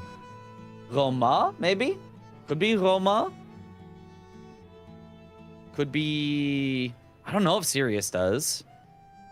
I don't... That's a big hint somewhere. I just don't know where.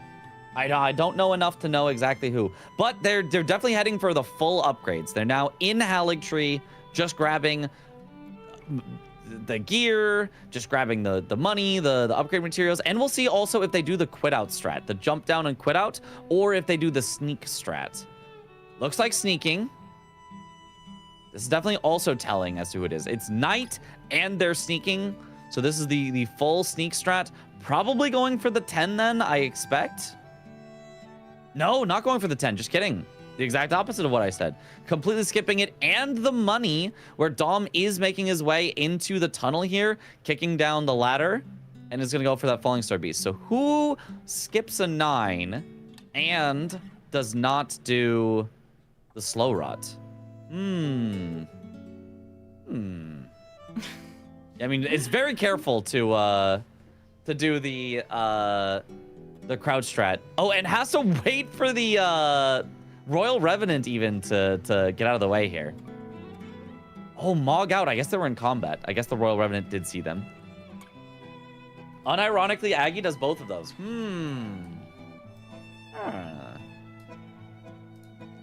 Sorry, Mitch. Just keep doing you. Yeah. All good. Okay, so yeah, the lack of Somber 10, I feel like points to... Oh, straight to 30 int. Okay, that's also telling. Immediate stat dump just with the money. Is this Aggie?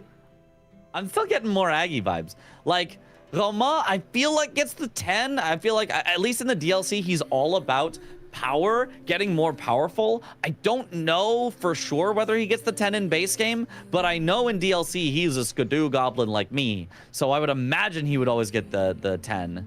But skipping it here, Dom having a nice fight so far with the Falling Star Beast. Really, really nice. Gets another stagger soon here. I was going to say got another stagger, but that was not. Does have the rot on him. Okay, maybe I lied. Okay, there's the stagger. Finally, I was apparently way off with when he gets the stagger, but there we go. Nice few extra hits. Rot's still going, so he should have it soon as long as he does not die. Has been hitless so far.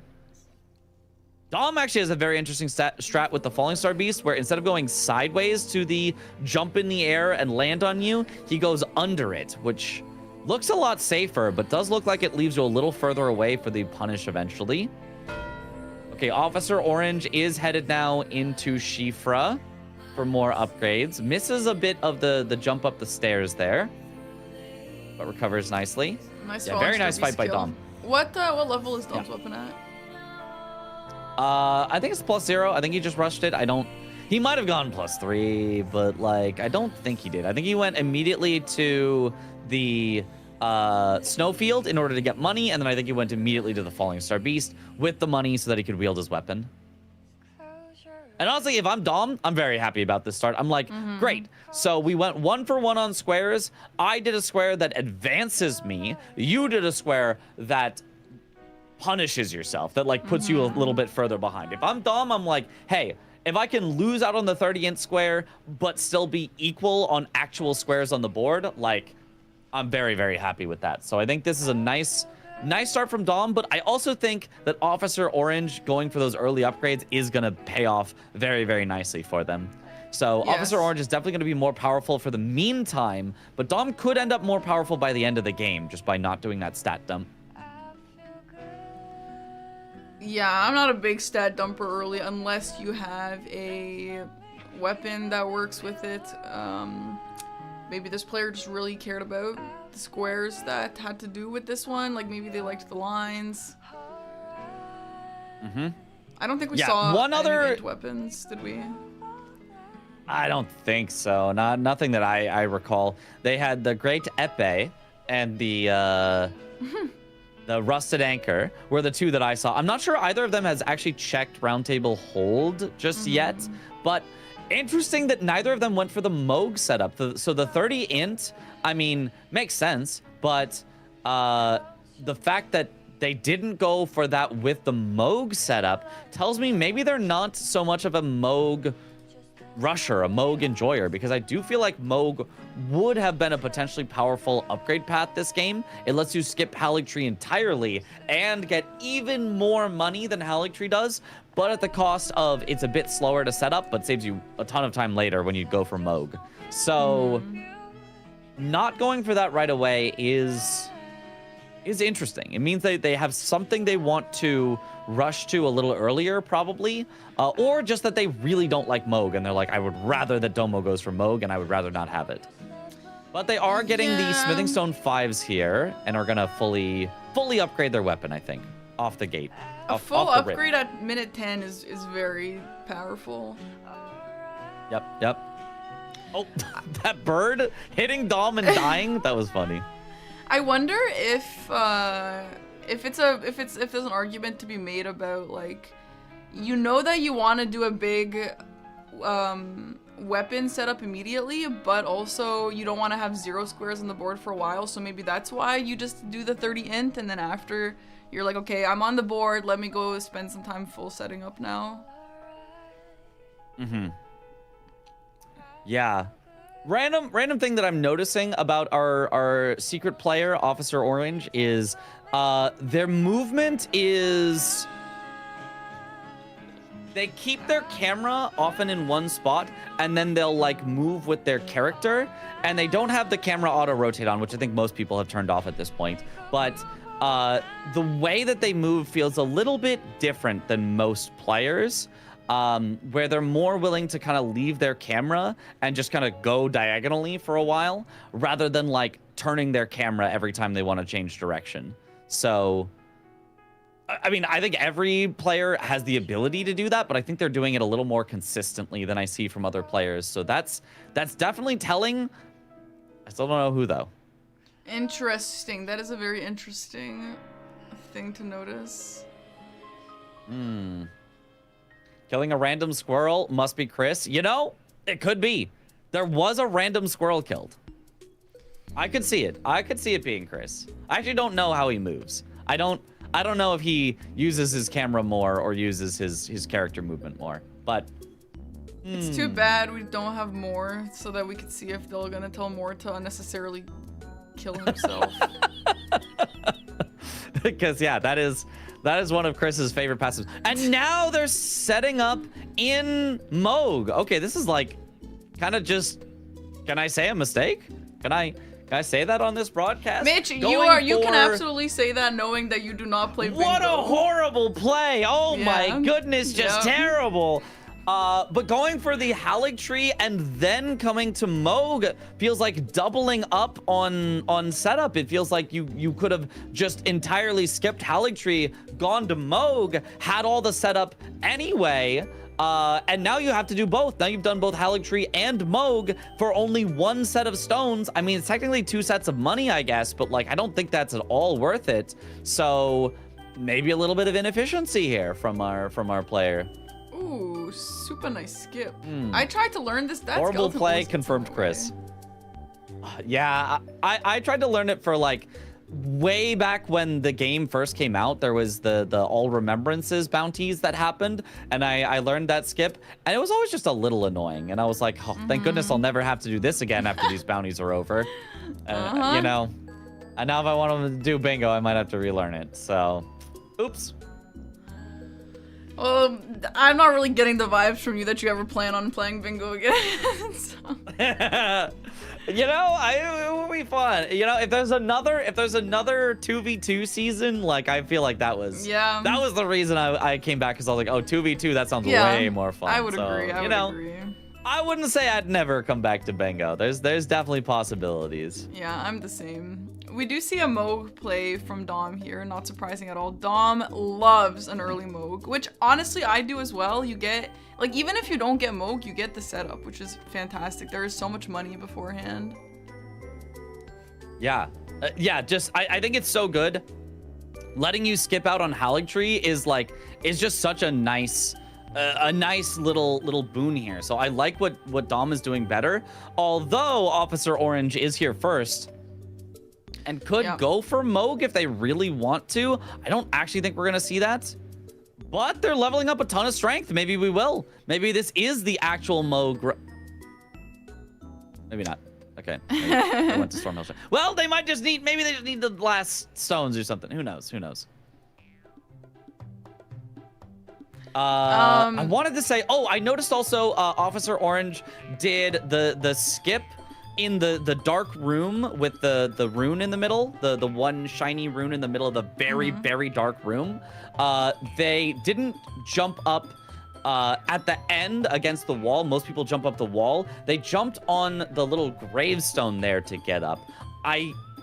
From what I recall from all bosses, 4 players runs that we did, Chris did that. I don't know who else does, but, you know, add one to the possible Chris option. Killing random squirrels, the gravestone. Oh, shaking the camera. I feel like that's a Chris. Hold on. Maybe I'm zeroing in. We've got a guess.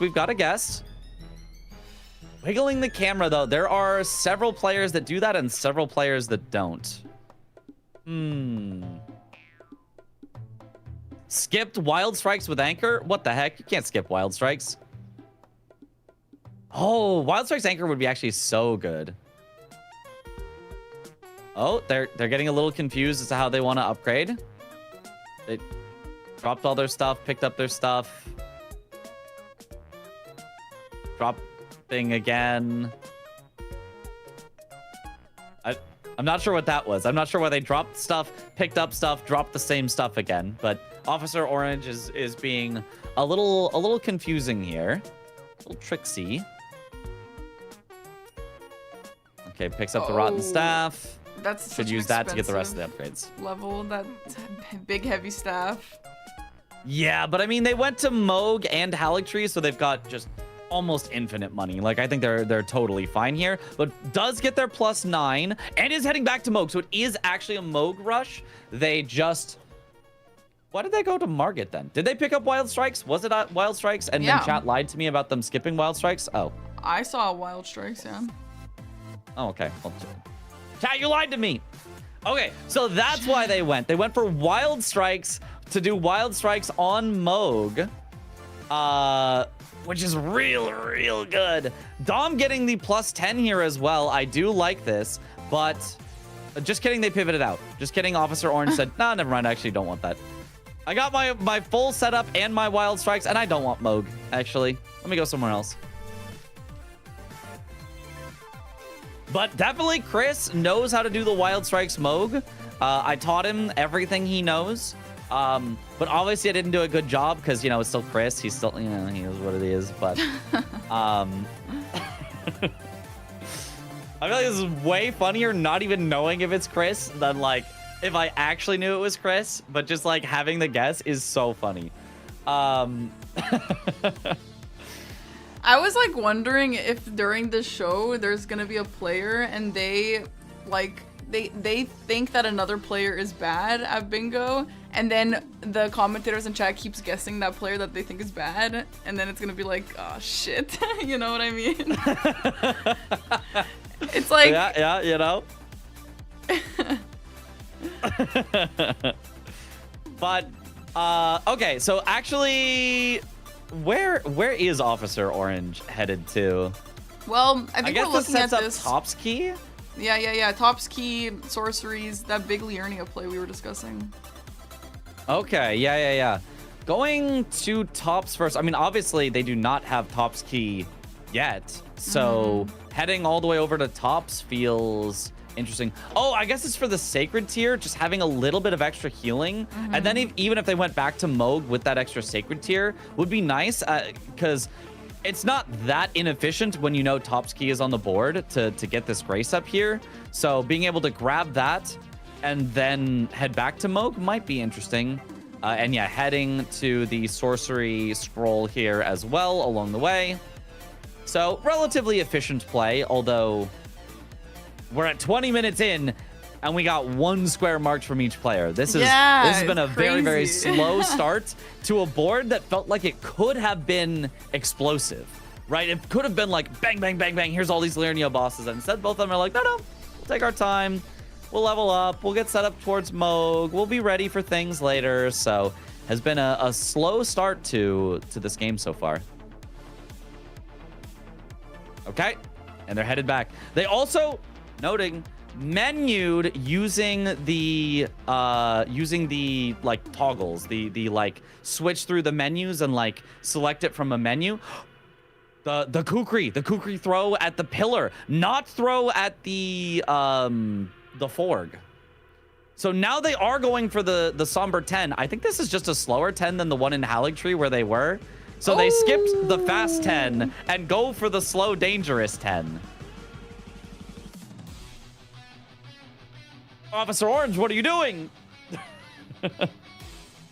But Dom here into the fight first here with Moog. While Officer Orange is still setting up, they have spent, you know, basically 20 minutes only setting up Moog and, you know, spending their money on Int.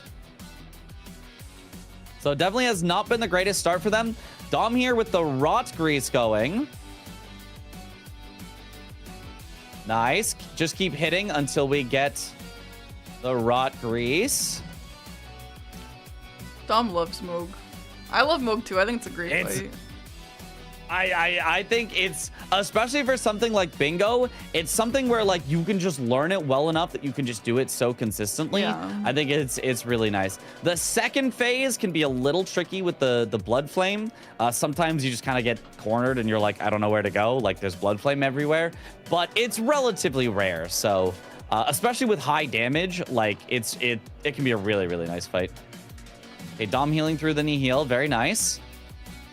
And Officer Orange making their way up. This looks like a Liurnia boss's play. It looks like maybe they thought about Moog and they were like, just kidding. Maybe I'll come back later. Oh, but Dom dies! Ooh, and Dom does die. Yeah, there goes the rot grease. The +0 flask is really bad on Moog. For me and Bingo, if I ever go Moog, I always have to pick up one. It just feels impossible without.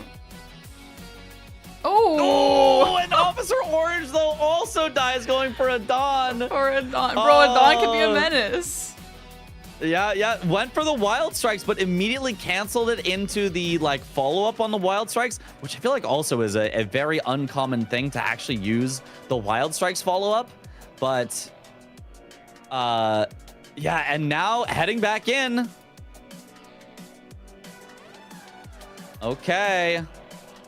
I don't like when people like greed with Wild Strikes just because something like this could happen. I never ever do that. Like, yeah, you can just finish them off, but also if you don't, you're just like locked into the final like 2 swings before, you know, before the move stops. Yeah, I do think it's either something that you have to do when you know what's like what they're gonna do, or against some NPCs you can kind of just lock them down. So it is something that can be super powerful, but you have to use it sparingly. You cannot just spam it at any and all moments. It will get you killed. All right, okay, here Dom we go. doing a great job here on Moog. Oh, this is Dom's and Officer last... Orange is back. Yeah. I think if Dom dies here or something, he is going to have this stolen from him. However, I mean, he got Moog really low for phase 1. Just has to no-hit the rest.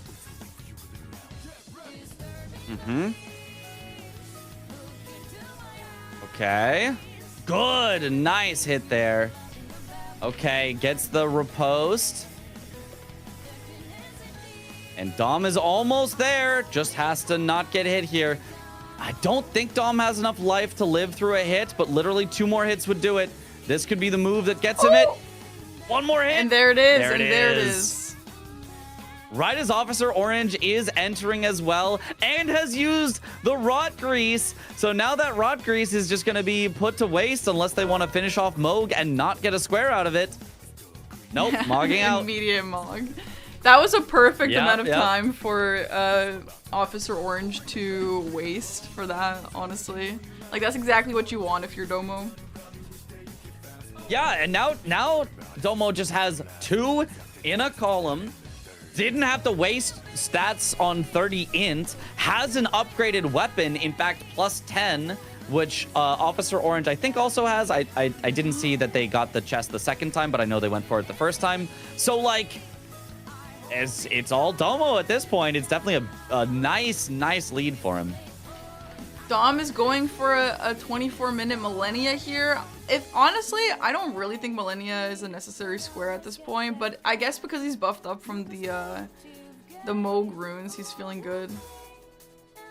Yeah, He's and got a good the other weapon, thing is too. if you get it early, which is a big if, but if you do get it early, now all of a sudden you have so many runes that you're going to be just like cleaving through everything in the rest of the game. So I think it's a really solid call if you're comfortable, but like that's kind of still a big if. Even with Moog runes, it's still tough.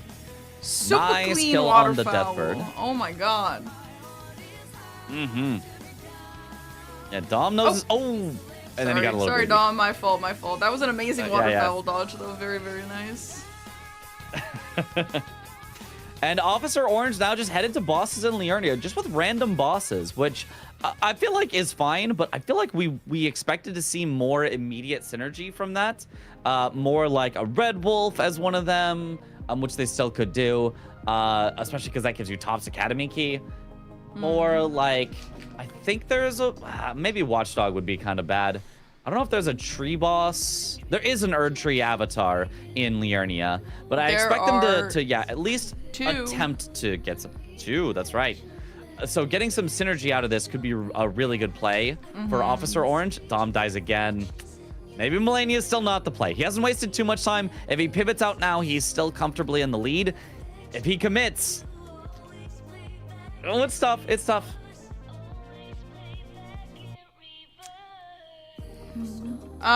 Just a reminder, he's if you're pivoting, liking the he's pivoting. music, ! playlist. The one that if you click on that link, the one that I'm currently listening to is called Eclectic to Electric Boogaloo. That's what we're currently listening to. But ! playlist for all the music that we've been listening to during bingo.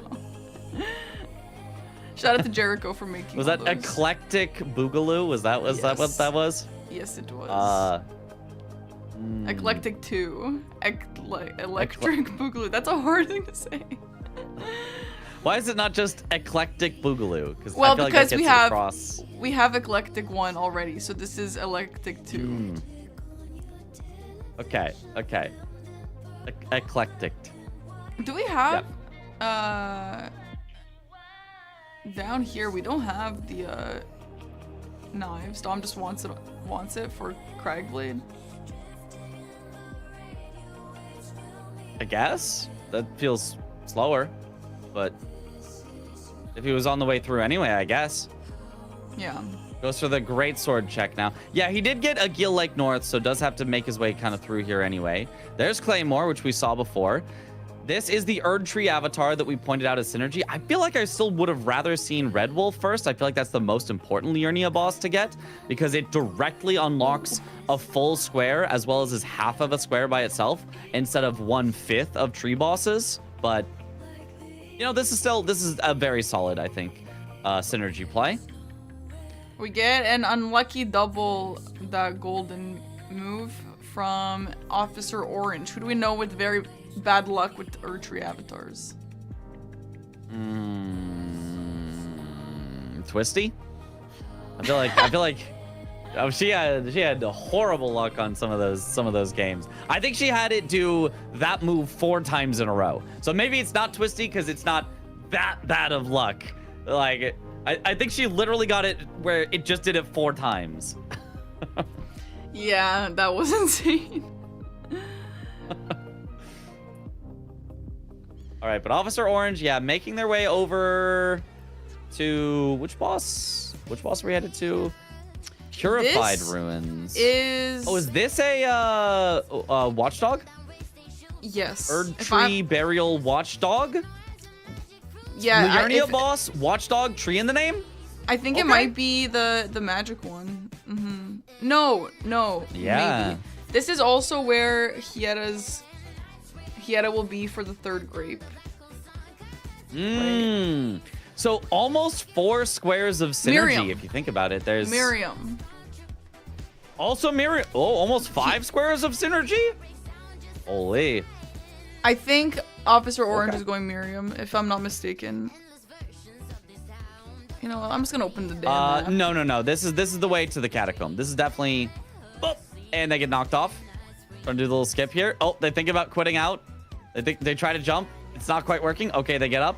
Here we go. Dom dies again to Melania. He's committed. He left. He came back. He said, no. I got Melania. Not his day for Melania so far. He's going again. No. Uh-oh. I feel like that was this is very Dom fashion, so we can definitely confirm that this is Dom. Yeah. Are we sure it's not Sweat? Are we 100% sure it's not Sweat? Okay, so yeah. Oh, there's a this crack blade. is- There's a crack blade. It's got to be Dom. Yeah. Yes. The crack. I mean, getting Millennia early is a Cragatindomo. power play for sure. Yeah. If you get it, it feels so good, but it is... You know, if you don't get it, it's rough.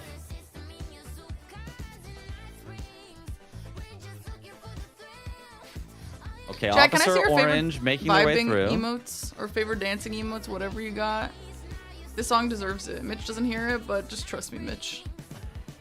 I'm trusting. I'll vibe along and pretend like I hear it. Wow. Am I getting the beat right? Is this... Yeah? Yeah. Yeah.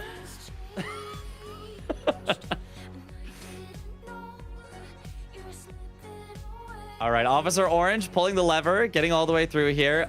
Like, obviously, this is very, very good synergy from Officer Orange, but it is synergy on very slow squares that, like, need the synergy. It's 5 tree bosses, 4 watchdogs, 5 bosses in Liurnia. So if Dom can get this Melania kill, that is 1 kill and you get a square. Like, that is a way better rate if Dom can actually get it. Which at this point is looking a little easier said than done. given the deaths that he's had, but he's almost into phase 2. Some people will say that phase 2 is easier. I think the clone attack maybe tips that over to being harder, but outside of that, she feels a little more chill in the second phase. Nice fight from Officer Orange. Very, very quick one. You disagree on the second phase, Melania? Yeah. Honestly, just the Shadow Clone, like, I know that we might not see that move very often, but it's enough. It's enough to say, nah, you know? I kind of agree. Just thinking about the Shadow Clone, the Kage Bunshin no Jutsu is enough to make the second phase harder, but... Or missing with a charged R2 so she doesn't stagger, so she just gets to hit you and combo you. That's another way.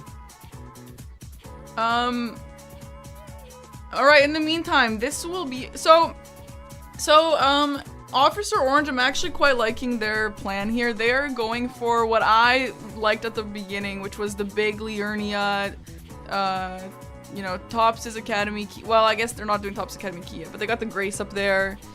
He had the Watchdog play. I'm really liking this. It's slow, but once it starts to get rolling, it's gonna be like square, square, square, square. Yeah, I mean, I totally agree. I think this is good. Oh, Dom getting stabbed and has already blocked out the line from Dom.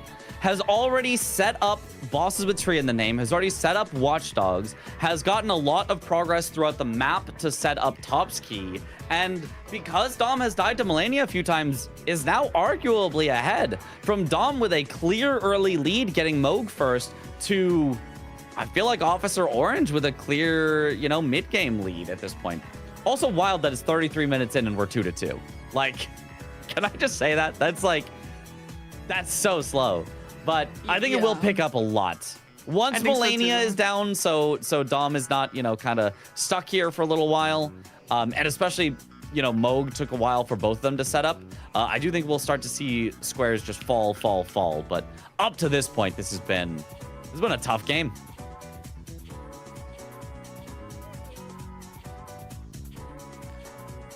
Oh, close-up waterfowl. Oh, and he gets just shredded. Oh, he gets just shredded. Oh. Yeah, getting Melania'd. Yep. That is Melania, Blade of Mikola, and she has not known defeat yet, let me tell you. All right, Officer Orange is headed into Kaled. This is Kalem Ruins.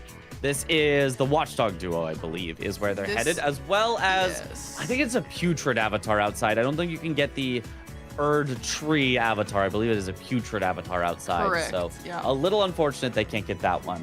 But, I mean, Watchdog duo is solid. A bit of an odd, like, placement for it. I feel like maybe it's not the most important square right now, but they're finishing off their synergy. Yeah, I respect that, yeah. And also because Officer Orange had... So Dom hasn't marked in over 10 minutes, so Officer Orange doesn't really know exactly what Dom is doing. He could be doing Liurnia bosses. I guess not Liurnia bosses, but like... He could also be doing the exact same thing that Officer Orange himself is doing, so... they're probably just trying to finish off all the prio and synergy that they have going. Yeah. Taking a lot of that away, just making sure you don't lose out on what you've done has been good, especially, you just don't know, where Dom is. All you have seen nothing. Once you see the Melania mark, I feel like if you're Officer Orange, maybe you're like, oh, that's where he was. Maybe I can hold on to some of this a little longer. Yeah. But until you see Melania, it's like, what if he's doing the exact same thing? What if I just sniped him? Yeah, getting... Oh, classic. Oh my god, dude. Those like when you throw something, this happened actually in my last game with Iron You in Bingo Brawlers, where I was fighting Apostle and I just had to finish him off, and it was like a really important kill for me, and it was literally like 1 pixel of health, and I threw a kukri, it landed, I threw another kukri, it landed, but I needed one more, and bro dodged the third one just like that, just like Melania dodged. Yep. Oh man. Why did they even program that in? They didn't have to make them dodge. They could have just let them get hit by kukris. Yup. All right, Dom doing much better on this. This is his already best attempt so far. Into this second phase of Melania. Goes for another charged R2. Oh, even an R1 after. That felt a little greedy, but does work out very well. Okay, and now we've got the crystal darts on the Watchdog duo to make them fight each other from Officer Orange. Very nice. Even going in there and hitting a little. Even trying to even it up a bit. Oh, gets hit by the fire, though. Bit scary. Okay, one Watchdog down. Dom onto the last 20% of Melania's health. Good kill by Officer Orange. Oh, he gets a stagger, takes the riposte. Is almost going to do it. Charged R2. Might kill. It does. There it is from Nice Dom. work, Captain Very Domo. nice.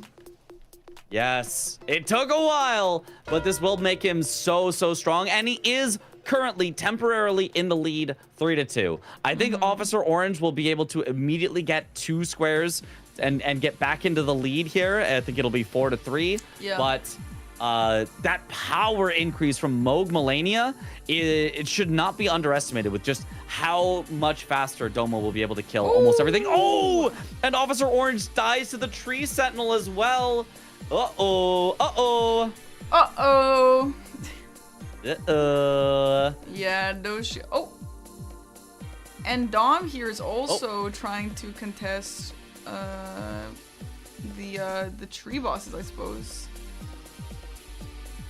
Yeah, Super easy. taking that away. I mean, you see bosses in Liurnia, and it's like, how many of those realistically would be tree bosses? And it's like, probably more than 0, but probably, you know, not all of them. So definitely is possibly contestable. Or maybe he just wanted to do it on the way to going to Kale because he wants that crafting kit. What's the crafting kit for? Actually, I don't know. I don't know what the crafting kit's for. What he's gonna craft. I've never seen anyone craft in base game bingo.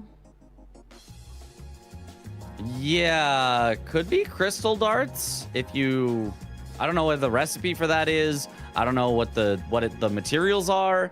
I don't know, but he definitely specifically bought the crafting kit. So. And this is looking like it's going to be a double square snipe from Officer Orange. Yes, Watchdogs into bosses with tree in the name. So Dom, you know, way more powerful now, but is gonna end up still being behind 1 square out of all of this because of the deaths on Melania. The Melania play, honestly, it was a good play. It was fast. It gave him a lot of power. Or I should say, it would have been fast if it was first try. But the deaths really made it where it did not work out well for him at all. Okay, they skip of the Grace, which I think is fine. This is a pretty easy catacomb, pretty easy boss at the end. Yeah, Mitch, we Just forgot to walk reset your through. cam. That's not bad. You got a cam issue, right? That happens in Bingo Brawlers too, right? It's a Discord issue. I'm gonna try just resetting is it? just my camera and see if it fixes it. Yeah. Hello? All right, are we resynced or is it? It's not resynced for me, but my earphones might have a little tiny delay. No, not at all. Okay, well, whatever. Don't leave. well, I can. You sure? Don't leave because Is it everything's gonna get funky. Everything's gonna mess up. Okay. We we're can staying, deal we're with staying, it, we're staying. guys. Guys, it Yeah, doesn't matter. we'll be fine. Wait, now they're saying it's synced again. Oh, okay. Okay, yeah. Whatever. Yippee! There it is! Double mark, double snipe. And right as Dom heads in, which is the worst possible time, because now he's kind of stuck here in the fight. Is he just going to kill it because he thinks that's a faster way to warp out? Honestly, it might be. Look at that. 2 shots. Yeah. Yeah, I think that was actually a good call. Okay. Very nice. Oh, is Dom going to get sniped on whatever here as well? This would be Restore Godric's Great Rune, most likely, that they're going for. And absolutely, it could be. The Officer Orange is just kind of ahead on this, heading into it. partially because of going for Wild Strikes earlier. The going for Wild Strikes also got them the Grace closer to Margit. So now Dom grabs Wild Strikes on the way, but is now a little behind. This could end up being another snipe in Officer Orange's favor, which is tough.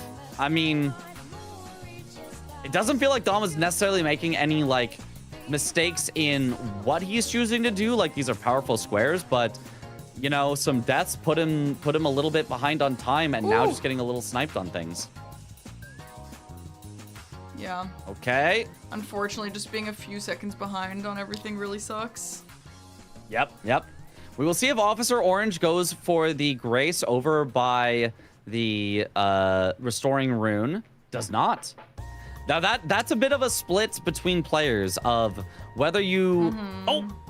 Also getting slammed there. Whether you want to grab that to not have to run back through there later, but I believe I've heard it is technically faster not to grab that Grace and just to go back and go through the gate again, but it's tough. Going through the gate is annoying. So yeah. I usually grab it just for the convenience of it, and I think it's only like a second or two slower. Like, it's really no big deal at all. But Officer Orange trying to do the omega optimal play of just run by and do that. Might not even restore Rykard's Great Rune, or sorry, Godric's Great Rune right now. Might just be going for God Bosses. Because Domo already has at least one. Melania is a God Boss. I feel like there are times where I would get that Grace and times where I wouldn't. And like times where I would get that Grace, I think is if maybe like I know I'm ahead on this and there's a way for me to know exactly when to come back, and then I'll usually get the Grace in that situation. Yeah, When yeah, if I totally want to like makes sense. exactly snipe someone on it, yeah. Yeah, also could, you know, it could depend on if there's also, I don't know, whetstone knives or like something like that. Like, sometimes I feel like there's other things within the castle that are like, oh, this leans me towards doing something. But in this case, nothing that I really see here. Okay, headed into the Godric fight. I mean, plus 10 rusted anchor, or plus 25, I guess, since it's smithing, should just shred this fight. Okay, charged R2.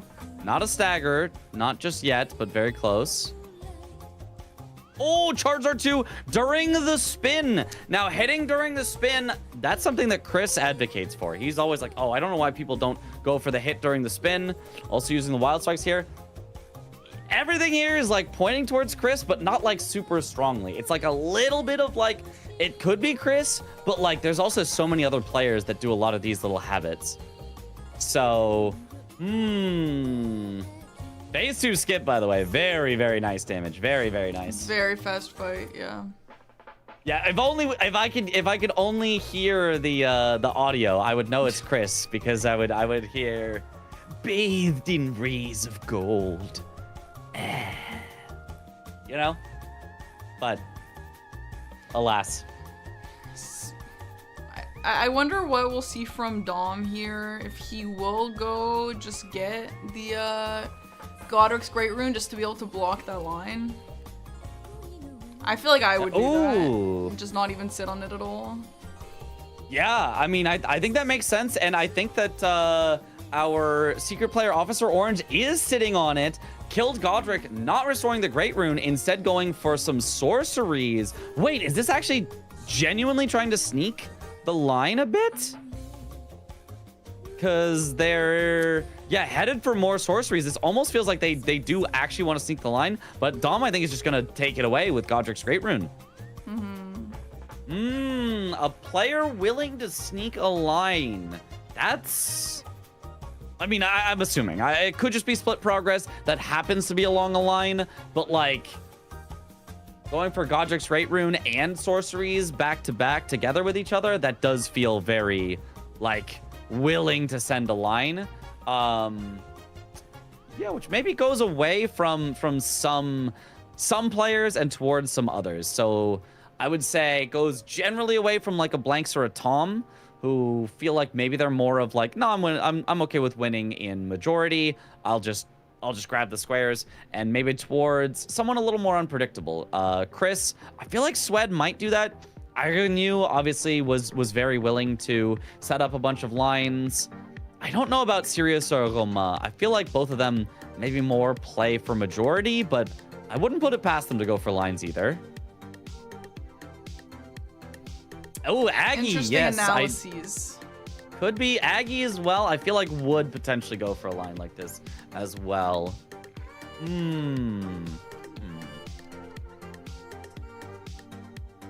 Yeah, I think the Godric square is very obvious, and holding it is very greedy, I would say, from Officer Orange. About to get sniped, and very, very nice square from Domo. About to tie it up for a Wendy's. 4 for 4. Chris is line blind. It can't be him. No. He's only blind to lines against himself. He sees lines for himself. That's an entirely different issue. But, you know, if this player does lose with 13 squares, you know, that would be a pretty big tell. We would know for sure at that point. Has that only ever happened once? Like, it is a crazy thing to happen. I'm pretty sure that has only happened once. Well, at least in an official my match. God. Maybe it's happened in practice. That's insane. Yeah, Domo does have capital access. Domo had capital access before even killing Godric because of Moog and Melania. Now has, like, capital access and a half to go for gold free later, for sure. Okay, here's the sorceries from Officer Orange. Double checking that none of these are duplicates because one of them was. Miriam's vanishing. Double checking. And there it is, 12 sorceries. And Perfect immediately restore block Rykard's from Great Domo Rune. there. So it was not, unfortunately, a Wendy's 4 for 4. It was a 5 for 3, and now a 5 for 4. So it was close, but not quite there. This is so sad. All right. But the 12 sorceries, I mean, we don't have a ref there to count, but I'm just going to assume that they counted correctly on their 12 sorceries. Yeah, whatevs. Whatevs. We got a race. Wait, where's my map? There it is. We have a map. I'm going to pull up the map. Ooh, what are they racing on is the question. They're, like, near each other. Smithing stone bell bearings, They're splitting maybe? up. Ooh, okay. Domo is grabbing the flask. Yep, And Sacred Flask Officer plus 7. Orange is gonna go for Could be God Bosses, could be Apostle. Or could Well, be yeah, Smithing so Stone Bell Bearing. Or no, is that Somber? No, sorry, that's Somber. That's the other one that I'm thinking of. Sorry. Smithing is the one in Liurnia, yeah.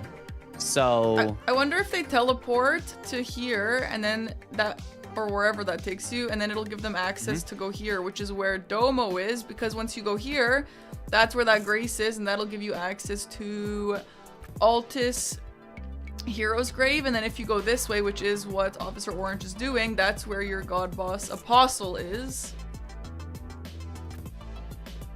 Yeah. I like these drawings. These are nice drawings. Thank you. Yeah. Great. Is We're there gonna, anything like, else? get the This whole, like, also, route. it is faster, by the way, if you go this way and then you go here to where, or here rather, to the Lanciacs place. That's also where another Sacred Flask plus thingy is going to be down here, or this one, whichever one is the church.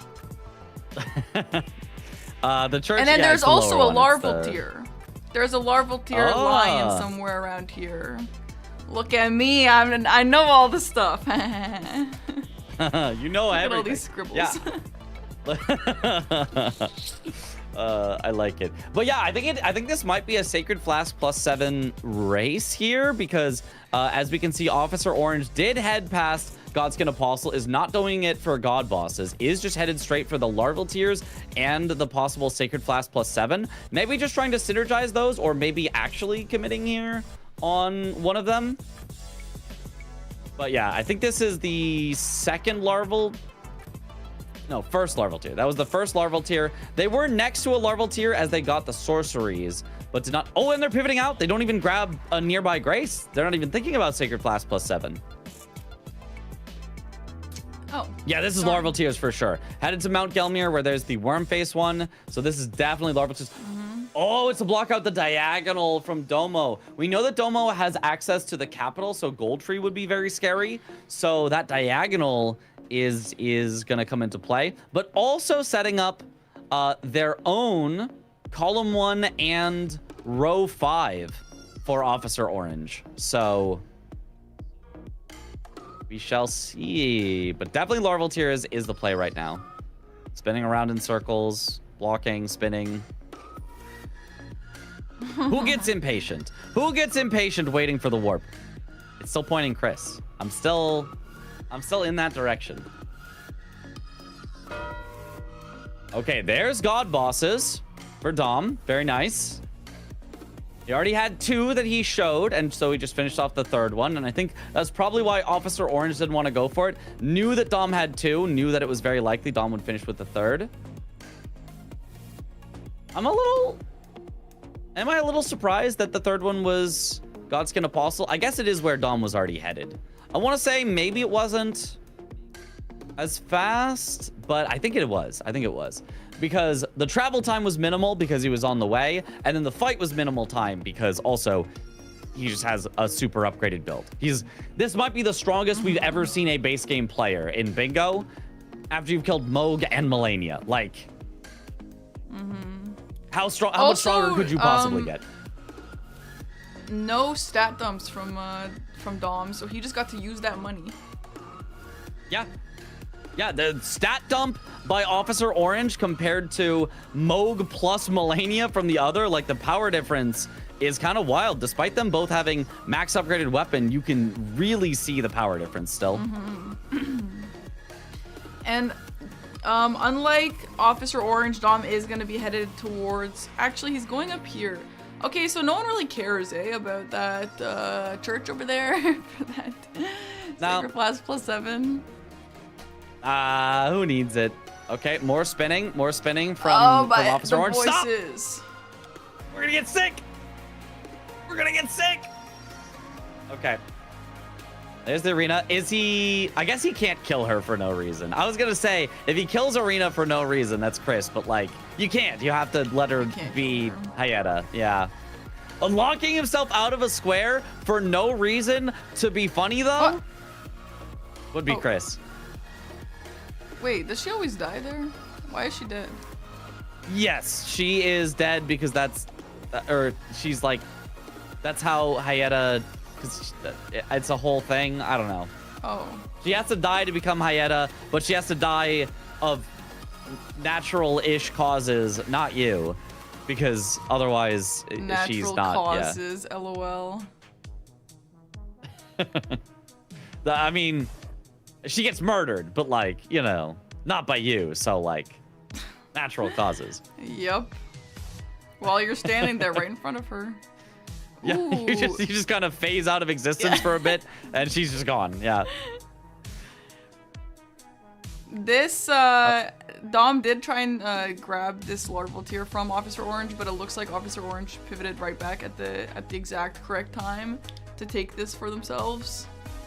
Yeah, and doing, I think, the 3 fastest ones here. These were really, really nice ones. Takes it away. So now 6 for Officer Orange compared to 5 for Dom. And Dom, a little surprised, like, oh, he made a little face, like, okay, all right. But yeah, Officer Orange now with a threatening line potentially on column 1, whereas Dom has a threatening line potentially on column 5. And then neither of them has blocked row 4, and only Dom has a square in row 1. So there's definitely some possible lines still out here, but it does feel like both of them are kind of just like, it's a majority game. Who cares? It's a majority game. Perceptor Miriam, I think, would be a very powerful square for both of them because it's at an intersection of 2 of their lines. So if Officer Orange gets it, very threatening on column 1 and blocking row 1. Whereas if Dom gets it, very threatening on row 1 while blocking column 1. So Miriam does seem important here, and honestly is not that slow. I remember I saw you go for it in the base game match versus Iron, and I was like, oh, isn't that kind of slow? And then you did it in just a couple minutes. I was like, wow, that's actually not bad at all. Yeah, I'm kind of sick, Mitch. She's kind of sick with considered it. that. Yep. I had not considered that, but now I will have to consider that. It will be, I it'll be up actually there like- forever. I like a Miriam play. I don't know why. At first I was like, this really sucks. I hate it, but it's really not that slow. And I also feel like somehow Perceptor Miriam is always like a great square to block someone else. Like it's always just a good square to get for some reason. Yeah, it's solid. It's way better than we thought, especially if you just have Kukri or something else to throw at her to stop her from teleporting around. Like it's not bad at all. Yeah, so I think we'll be seeing Officer Orange head for that hero's grave, but Dom is already there.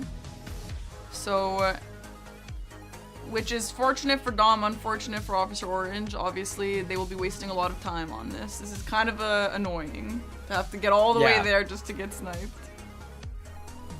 Yeah, I mean, obviously, quite annoying, but like, Officer Orange still ahead currently, and still has an NPC boss, which they have marked down so far.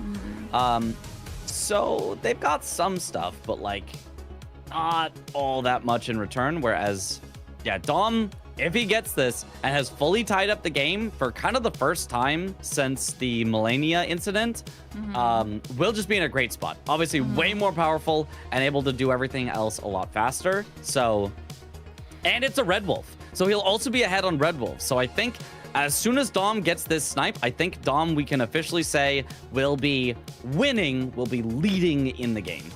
It's also a very nice block on the line that Officer Orange was going for. Yeah, Dom, I mean, not like he was ever super behind, but he did make a really great comeback here after spending 10 minutes on Millennia. Also, and like, it kind of just goes to show how much power can do. Because like, it was like, oh yeah, he's behind, but now it's like, well, now he's just doing the squares just a little bit faster, Those, you know, the squares so far have just started falling a little bit more Dom's way. it is interesting that we did see the taxi from Dom in game previous, but this time he did not opt for the taxi. I wonder why. Yes. Maybe this was what we were talking about. He's finally like, you know what? I don't think I like the taxi as much as I say that I do. I'm not gonna pick it. Last time he had to wait so long for it. He sat there and it like rode by him, and then like he had to wait for it to come all the way by. Yeah. So this is definitely a lot faster for him to get over here. Or maybe he just forgot that he's supposed to meme. You know, maybe as you said, he keeps it up for the meme, but he just kind of forgot that the meme exists now. He let the facade die for just a moment. Yeah, for just a moment. Nice Red Wolf fight so far. One more hit'll do it. Very nice. Okay, there it is. There's the snipe and one Red Wolf for Dom. And now if you're Officer Orange, what do you do? What's your play? Where are you going to find some synergy here? Because most of the synergy is gone. So Officer Orange is a little bit ahead on Strawberry Grapes. Does have an NPC boss, but like the easiest one in a Dawn. And so continuing on for the Red Wolf anyway. Oh, okay. Kind of sneaky. Kind of sneaky. Makes sense because I think after this you can go immediately into the academy in order to get Top's academy key. So getting the Red Wolves on the way is pretty good. A little surprised maybe that Dom isn't doing that, because Red Wolves would block out the final line that he needs to block. If he just gets Red Wolves right now, Dom is in. I win on majority. Whereas if he lets Officer Orange have it, now Officer Orange would have that block on that row 4. And if they get Top's Academy key, still wouldn't quite be in majority. Not quite, still needs to block out row 1, but like, we're definitely heading in that direction. Oh, and Officer Orange dies to the chariot, trying to get into the little corner there. Jumps, but doesn't quite make it, just a little tiny bit too slow, and does not make it in. Okay. Oh, and is going all the way back through? I mean, I guess you don't want to ride the elevator out, but like, this is a lot of time to spend on something that Dom could just be sniping you on. That's scary.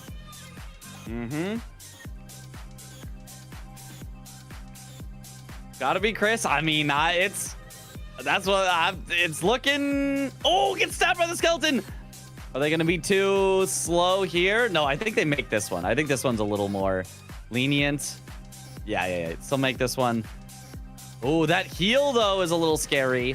Having just barely enough time to get down here. Rolling in. Oh, just barely makes it this time. That heal almost cost them. Messes up the backstep punch, but gets it this time. Nice backstep punches. Now they're in the loop. Very nice. Very nice. Very nice. Almost dead, though. Has to heal just before getting out of the lava. Didn't quite have enough health.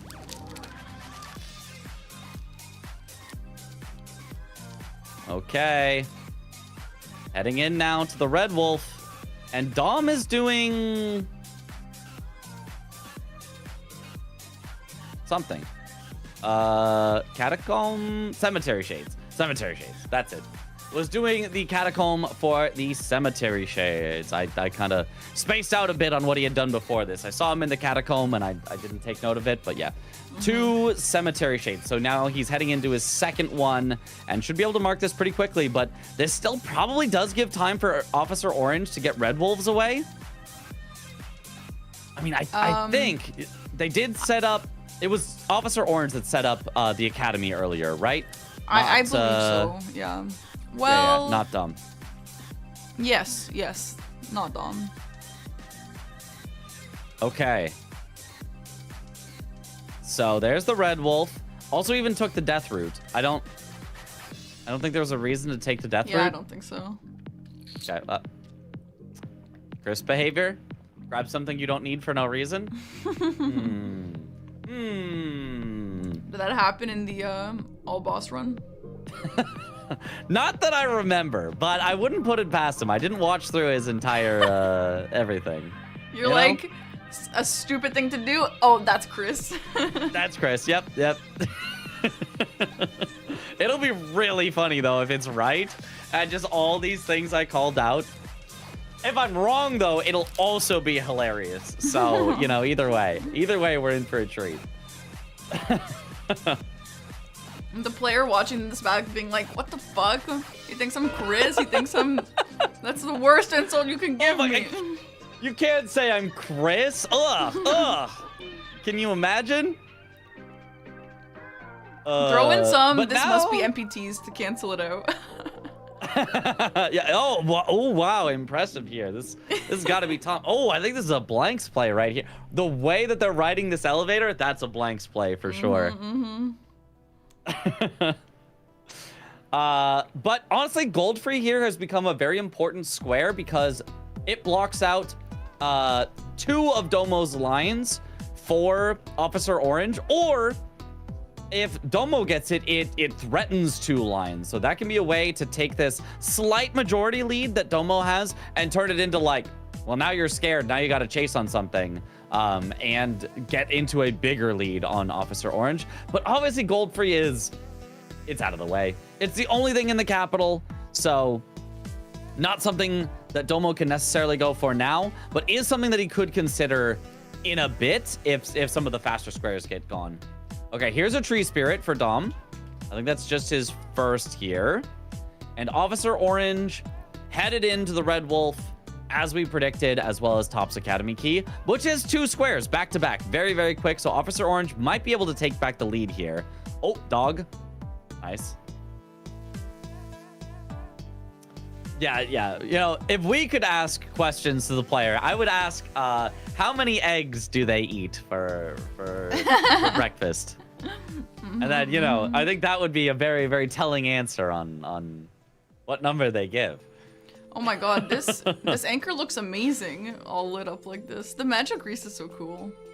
I like the magic. The look of it is really cool. Unfortunately, the number on it is very, very small. Like, it doesn't do a lot of extra damage, but it looks very cool. And sometimes that little bit of extra damage does make the difference.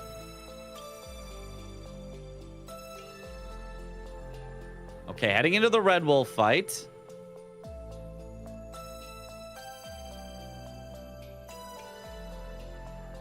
All right. Charged R2 from going directly under it. That was a very nice punish. Jump R2 didn't quite get the kill. Needs one more R1. There it is. 2 Red Wolves. Okay, tied up 7-7. And now all of a sudden, Dom kind of still just going for these tree spirits that are just not particularly fast. Whereas Officer Orange could be heading for Top's Academy key, but no, wants to hold progress on it for a little bit later. Okay, that's an interesting call.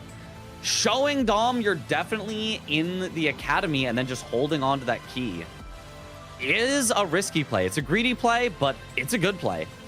And maybe not going for a Sacred Flask +7. They might be kicking themselves now that they did not grab the Grace over by Lanciax earlier.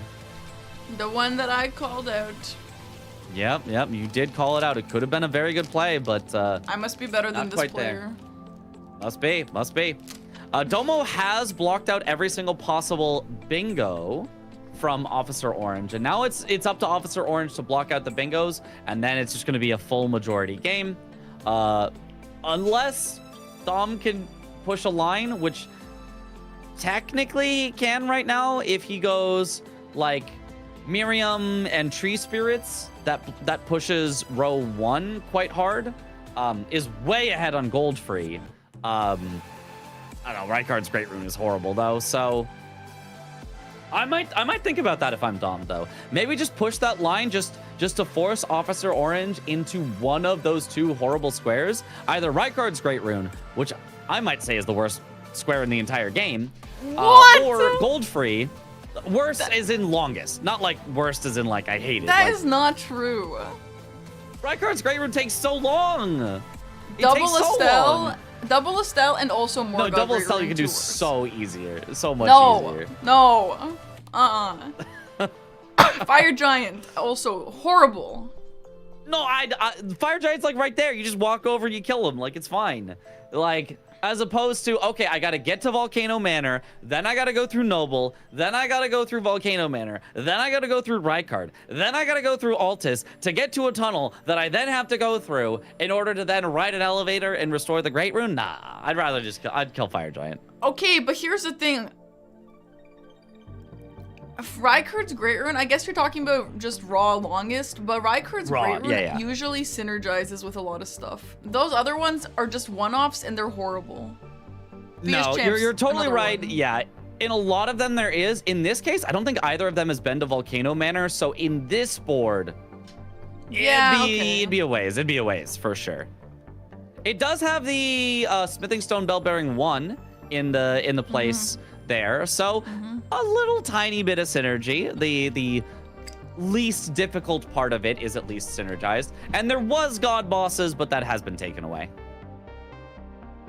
So now we've got our Officer Orange heading to Grail without status effects, but Dom's already there. This is actually a race on it. While we were yapping about nothing, arguing about the terrible squares, we've got a good square here on the board that both of them are going to. Dom does a little quit out. No, warp. So never mind. He set up Grail, but then says, nope, just kidding. I don't want it. He is headed for the Tree Spirit first. Interesting. This might make a snipe here for Officer Orange, who's having trouble with the tree skip. Finally makes it up. There we go. Shakes the camera. Little, no. No. Yeah. No, we know it's you, Chris. Yeah. Shake it up and down. You can hear us. Come on. Give us a little nod. You know, hopefully he's not listening. Hits, wait. Hits Millicent for no reason. This is Chris. Come on. He takes out his frustration on poor innocent Millicent. Come on.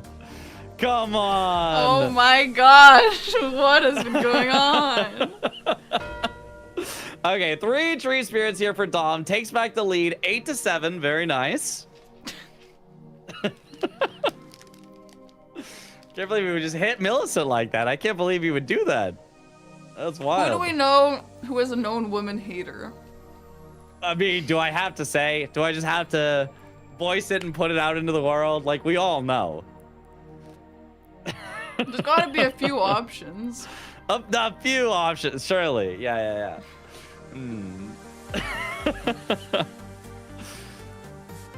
Oh, Dom with very nice hits here on Grail. Officer Orange almost looks a little lost, like kind of pivoting around here, like was kind of setting up for a possible Grail, and then hits Millicent and ports out of there, like wasn't even there for a square, just wanted to hit Millicent. Like, I don't even know about this. And now is doing the Shabiri grapes to Hayeta. So Officer Orange, yeah, possibly a little lost here at this point. Yo, I can't wait for whoever this poor player is to watch this back and be like, and let's hear all of these allegations against them. Not the allegations. All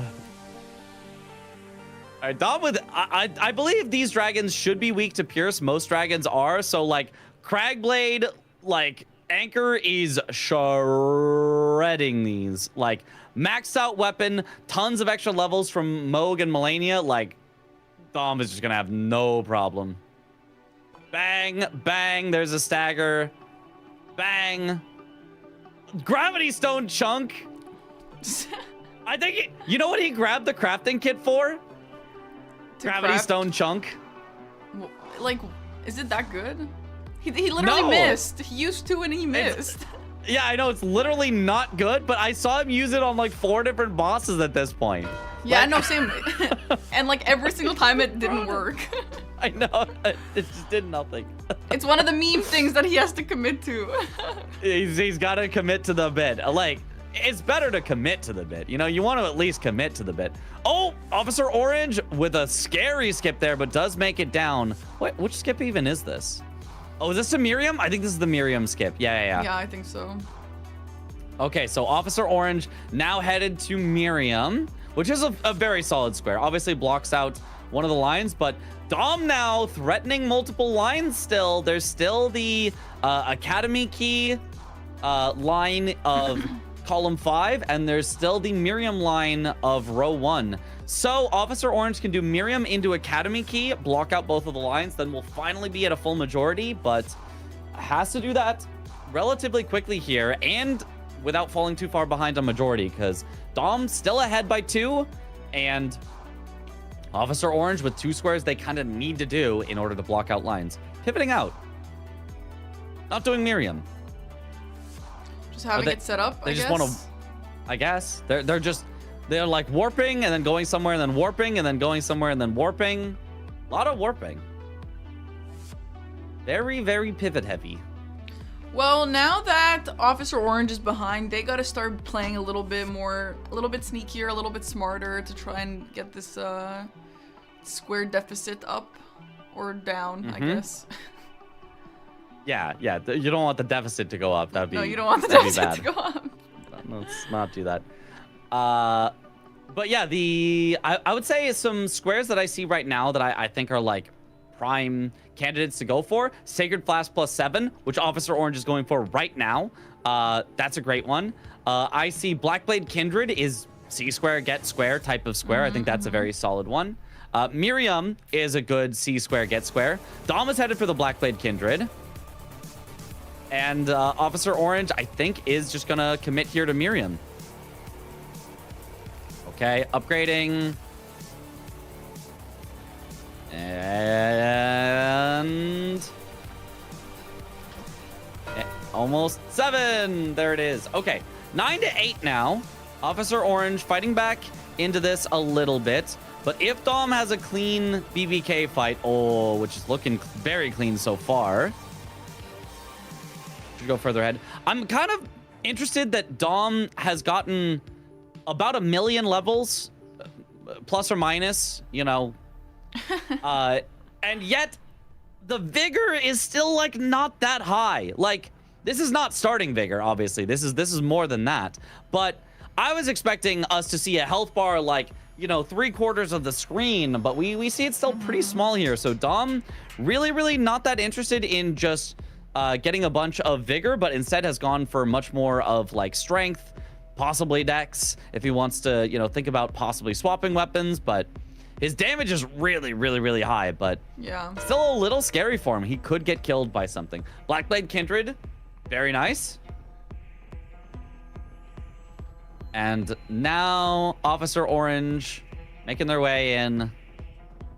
Finally at the top, throw something at Miriam. Nope, they don't know the throw something at Miriam strat. This damn. Before I learned the throw something at Miriam strat, this actually Finally drove threw me something but insane. missed. Chugs a flask, and there's another teleport. Oh, throw something at Miriam, misses.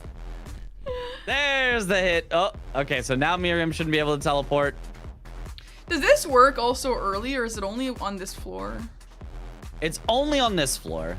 Okay. I don't know why. I have no idea how it works, but what I've been told is only on this floor. And they can't teleport, like, ever again? Or is it just like a... Like, ever again. Like, it's just turned off. I don't know. Oh, weird. Okay. I think it's ever again. Maybe if you waited a minute, maybe they could. I don't know. Yeah. But I think it's ever again. Okay, there's the Miriam. So now 10-9. Still Dom favored, but I mean, it's close. It's very, very close. We are getting into the very, very end game here. This has been a fun Okay. board to watch because it did feel kind of weird, but I've been having a lot of fun seeing how it was gonna play out on both ends here. Yeah, this was definitely one where there was a lot of strategic decisions to make about where to go and what to do, because it was almost like such a bad board that it almost loops around into being kind of a good, interesting board. Of Interesting, like, yeah. when everything is kind of bad, it's like, where can you find those scraps? Where can you find those pieces to pull them together into something cohesive? Because if you played this board as just C square, get square, like, it just kind of didn't exist in this board. There wasn't really a way to just autopilot, go for good squares. You had to find your way to get something that came together into something. And I think both of them have done a good job of this. But so far, Domo, I really mostly think it was just that one Moog kill early really let him get so much more powerful. Okay, and now Officer Orange not doing the skip down. Somebody who has not learned the new skip. Because they're trying to go... Yeah, they're just going the normal way. Interesting. Interesting. I mean, not even like the old skip. This is like no skip. I actually have no idea who doesn't know the skips. I mean, I obviously know who this player is, but I feel like I never see anyone do this. The only person I've ever seen do the skip was or do this square at all was Blanks. I never see anyone do this, so I couldn't even, like, even if I didn't know who this player was, I have no idea who, because I just never see anyone do the square. Yeah, I know a lot of players that I've definitely... I feel like I've seen players do this square. I know Jack knows the new way to do it. Gray, I'm pretty sure, knows the new way to do it. Ooh. Aggie, I was doing the old way, but I feel like learned the new way. But if he didn't, he would definitely just do the old way. Like, I don't think Aggie is ever a no skip. He'll go for skips that don't even make sense just to do a skip. So I feel like this points away from someone like Aggie just being the surprise. You know, we had your opponent against you for the final match. But yeah, I don't know. That skip is a little new, so it could be somebody who's not in the current season, who maybe was in previous seasons or even the preseason. Because I don't remember it being found early in the preseason. I feel like it was more like the end of the preseason or just after the preseason that people started to learn it. You know what, Mitch? I'm starting to think this could be you. What? What? Woman hater, aggressive, What? low temper. It's checking out. No! Oh no! Show hands. Sorry. They're really cold right now. I gotta keep them warmed. I can't. Caught, but not caught. I also do want to point out that was an amazing bike fight from Dom. That was very, very fast. He's got a great build going, obviously, but yeah, very impressive. Yeah, very, very nice. And yeah, a fast NPC boss if you have the power for it, because obviously doing 4 NPC bosses usually is like, that's a bit tricky actually. But this has gone very well. Now he has not killed Radon, so usually you might see Mimic tier as an NPC boss, but there's just been zero reason ever to do Radon on this board. So instead going for the other Mimic tier in Consecrated Snowfield. It's a bit of a trek, but is not too bad when you get there. It's just, you got to go across the snowfield, then you got to go kind of through a little mini dungeon. It's not like that big of a dungeon, but is some time spent. So the question is, what is Dom actually like planning? How is he planning to end this game? Right? Because he just needs 3 more squares. They could be in a line, or they could not be in a line, but he just needs 3 more squares. He's obviously always ahead on gold free, so he's probably saving that for last. He is now going for NPC bosses, and then what does he do is the question. Is it Rykard's Great Rune? Is it Top's Academy Key? Is it Shiburi Grapes? I hope it's not Smithing Stone Bell Bearings 1 and 2, because Officer Orange is about to take that right now. It's looking like Rykard. Is that where he's headed? There's nothing else over here, is there? Yeah, I guess it's gotta be. Yeah.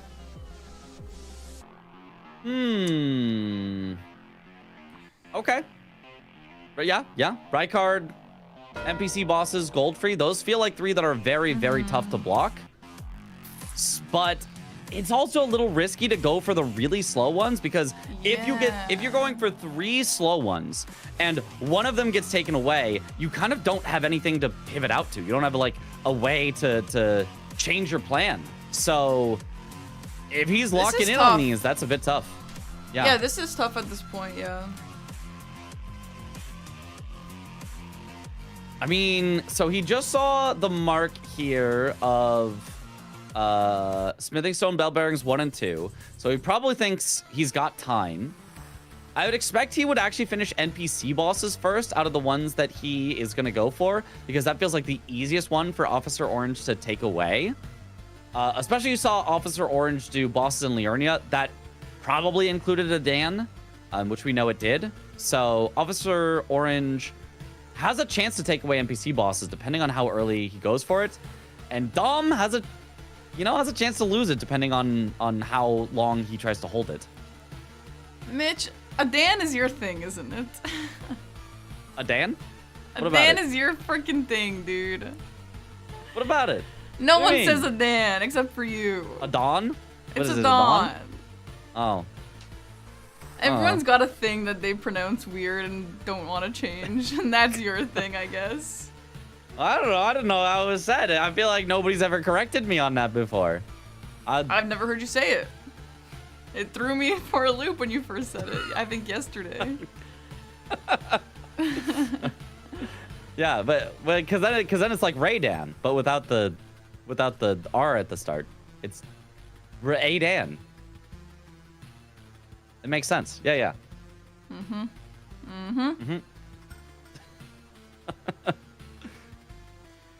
I need an official pronunciation guide on this. I gotta look this up here. I think we all do, honestly, because there are so many things in this game that I feel like could be pronounced in multiple different ways. Yeah. I mean, unlike Rugalia, which, you know, is definitely not Rugalia. Rugalia. Yeah, I get corrected on that one every time. Why would it not be Rugalia? That's so funny. Why would it not be? Because it's Rugalia. How do you know that, Mitch? Because it just makes sense. It's just, you know.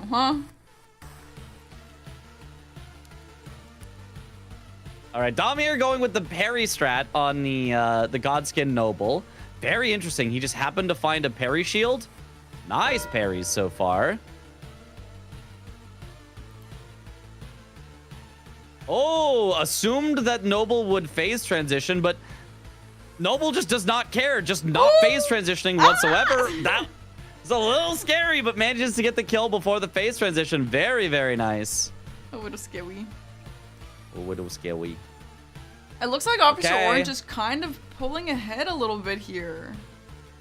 has gotten the 11th square first with Top's Academy key, as Dom has just been setting up the really, really slow squares. I think Dom has to... No, he's going even more for the capital? This is so scary. He's just like, yeah, I don't think Officer Orange would take away NPC bosses, but like, what if he does? You happen to be right that Officer Orange is headed for Shabriri Grapes, but this is so scary. This is leaving up the easiest one to block just for so long.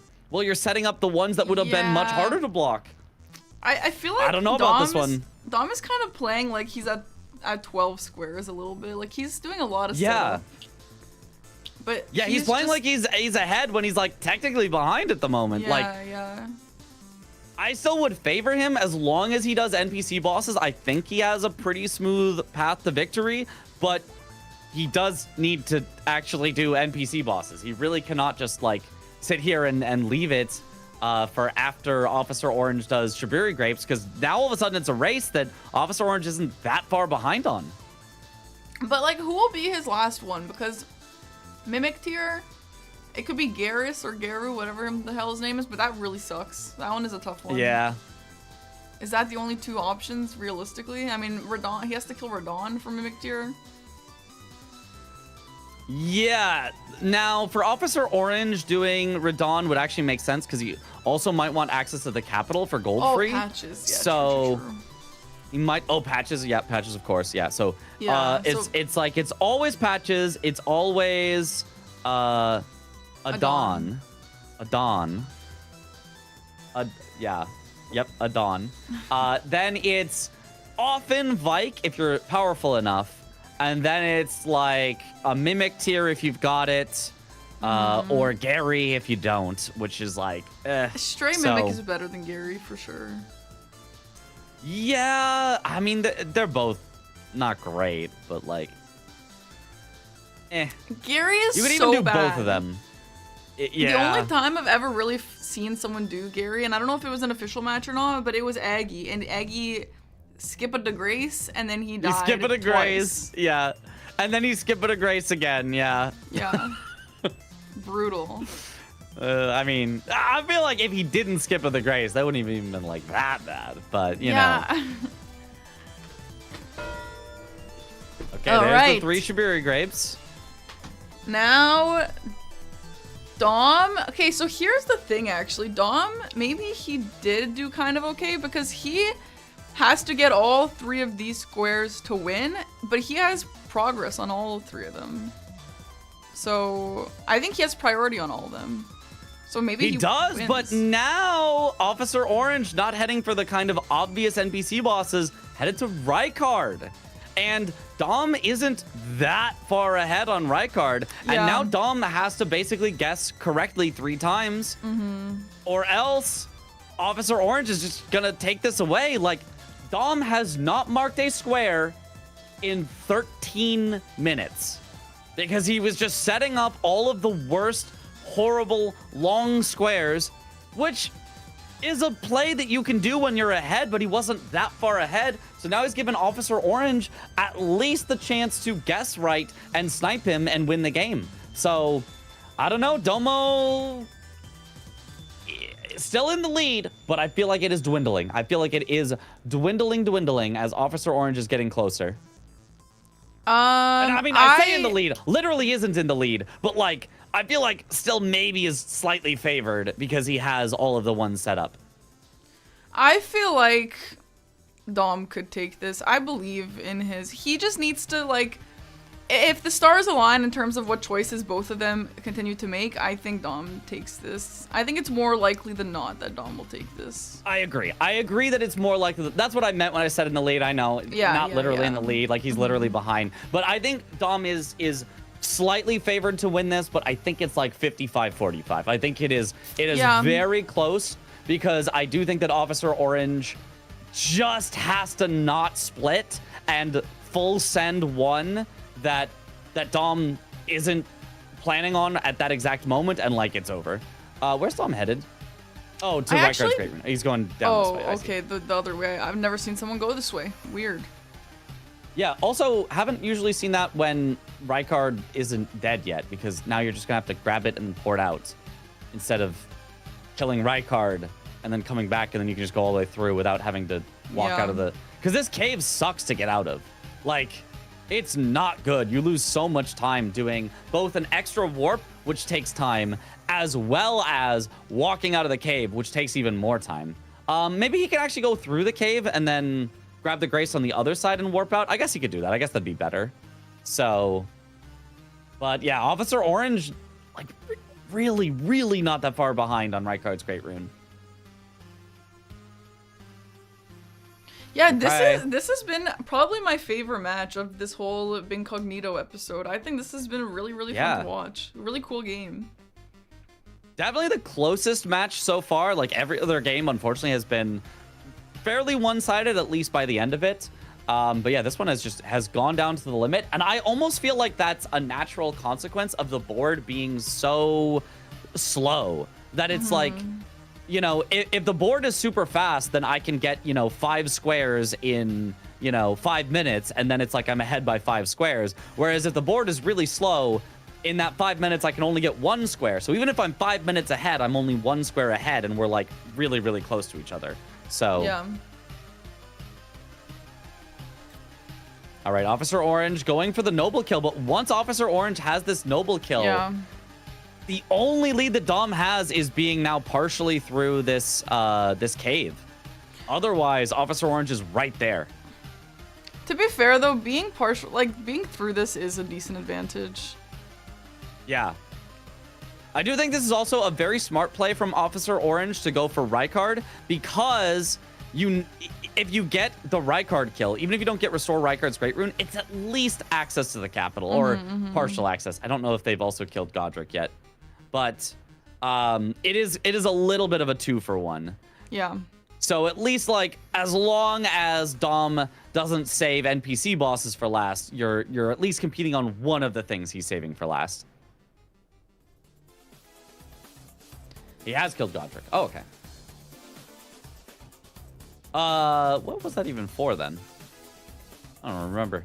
Yeah, I also don't remember.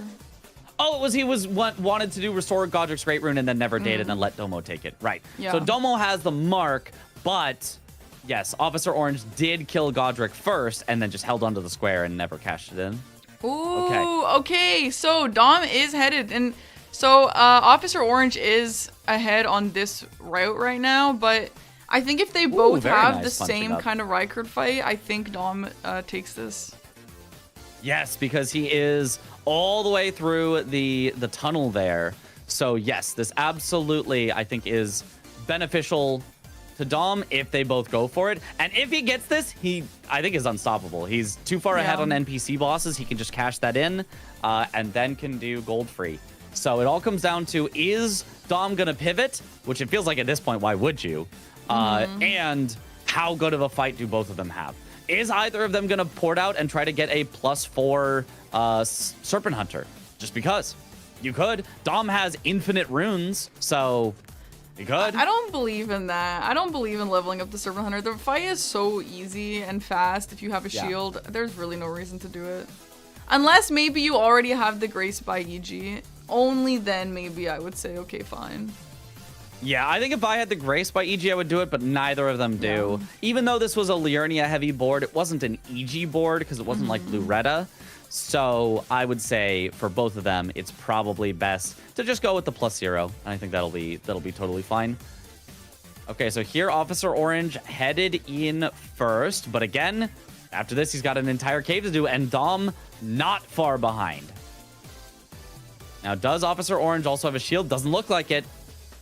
So that's another speed difference that Dom might have, is having that shield.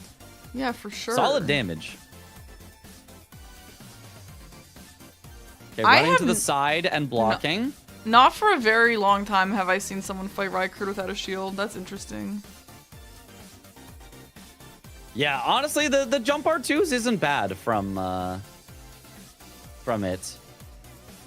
Yeah, I guess. It was the old speedrun meta strat.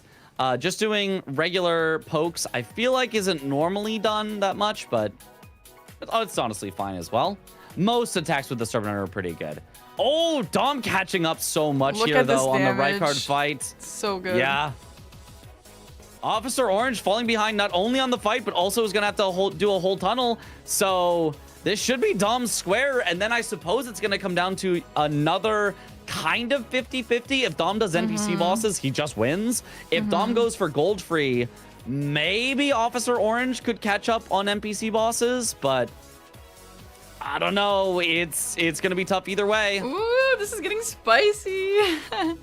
Yep. It does depend also if Dom chooses to go restore the Great Rune immediately or if he'll sit on it at all. Yeah, it definitely depends on that, but I imagine when you've got Rykard down, you gotta just restore it. Like, it's been long enough, but you know, he doesn't have to. I have seen players definitely sit on a square at actually like 99% priority and just go, Yeah. no, I'd rather not mark it. So Interesting. Dom, by the way, has not marked for over 20 minutes. So yep. it's kind of giving So if gold you're- free. I mean, it's giving split progress. Like, I feel like that's the only way that you don't mark for 20 minutes. Because we know Dom already has access to the capital. And once you have access to the capital, it is not Yeah, 20 fair minutes to enough. be gold free. But I do think it's Officer weird Orange to... has to know it was split progress somewhere. Yeah. It feels weird to have been splitting so much at 10 squares. But, I mean, honestly, it's working out for him, so... Yeah. It's working out very, very reasonably here. I feel like it was a risky call to just set up all of these, but Yeah. Officer Orange is playing right into the bait. And Dom is sweating. Dom is sweating, yeah, but he's gonna get this one. Yeah, he is going straight for the restore. Makes sense. I'm And now honestly Officer really Orange impressed. chasing on that. Yeah. Dom really fought his way back into this, and I know he does that. Like, he's really good at fighting his way back into these kind of things, but damn, seeing it in action, it's very cool. There is still maybe one more chance for Officer Orange because Yes. it is yeah. not a foregone conclusion that you definitely win NPC bosses if you go for Gold Tree first. I feel like from our perspective, it's a foregone conclusion that Dom would win Gold Free if he goes for NPC bosses first. So it does depend on which one Dom goes for. Ooh, this is tough. This is tough. And this is, yeah, an insane time sink for Officer Orange. Did all this. Like you said, it is Landel access, but man, is it a lot of time sink for not a square. Yep. There it is. All right, Officer Orange sees it. Ooh. Has to mog out. Doesn't want to lose all the Yeah. money, but like, you hurts, can't do it anything. hurts. Sorry, you're trapped in here. You got to get Yeah. out of there. Did they even grab the Grace inside? Oh, they did. They have to walk out. That's even more time loss. I feel like they probably should have skipped the Grace. No, they were here earlier. Never mind. They grabbed the Grace because they wanted the Smithing Stone Bell Bearing 1 and 2. Yeah. So, man. That's tough. That's tough. And now And deciding where to go. Looks like maybe NPC bosses, actually. Yeah, there's nothing Nope, near. just kidding. It is a gold free race, which Dom is going for. Officer Orange making the wrong call again. Uh-oh. That's tough. That's tough. I mean, unless Dom, I don't know, pivots at the Grace beforehand or something, but Which is possible, to be fair.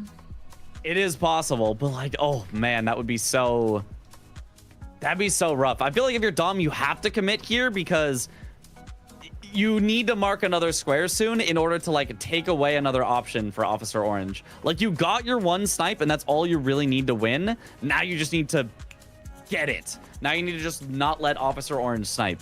Yeah. So Oh, that's cool. here it comes. A little sneak by tech there for the night. Yeah, I've never seen that. Yeah, I like that one a lot. It's a good tech for a lot of like speedrun things if you're not like rushing absolutely Yeah. where you need every single second.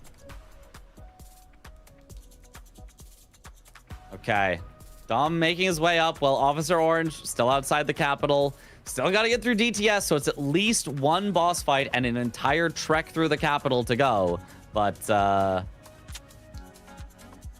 you know, what if Dom pivots though? What if he just pivots? No, he does not. He's not grabbing the Grace. What if Dom dies 10 times on gold free? Skip it to A boss Grace. that nobody it's ever Aggie. dies on. It's Aggie. Domo is Skip it to Aggie. Grace. It's Aggie. All right, lock it in. Lock it in. Domo is Aggie. Domo equals Aggie. and Officer Orange also equals Aggie. Oh, it's an Aggie v Aggie fight. I knew it. No wonder they're so even. No wonder they're so close.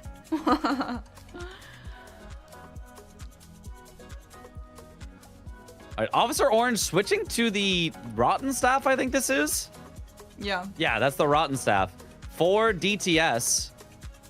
That's an interesting swap. I don't know what DTS is weak to, but I guess it must be Strike, or at least must not be Pierce. Because swapping away from the Rusted Anchor. Oh. Just till they got the Rot. Like, Yeah, okay, yeah. I and can swapping see that. back. Yeah. I could see that, but like, DTS is alive for what, like 30 seconds? Like the Rot barely has any time to tick. Yeah. Okay, Dom heading for gold free. Ooh, Nice this is strafe. crazy. Nice charge dart too. The magic grease. Adding in damage. Great strafe. Might get a stagger here or just the kill. Don't even need a stagger. Okay, NPC bosses. Officer Orange. How are you gonna contest this? Oh, headed to the Stray Mimic tier. It's Jover, I think. I think Dom just has patches left. That's I a think fast so, one. I too. think it's just patches. And I am honestly so impressed by Dom clawing his way back into this. I mean, he was never like extremely behind, but he was consistently behind, and it is really impressive how he came back like that. It's super cool, and making all the right choices at the end too. Yeah. All the right. We honestly, I kind of forgot we were even guessing who Officer Orange is. Yeah. I was just enthralled by the match. This has Yeah. been a good match. Yeah, no, literally. I think I'm gonna lock in my answer as Star Zero Chris. Because I don't think we're gonna get too much more information here by the end. But yeah, this has been just a solid, just genuinely good, entertaining bingo match all the way throughout. Oh, great Chat, what do you damage. think? I see people are saying in the chat that patches won't be there. Is that accurate? Because of Volcano Manor? I've never Because seen of Volcano that. Manor. I don't know Oh, what that he is. actually won't. Yeah. No, he won't. So Dom needs to find a What? wait. So he needs I to feel find like a new wait. Dom would know that. Dom would know that. Dom would surely. Would that mean that Officer Orange could come back though? Because Well, what if Dom just doesn't have an NPC boss to kill? He'd have to go Gary, I guess. He'd have to go Gary. Cause Officer Orange also doesn't have this. He also doesn't have patches. Yeah, there's the stuff. Yeah. He sees there's no patches. Going Gary. Going Gary. Uh-oh. I feel like that's something that Dom would know. That's interesting. I mean, I didn't know that for sure, but Dom knows those random things. Yeah, it's not something I would have thought of. I thought patches would be there. Yeah. Dom If does. I- I'm sure he knows those random things, and if you put him in the commentary booth, I feel like he'd know that. Yeah. But when you're playing, sometimes it's just entirely different. Like, that's also yeah, why, like, totally. in commentary, it's like so easy to be like, oh, why did this player do this? But it's like, Yeah. when you're playing, you got the stress of all that Oh, happening. but, like, 100%. Oh, you it's don't have so to tell me different. that twice. Oh my god, when you're Yeah. playing, it's hard to think about everything all the time, dude. Yeah, you gotta just lock in on one thing at a time, like to keep yourself like going, to just find something to do. And so yeah, very, very tough. All right, Wild Strikes here. Oh. Chris giving the Mimic tier a staff so that it What? would You try mean to Officer cast. Orange? Or sorry, Officer Orange. Definitely not Starro Chris. No. Mitch, this will be Officer so embarrassing for you Orange. if this is not Chris. Well, I mean, I didn't stake my entire reputation on it. Sweat, I would stake my entire reputation on, and it was. But Mitch, like- don't you remember you bet your entire bank account on this? Don't you remember that? oh, I did. Wait. So if I win, I'm doubling my money, right? We're Oh, no. giving me. Yeah. My people will talk to your people. Okay. Good. We'll sort that out. We'll sort that out. You know what? I gotta say, I'm not trying to curse anyone, and I mean, I hope that Dom wins, but a Gary incident is absolutely possible. Just putting Yep. that out there. And they both have killed Rykard. So Officer Orange can't do patches either. Locked Yep. himself out. So maybe Officer Orange, I mean, this is hindsight, Harry. This is, absolutely just the hindsight. But maybe Officer Orange should have done patches at least before doing Rykard to have a chance to win NPC bosses if it came down to it. But yeah, but that's just who's guessed gonna think of wrong 3 that? times That's in a row. crazy. Yeah. And it's so wild that if Officer Orange had gone for anything other than Rykard's Great Rune at the start, won the game. Yeah. If Officer Orange had gone for NPC bosses Ooh. instead of Goldfree, won the game. Wow. But because Officer Orange went for exactly those two, That's nice crazy. kill on Gary. Wow. There it is. Dude, 13 honestly, to 12. crazy shout out to Dom. That was an insane comeback. Very, very impressive. Honestly. Yeah. Like, bro, he played his ass off for sure. And you could see he was stressed out during it. Oh my gosh. And I will say, he already beats Aggie just by having the one point from the game. So, But the guess is very important to give a tier 3 gifted sub. yes. To the player. To the player, to whomever it could be, whether they're deserving or not of a tier 3 sub. Okay. I'm going to get Dom in here. Okay. Yo, GG's, Dom. Yo, You worked your GGs. ass off for that win. Oh, Very, very good. GG's. That was stressful. I mean, Yeah, it was I awesome, bet. though. Super, super good Thank little you. comeback there. Thank you. Thank you. How are you feeling knowing that you have officially beaten Aggie because you earned one more point from that win? Not surprised. Nah. Nah, pretty good. Pretty good. Yeah. Feels pretty solid. Well, do you have any idea of who your opponent was? Not really. I feel like the early game was really weird, so I have no idea who that is. Okay, so you To would be like honest, to but see the late multiple game choice. was really intimidating. Yeah. Yeah. Well, let me ask questions first, maybe that Okay. might give me a bit more Okay. of an idea, Sure. and then I might do multiple choice. Okay. My God, yeah. Give me just a hot second because this was stressful as hell. Yeah, understandable. Yeah. My heart's racing. Okay. Let's see. What do I think could help me answer this?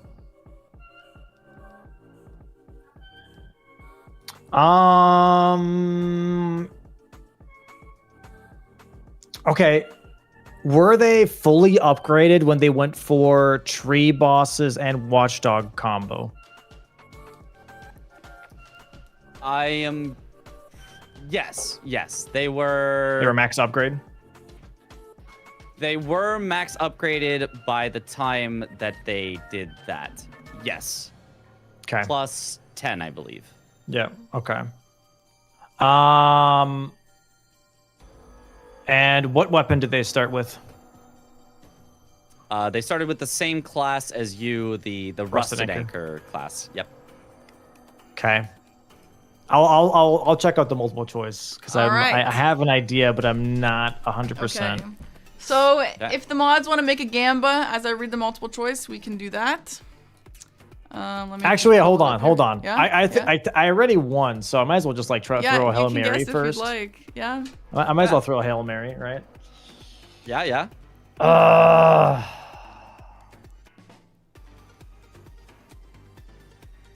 I would say this is Chris. Is that your final answer? It's my final answer, yeah. Okay, I'm going to pull up the multiple choice. We'll make the Gamba, and then I will announce the winner after, or not the winner. I'll announce who it was after that. Kai. Okay.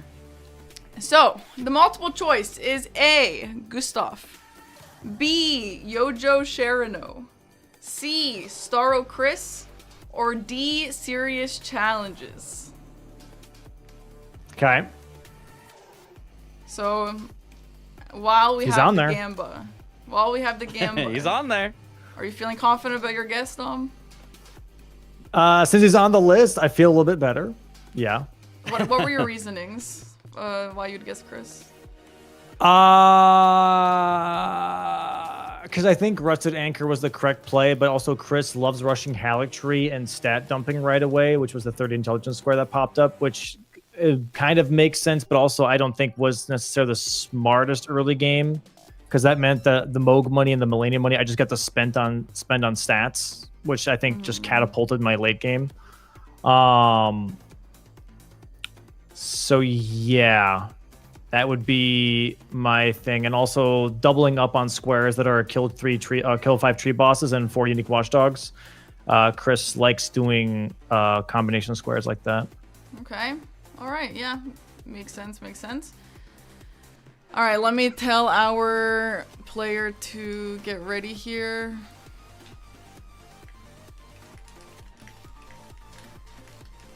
Holy 6 million points in the prediction. 6 million points. 6 million points. That's a lot of digits. That's a lot.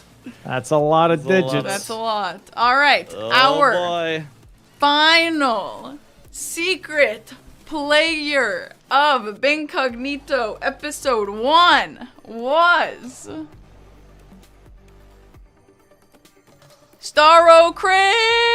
Let's go, Dust! My God! Your camera's not on. Tier 3 sub acquired, baby! dang. Fuck yeah! Now I have to tier 3 sub to freaking Holy. Chris. No, the worst outcome. Not the tier 3 sub to Chris. Wait, Chris, A put your Hail OBS Mary. cam on. Put the OBS cam on. I did. Well, Do we you don't not see my it. camera? No.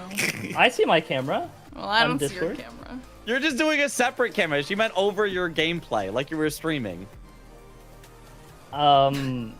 Okay. Whatever. You said turn on my virtual camera. I was literally following your instructions. Yeah, but bozo.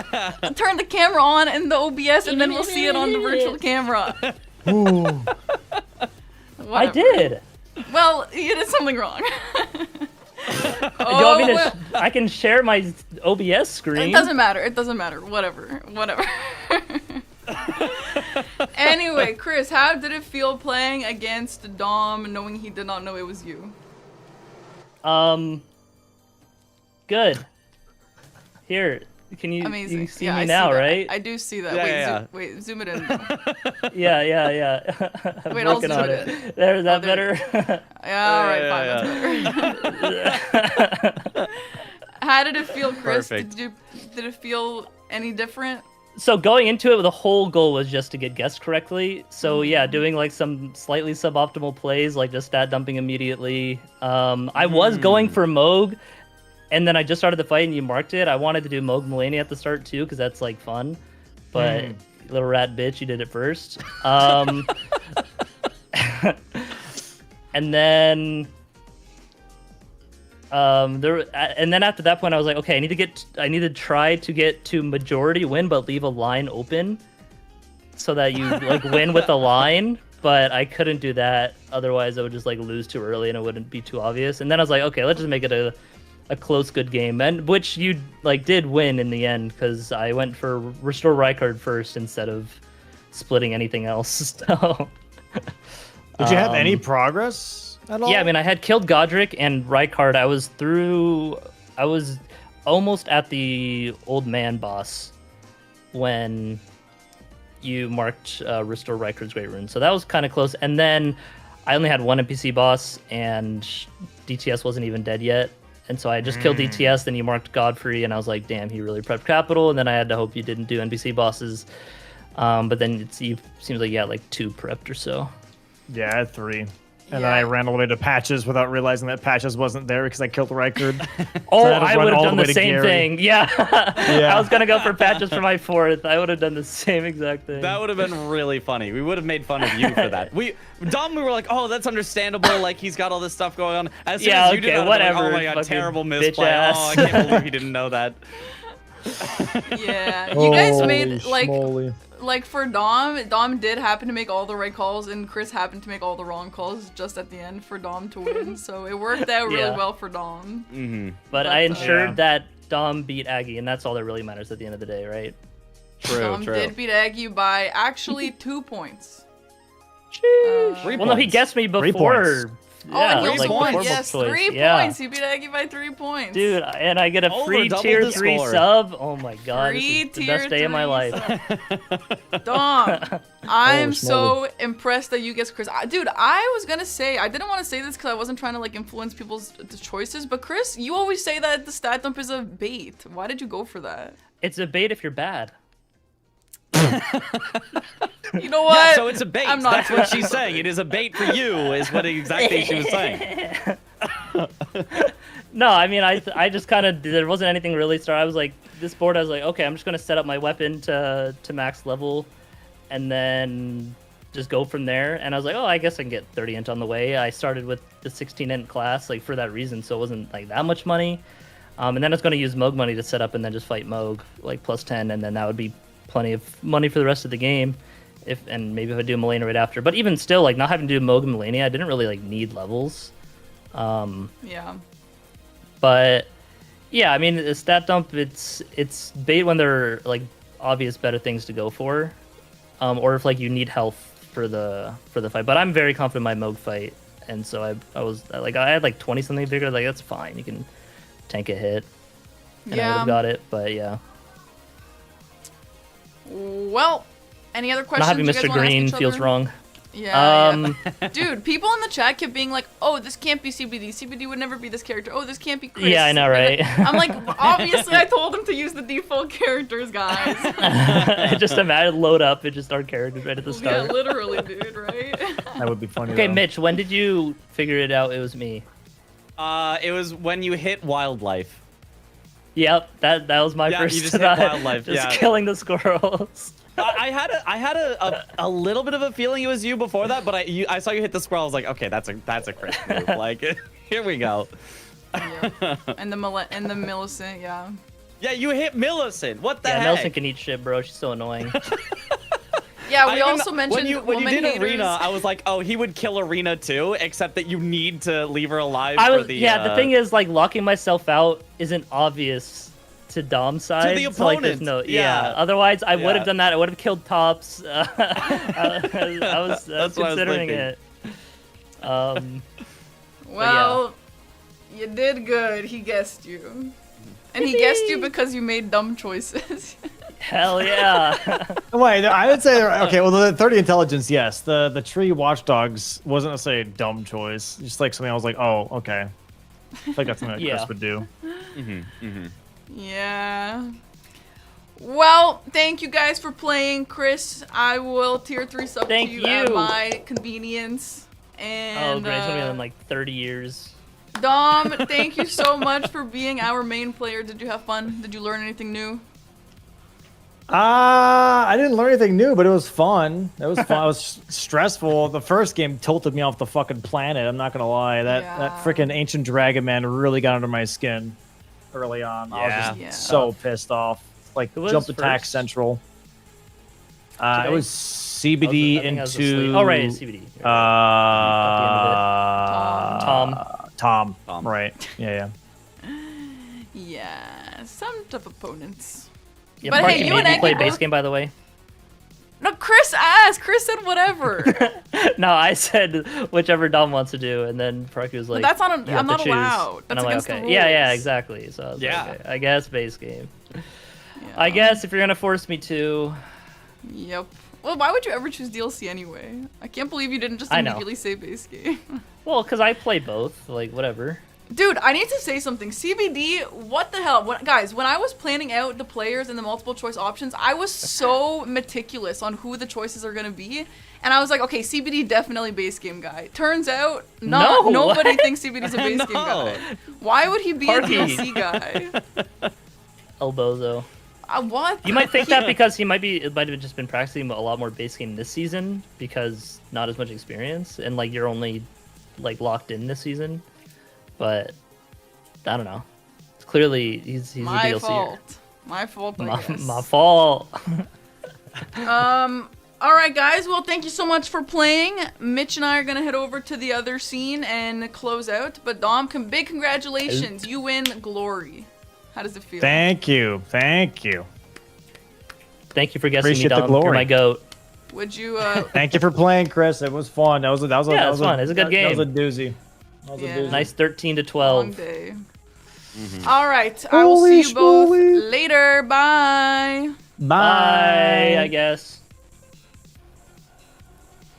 Well, Mitch, oh my god, that takes us to the end of Bingcognito episode 1. How do you feel? I feel incredible. That was so much fun to watch. I mean, I'm a little exhausted from, multiple days of going this hard. I don't know how Dom does it on, like, the official broadcast, but it was so much fun start to finish. Guessing the players was a great little, like, mini game to play in the meantime. And, like, I think that was really, really nice. Dom getting the well-deserved victory. Honestly, being able to win a match and guess the opponent without the multiple choice was so impressive. Yeah. So I think this was a really, really successful episode 1. And I hope that you do more in the future because, like, this was so much fun. I am glad you say that because honestly, you probably spoke for 90% of the time. So, so I would like that you would like to keep doing that. Heck yeah, absolutely. Okay, well, chat, thank you guys so much for watching. As my first time doing a game show, I'm very, very satisfied. I'm so happy that people had fun. And we did have a few leaks, a few tech issues here and there, but for the most part, it was fine. And the leaks that did happen weren't like detrimental to the grand scheme of things, which is good. So I'm gonna try and iron out some stuff for next time, but for now I'm very happy and I hope you guys are happy as well. Not right now, but or like in streams or wherever. I'm happy to accept feedback and ideas that you'd like to see implemented for stuff like this, because yeah, I think there's a lot of stuff we can do with this concept. So yeah, thank you again to Mitch. You really, really helped me out by letting me do things that I had to do while you were doing the hard part of the commentary. So I feel like you had the hard part. That setting everything up, like that deserves a round of clappies in the chat for setting everything up, for going around talking to all the players, for not even just like the players that were playing, but like making sure that other players for the multiple choice were offline so that you couldn't get like hints there, for setting up and trying to get players that kind of you could confuse one for the other. That's a hard thing to do. And like just everything that you did behind the scenes, even in front of the scenes, setting up the scenes as we went. I know that's always a lot of work. So yeah, just thank you. Shout out again, Parky. Like, you did incredible. This was Mitch. awesome. Thank you. And I would also like to thank the chatters for not like spoiling or being toxic, because I was worried there was a part of this that was like, what if things get toxic? Like, oh, I can't, like, just like with anything with like secret players and then saying like, this can't be this person because this is bad, or like stuff along those lines. We didn't really have anything like that. So thank you guys, and thanks for not spoiling anything to Eggy and Domo. That is what makes this show able to exist. So I'm a big fan of my community, and I know there's a lot of new people here to watch the show, but I'm a big fan of just everything that was going on amongst the chats during the show. So thank you guys, and you make this possible for maybe to do it again. So even if you did see this, there will be a YouTube video out in a few months. There's going to be a lot of editing, and we're going to have some exclusive behind the scenes footage of the secret players as they were playing, and we're hoping to get that voice changed during the video as well, so that if you're new or you didn't see the live streams, it won't be spoiled for you. And yeah, just a fun little whimsical version of a bingo show, and like low stakes, to these players, this is all practice matches. Like, they don't need to be stressing over these wins or losses, even though I know bingo matches in practice are still stressful. None of this actually matters for anything. It's just a little bit of fun. Commentary wasn't too serious. It was just goofy, silly fun with me and Mitch. So thank you, everyone involved, and let's find a raid target. I'll be back tomorrow. Tomorrow's Dustbloods. I don't know if I'll be live with Dustbloods. Oh, I hear the person that Dom raided. Yeah, whenever they raid, it like automatically plays the sound. Yeah. So I'm gonna be live with Dustbloods if we're allowed to be live with Dustbloods, but if not, I'll be live for Mortal Shell. I haven't started that game yet. I've been busy this week, so I'll be here with Mortal Shell. And yeah, check out the merch if you haven't yet. Check out my new YouTube video. I had a fun Mecha Chameleon YouTube video come out recently, so go check all that stuff out. Check out Mitch. He does commentary like this every single day on his stream as a React Andy. Well, right now I'm doing Mortal Shell, so you know that's yes. that's different. Okay, let's find a raid target. We can raid CBD. He did play today. We can raid Swed. We can raid. I think Dom just raided out. Let's do CBD because he played today. That sounds great. What should we say to him? Anyone got any fun ideas?